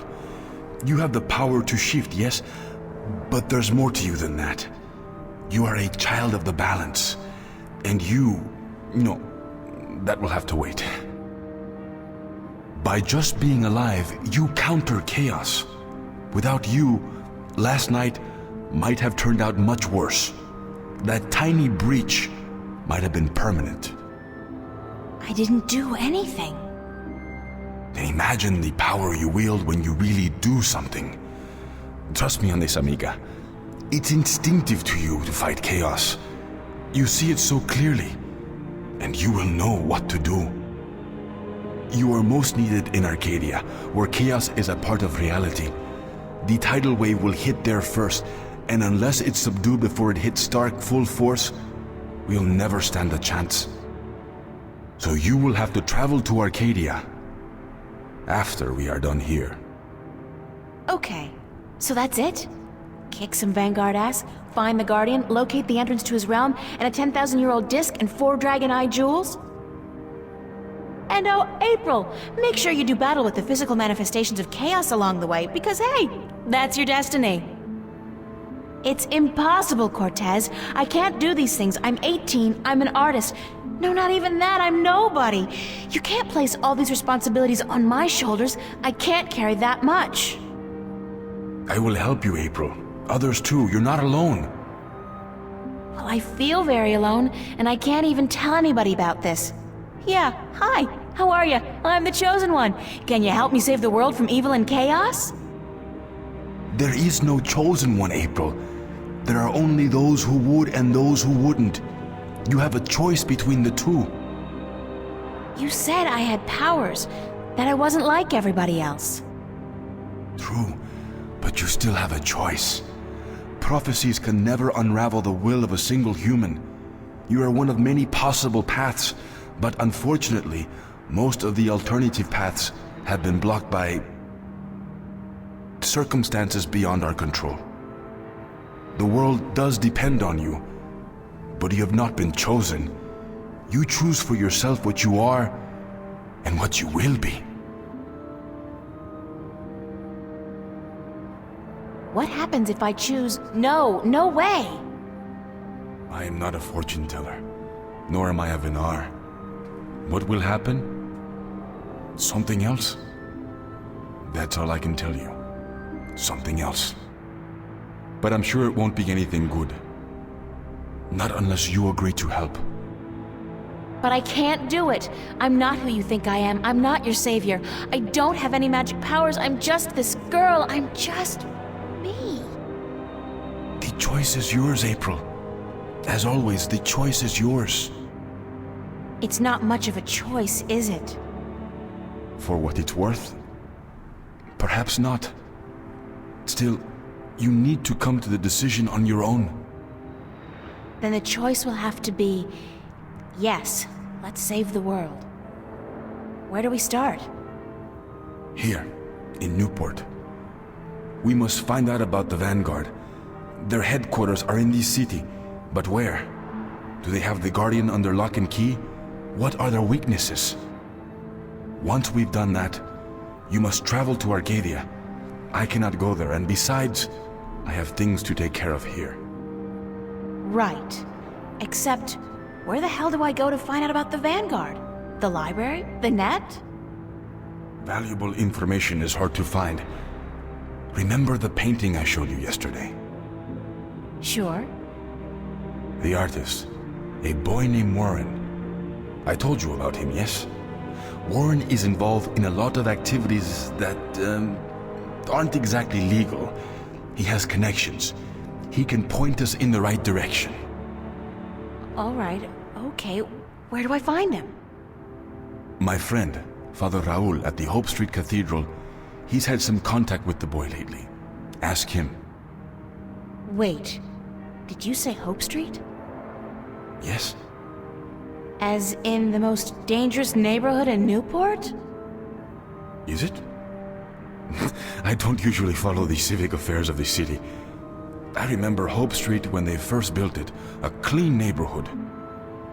That must have been a very long time ago. Still, I'm sure you'll be safe. You're a girl, no? A self-respecting gentleman would never harm a girl. It's the self-respecting gentleman part I'm concerned about. Still, I can handle myself. Father Raoul, was it? At the Hope Street Cathedral? Yes. He will lead you in the right direction. Help you find Warren Hughes. When you're done tomorrow, we will meet up at the cathedral late in the afternoon. I need to speak with Raoul as well. Okay, good. It's a plan then? Enjoy yourself tonight, April. Who knows what the future may hold? Good night.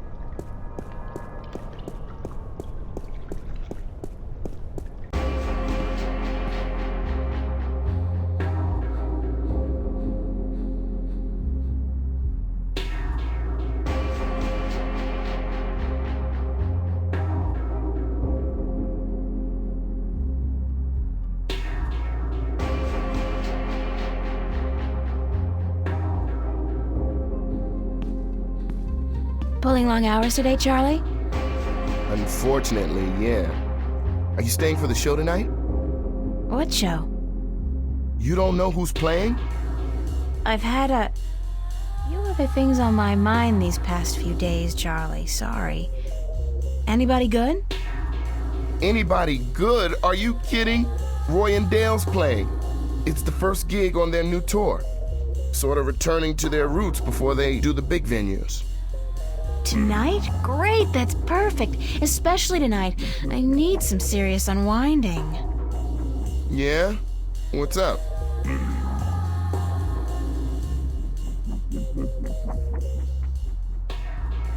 I just had the weirdest experience of my life. Weirder than what happened here last night? Much weirder, trust me. I mean, what happened here, it could be explained. A hologram, rapture gas, mass suggestion. That's stretching it a little, don't you think? What, rather than the alternatives? That we're all either going crazy or that something's breaking through from another world? You don't think that's stretching it? I don't know what I think, April. I just know that sometimes there are things lurking in the shadows that can't be explained by science. That the world holds more mysteries than we think. Maybe. So what's this thing you were gonna tell me about the weirdest experience of your life? You wouldn't believe me anyway, Charlie. Try me. No, really, I can't. It's too much, too close. I don't know if I believe it myself. Okay. You tell me about it later then, all right? Maybe.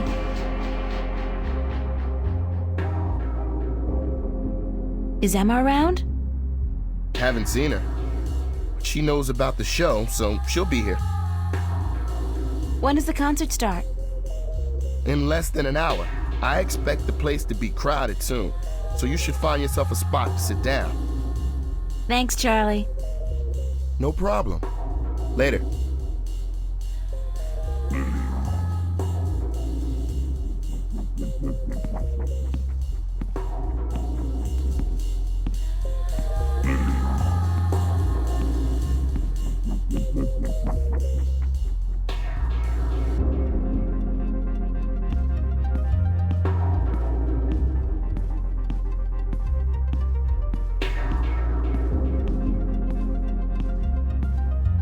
So where have you been all day? You didn't show up at school, you weren't at work, and then Fiona tells me you're out looking for Cortez again. And on top of that, Zach brags about bagging a date with you. What's up with that? Oh, shit! Zach! I totally forgot. He's gonna kill me. If I don't show up, that is. You mean it's true? You have a date with that asshole? I told him he was full of shit. I needed some information. And you sell yourself to get it? April, you're insane. Well, you're just going to have to disappoint him. I made a promise. To that sleazebag? That's a promise made to be broken.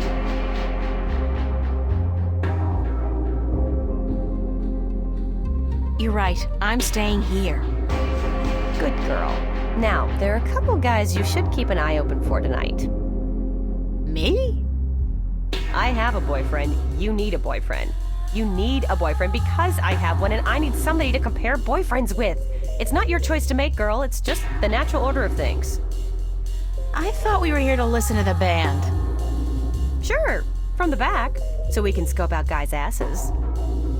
I don't know which place is weirder, Mercuria or the Fringe Cafe on any given night. Mark what? Never mind. So, okay, which guys are we looking for? Right. Now, you may want to take notes.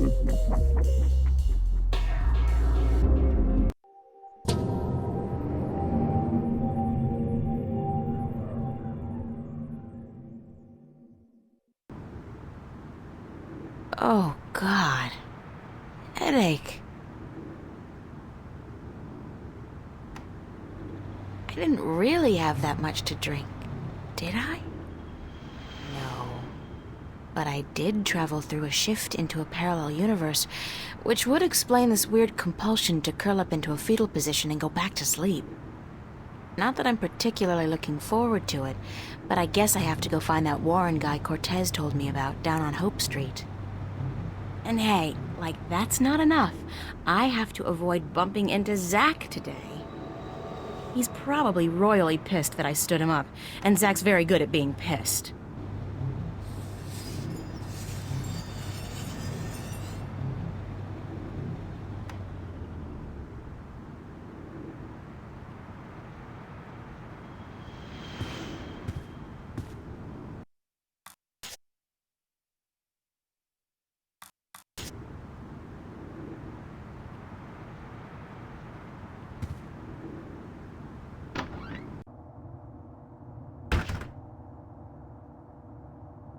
So you thought you could stand me up and get away with it, bitch. I'm sorry. What did you call me? We have a date and then you don't show? Leave me looking like a sad prick all night in front of my friends? I couldn't go, Zach. Get over it. I don't fucking care. You'll regret fucking with me, bitch. I can promise you that. I'm sorry, Zach. Sorry? Sorry doesn't fucking cut it, April Ryan. You should have thought about the consequences of your actions before it was too late. You'll be sorry you ever crossed me.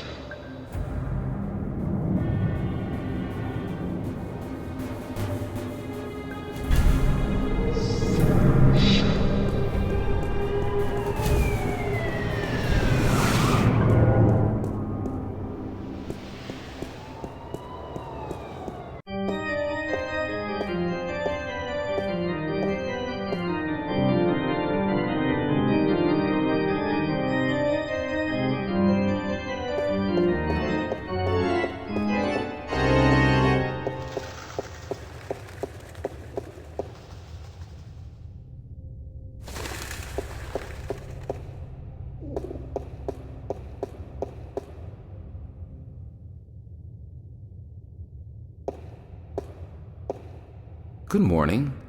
I'm Father Raoul. You're not a Hope Street regular, are you? I haven't seen you here before. I don't visit the neighborhood very often, no. And why should you? It's not a very nice place.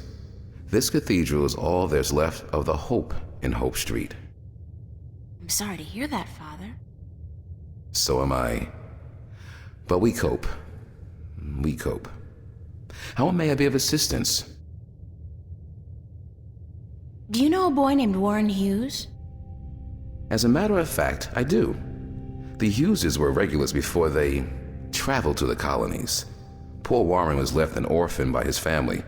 I haven't seen him for years.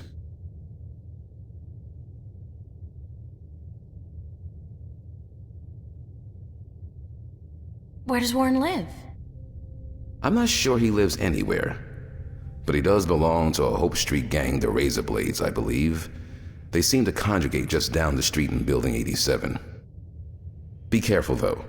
Although they're far from the worst gang around here, they're not a particularly friendly lot, and they don't care for strangers. I can take care of myself. I don't doubt that. Still, be careful.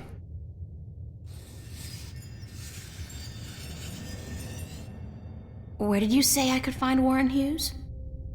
Your best bet would be Building 87, just down the street.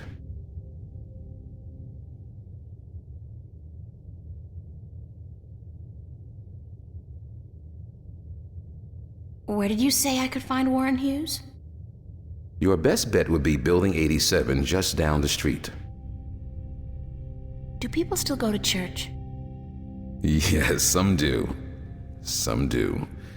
Religion is pretty resilient. Religion, sure. But there's so many new religions, and people tend to abandon the old ones, don't they? They'll be back. The Voltex and the Manus of the world offer only a fleeting chance of material happiness. What they cannot offer is spiritual enlightenment. So you're not worried about the competition? We have over 2,000 years of experience and tradition to build on. I don't see us just rolling over on our backs and giving up. No.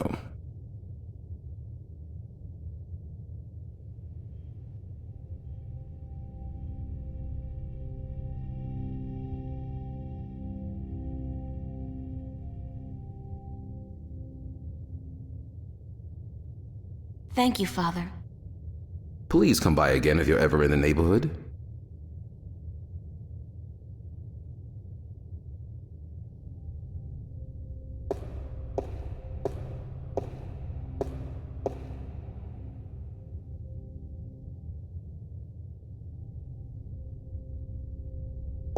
April Ryan, you have got to get past yourself.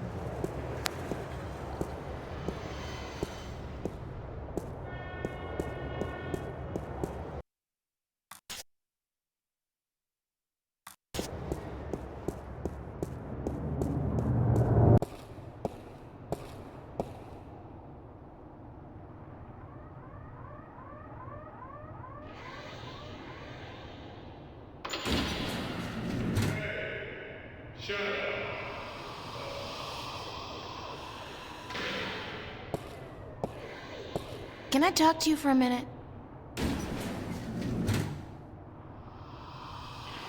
You know where I can find a kid named Warren Hughes? Who's asking? I am. Warren Hughes. Never heard of him. What's your name? What's yours? April Ryan. Lucky you. All right, well, I guess you can't help me. Nope. Nobody can. What do you mean? A nice, pretty girl like you in a neighborhood like this, asking all the wrong questions. You're heading for some serious trouble, you know. I can take care of myself. Mm-hmm. Sure you can. The thing is, there are 4 guys waiting downstairs for you to come back out, and they can take care of themselves real good. I'm not looking for trouble. Trouble found you, girl. What do you want from me? I should have asked you the same question. Except I don't care. You should have thought twice before coming after me. After you? I didn't come... So you're Warren? What, like you didn't know? No. Cortez told me your name, where to find you, but... Hold on. Cortez? Old Spanish talking dude. Real crazy in the head? That's a fair description, yeah. Shit. You're not a cop. Social services? Corporate? No, I'm a friend of Cortez. He said to look you up. I haven't seen Cortez in a while. Not since before. So what does Senior Cortez want with me? We need some help. What kind of help? Look, I gotta stay incognito most of the time now that corporates and cops are stepping up their search for us. I can't go risking my ass for nobody. Not even Cortez. That's all right. I just need some information on a group called the Vanguard and their leader, Jacob McAllen. Oh, sorry. Never heard of those guys. You wouldn't have. They keep to themselves, and they got some kind of cover operation going, but I don't know what it is, and... Need to find out? Alright, here's the thing. I got a friend who might be able to help you out. Great! Hold on.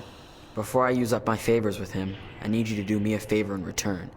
Probably even help yourself out at the same time. Fair enough. What do I have to do? Easy. Break into the Newport Police Department computer archives. Get me some information on my family. Destroy my criminal record and get the hell out of there. Preferably alive. You want me to risk my life for a personal favor? If you don't do this for me, I won't help you out. Besides, there's probably some information on the... Vanguards, was it? In the archives. And that information will be valuable to my friend if he's gonna help you out. I'll do it. Smart decision. So here's the thing. My dad doped out on raps and seduced by commercials. Sold out our whole family to the shiny happy colonization program for a lifetime supply of the big R. The Rapture. He neglected to ask his lovely wife and children, and the corporates didn't care. One day they came to pick up my mom, my sister, and me. I got away though, snuck out the window, and I spent the next 2 weeks in a dumpster. And your family? That's just it. I don't know. Off to the colonies, of course, but which one? I don't know. Sometimes they split up families too. You know, they don't tell you that in their ads. I don't give a shit about my dad, and my mom, she's tough. She can take care of herself, but I want my sister back. We were real tight. I'm not gonna let them use her in the mines and factories out there. So, you want me to find out where they took your sister? That's it. You're catching on. You do that for me, and delete my criminal record at the same time to get them damn corporates off my ass. I'll give you all the help you need. What was it you wanted me to do again? Break into the police archives, get information on my family, delete my criminal record, and if you're smart, check out what they got on the Vanguards, or whatever they're called. And then you'll put me in touch with your friend. He owes me one, yeah, and he can help you out with everything you need. Where's the police station? Take the subway to Metro West. You'll come out on what they call Cop Street. You'll see the NPD headquarters down the block. You can't miss it.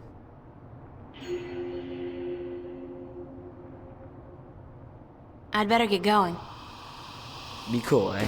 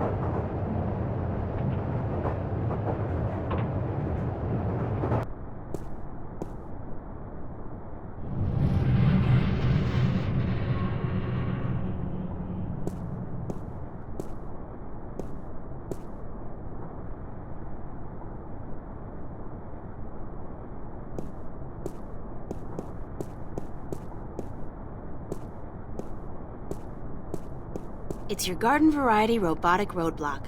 You see them all over this pothole-infested town. There's a small control panel on it. The display reads 3018.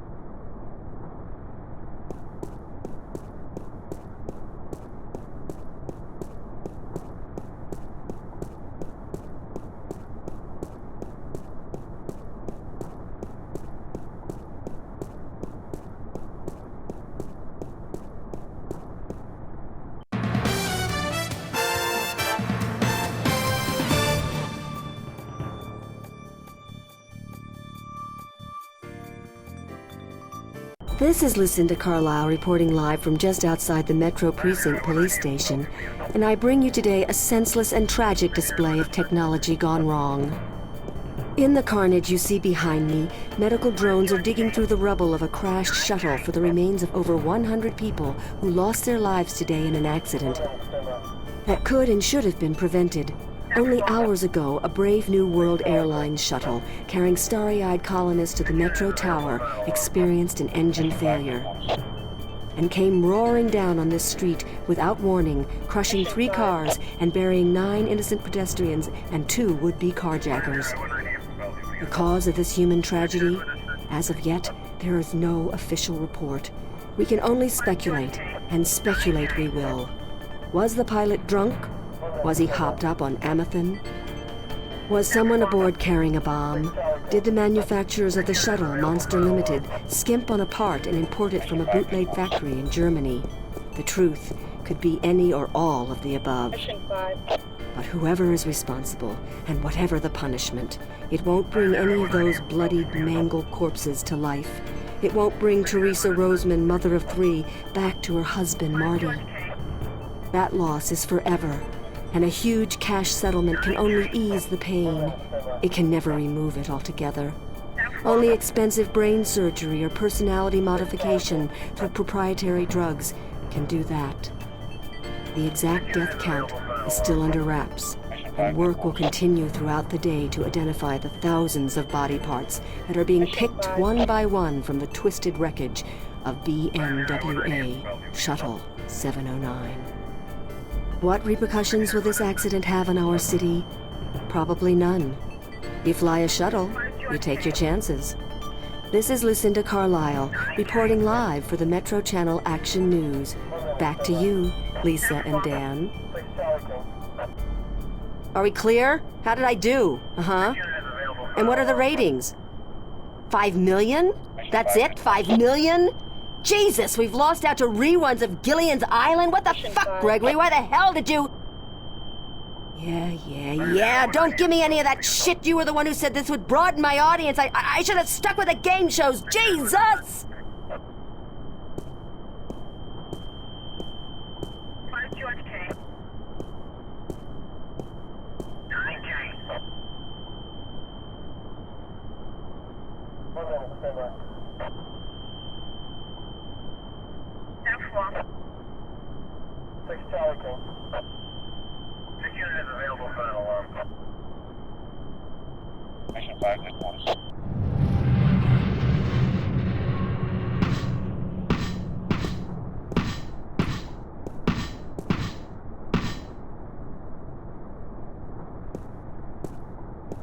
Hey!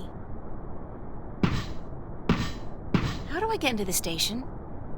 That is the question, is it not? Pardon? To get in or not to get in? That is the question. Good grief, more weirdos. Oh, I'm not a weirdo. I'm an actor. No offense, but isn't that an oxymoron? Lady, you are the cruelest she alive.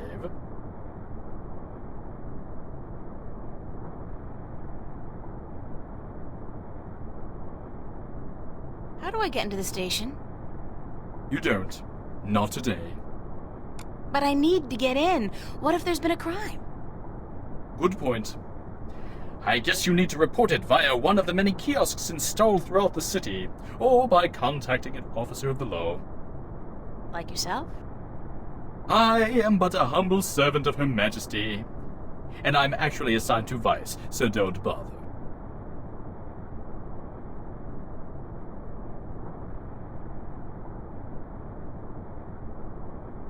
Any chance you'll let me through? Shower me with sweet forgiveness, Princess, but unfortunately, I cannot. The doors ain't working.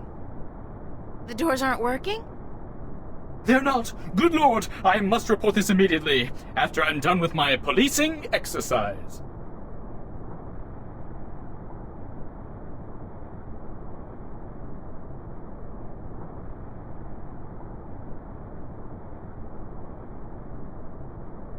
Did you say the doors weren't working? Ah, correct. The only things getting in and out of the station today are police officers, prisoners, and garbage. Aren't they all pretty much one and the same thing? Cutting words from a wench's barbed mouth? What did you call me? Sweet princess. That's more like it. How are you able to bring garbage out and prisoners in when the doors are broken? These doors don't work, but the gate downstairs does, of course. You can only get through that inside of a vehicle. The security measures are quite extreme. Like how extreme? Can you say radiation poisoning?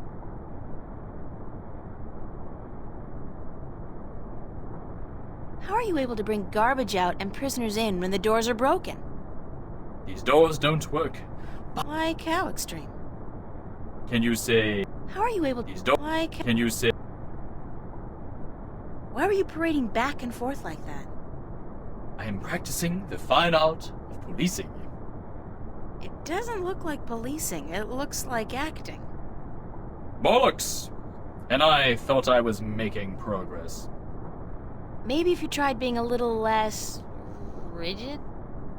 Yeah, but it's this bloody suit. It makes everyone move the same way. I'm not able to release the character. Are you an actor or a cop? Both, darling, both. I am an actor, but I will portray an officer of the law in my next motion picture. It's called Mad Cop 2. I play the Mad Cop's friend, the somewhat ticked-off cop. I think I saw the first one. It stunk. I agree. But this one has a certain, je ne sais quoi, flair that the original lacked. You mean more violence, more sex, less plot? That's it. So you're doing research for your next role? Indeed, my fair maiden, I am. I have been assigned to a squad to capture the essence of Her Majesty's honorable service. And what squad would that be? Vice.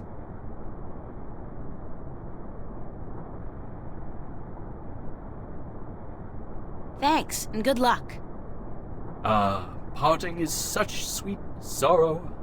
Farewell, princess. Till we meet again, farewell.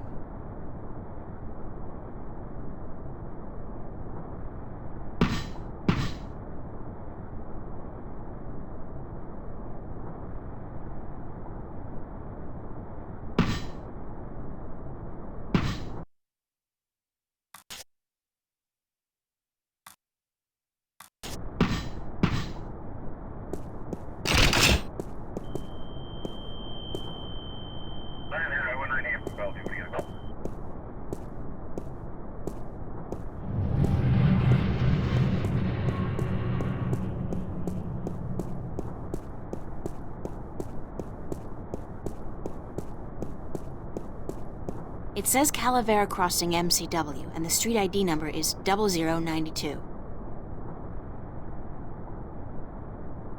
I do all my grocery shopping at T-Rex. Not that their food is particularly good, nor their prices particularly low. I just love their ads. They're pretty cool. Especially the one where they built an actual-sized robot dinosaur and sent it out to mangle a competing chain of grocery stores. For real. I don't know if anybody got hurt, but man, that campaign kicked ass.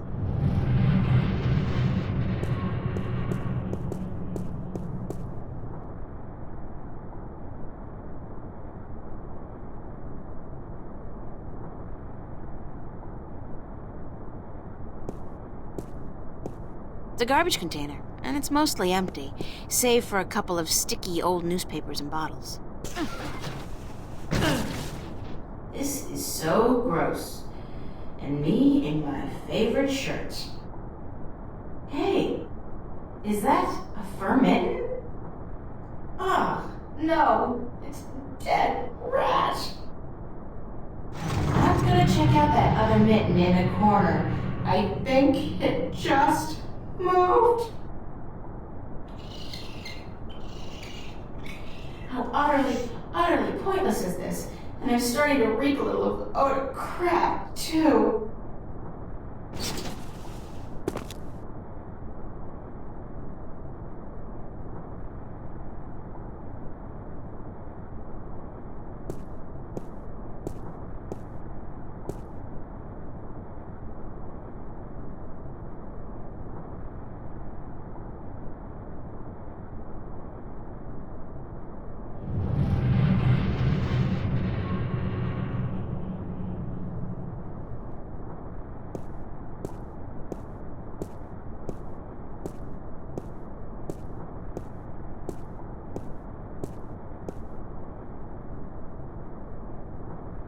Perhaps if I try entering the idea of the intersecting street, the roadblock will move.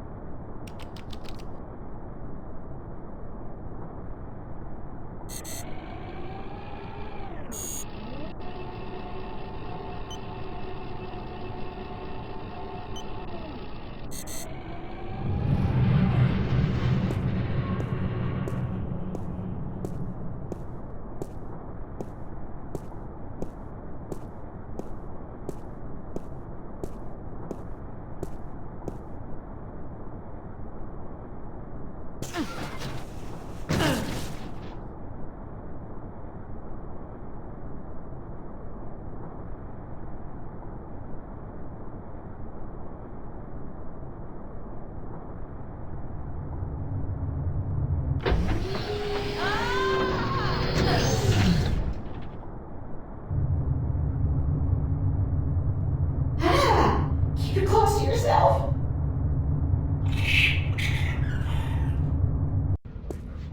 That was so gross. The things I do to save the world, I mean that smell, that sticky stuff, the way that rat just wouldn't let go. Disgusting.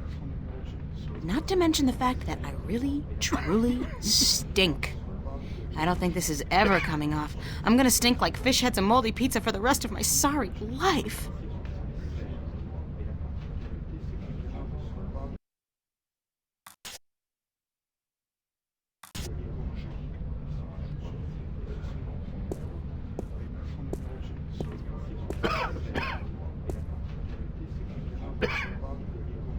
From my extensive knowledge of cop shows, I'd say she's probably the desk sergeant on duty. For some reason, they're always slightly overweight and grumpy.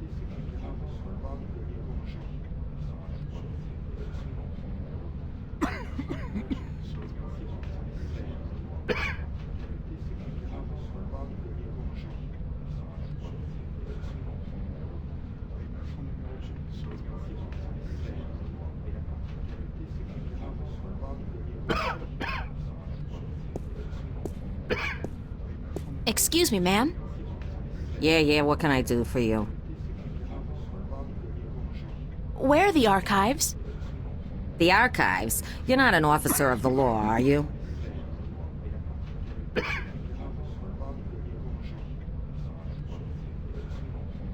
I'm in training at the academy, and I need to get into the archives to study. You're in training? Uh-huh, sure you are. Then what the hell you doing here? You should be at the academy doing push-ups and learning how to bullshit like a pro. About the archives. You're not an officer of the law, are you? Yes, I am. If you're a cop, where the hell's your uniform? Your badge? Your standard issue disruptor pistol? At home. They're all at home.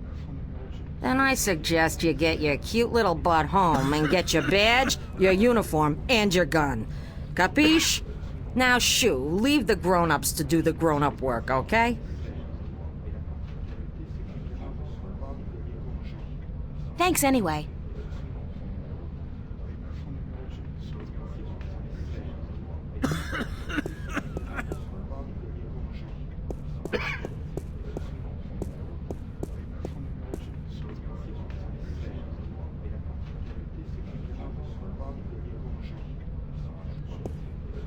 Hi. What do you want? We're on our lunch break, honey.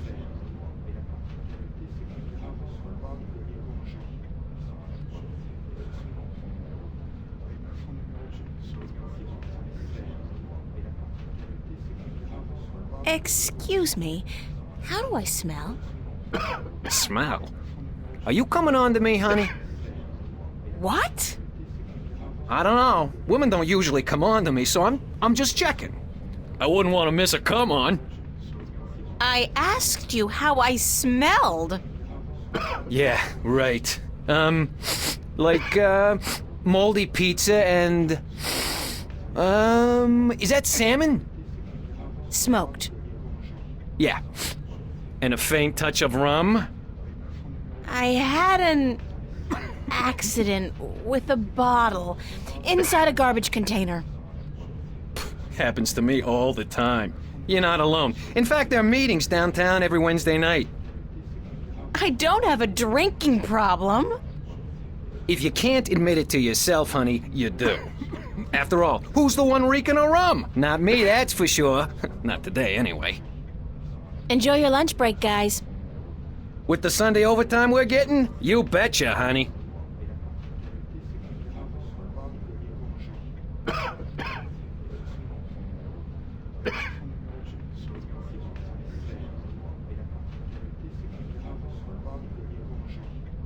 It's me again. Enjoy your lunch break, guys. With the Sunday overtime we're getting? You betcha, honey. They don't open manually. It's a toolbox. There's a sheet of paper in here.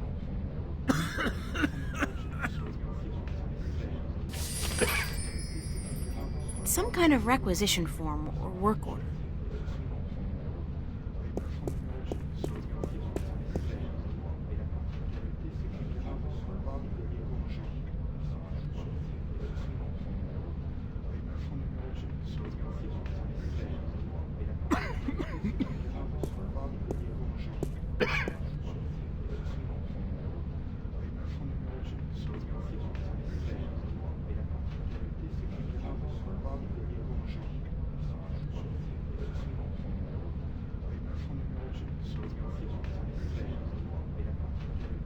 It's me again. Enjoy your lunch break, guys. With the Sunday overtime we're getting? You betcha, honey.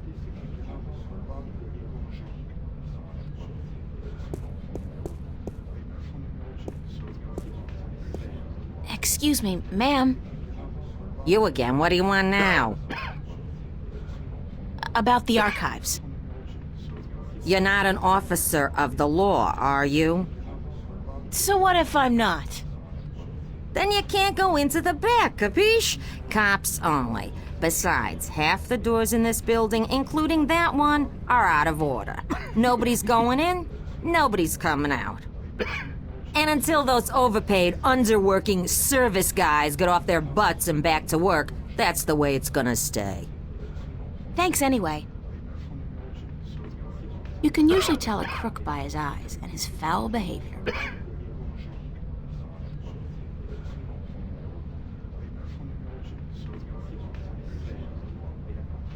You can usually tell a crook by his eyes and his foul behavior. Bocama Mercer Corporate Labor Union, form number 09042. Short-term tactical suspension of union members' benefits. It's a carbon copy of an old work order.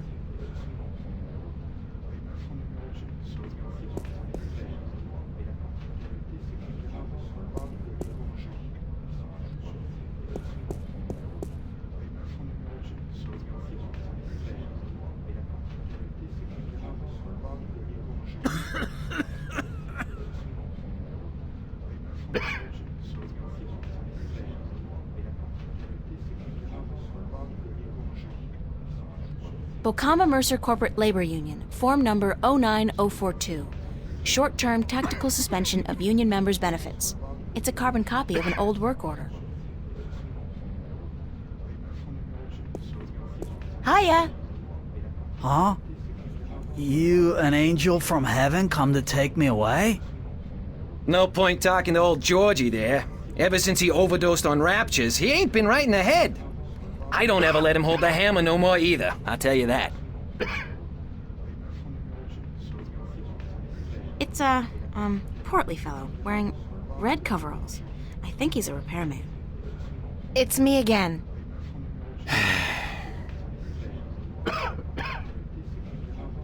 Why aren't you guys working? We're on our contractually bound lunch break. Huh. Right. But you're not eating. We're done eating, sure, but we're still on our break. Clause 16 of the contract, and I quote, improper digestion may prove detrimental to further work-related activities. End quote. Meaning what? We're letting the corned beef settle, honey. Aren't you supposed to fix the doors? That's right. But instead you're just...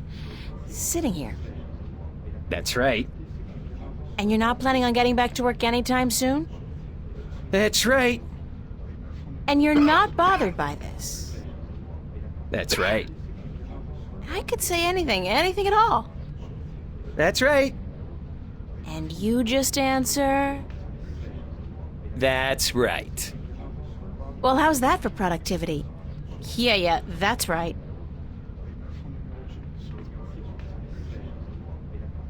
It'd be so nice if you could fix the doors. And it would be so nice if you could go away and leave us alone.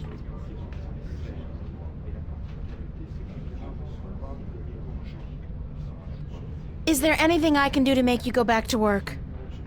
No, short of emergency, we ain't moving our asses in the foreseeable future. What constitutes an emergency? Any event accompanied by a specific work order signed in triplicate. What kind of work order? Well, you know. About the work order... Yeah? Which one? You know, for emergencies. You mean the short-term tactical suspension of union members' benefits requisition form? Sure. Well, if you were to produce said requisition with the appropriate signatures, we'd be forced to prematurely suspend our lunch break, for tactical reasons, of course. Thus, allowing our scheduled work to be completed. Don't you... You what? Never mind. Where do I go to get the requisition form? What form? The requisition form for the short-term tactical suspension of union member benefits. Any official office for which we perform services. Enjoy your lunch break, guys. With the Sunday overtime we're getting? You betcha, honey.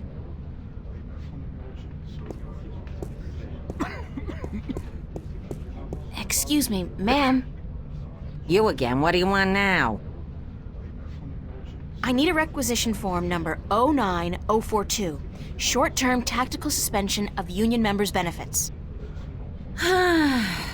Hold on.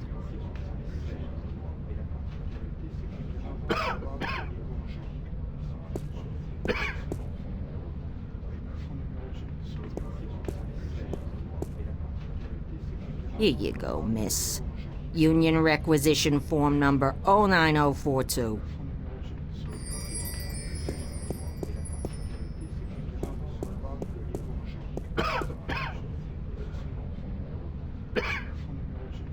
I better fill out this work order first.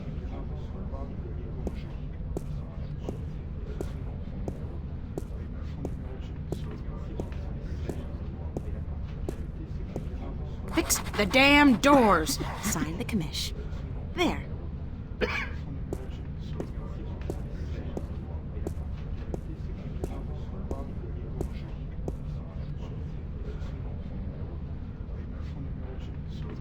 Now we're set.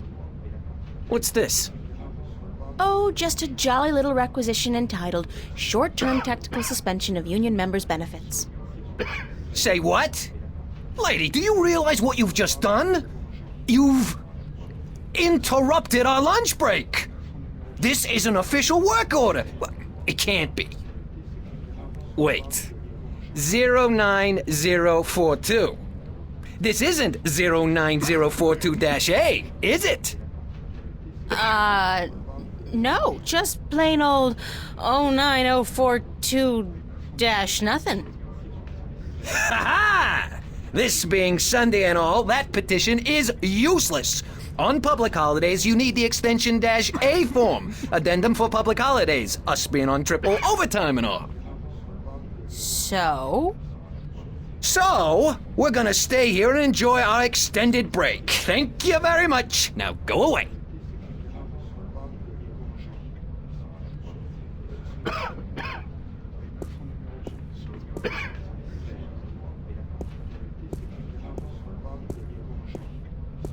excuse me, ma'am.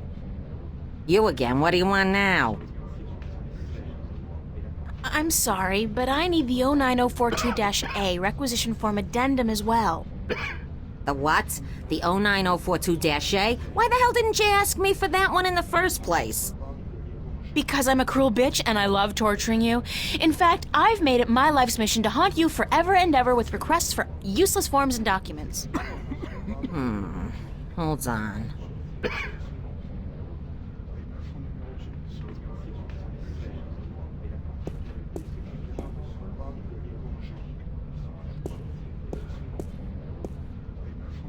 All right, requisition form number 09042-A.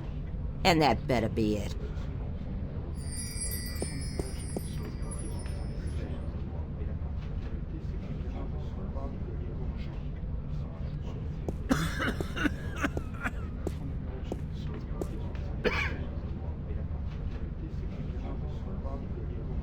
Okay, now we're set. I hope. Why do you keep bothering us? Don't you have anything better to do? No, absolutely not. This is requisition form number 09042-A, the short-term tactical suspension of union members' benefits requisition form with the public holiday addendum. Balls! We've been nailed, George. Get your ass off the chair. We're going back to work, thanks to this lovely young lady.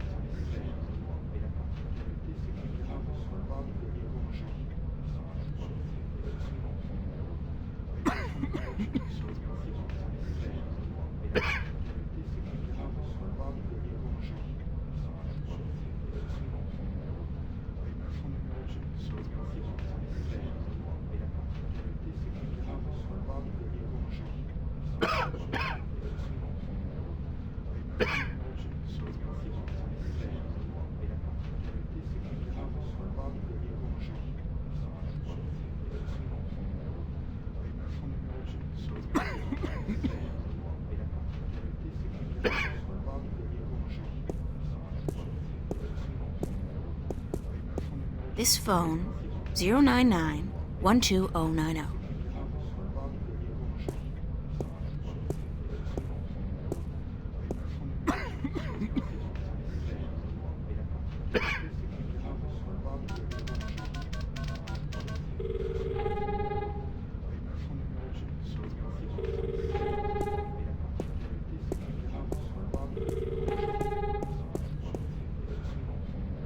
Hey, there's a phone call for you. For me? Who is it? I think it might be union business. Out of my way, lady!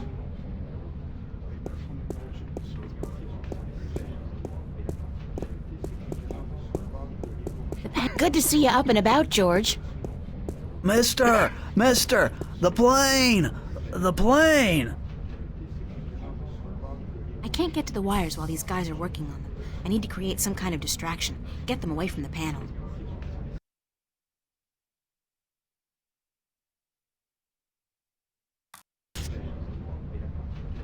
There's a call for you too, sir.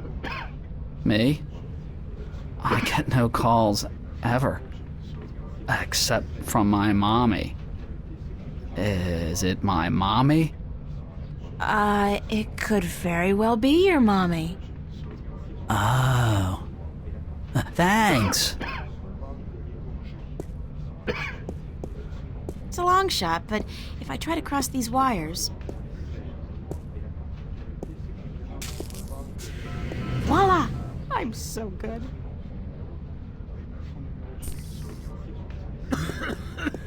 Hey, you can't go back there. It's a restricted area. I need to distract her, but how?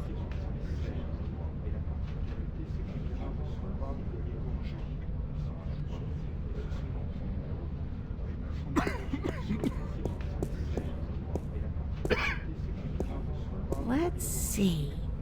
What's the most difficult form to get a hold of? The label on that shelf says, reporting indecent or lewd behavior by bingo or BM personnel, number 31366.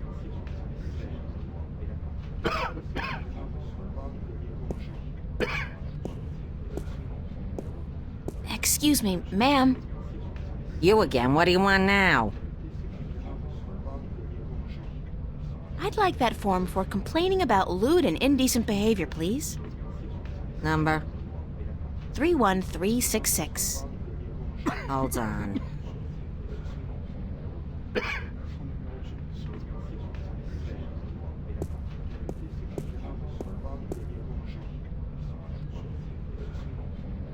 They don't open manually. The panel is open, and some wires are hanging out.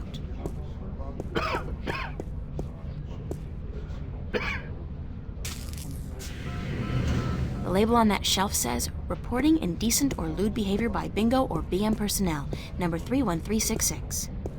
Excuse me, ma'am. You again, what do you want now? I'd like that form for complaining about lewd and indecent behavior, please. Number?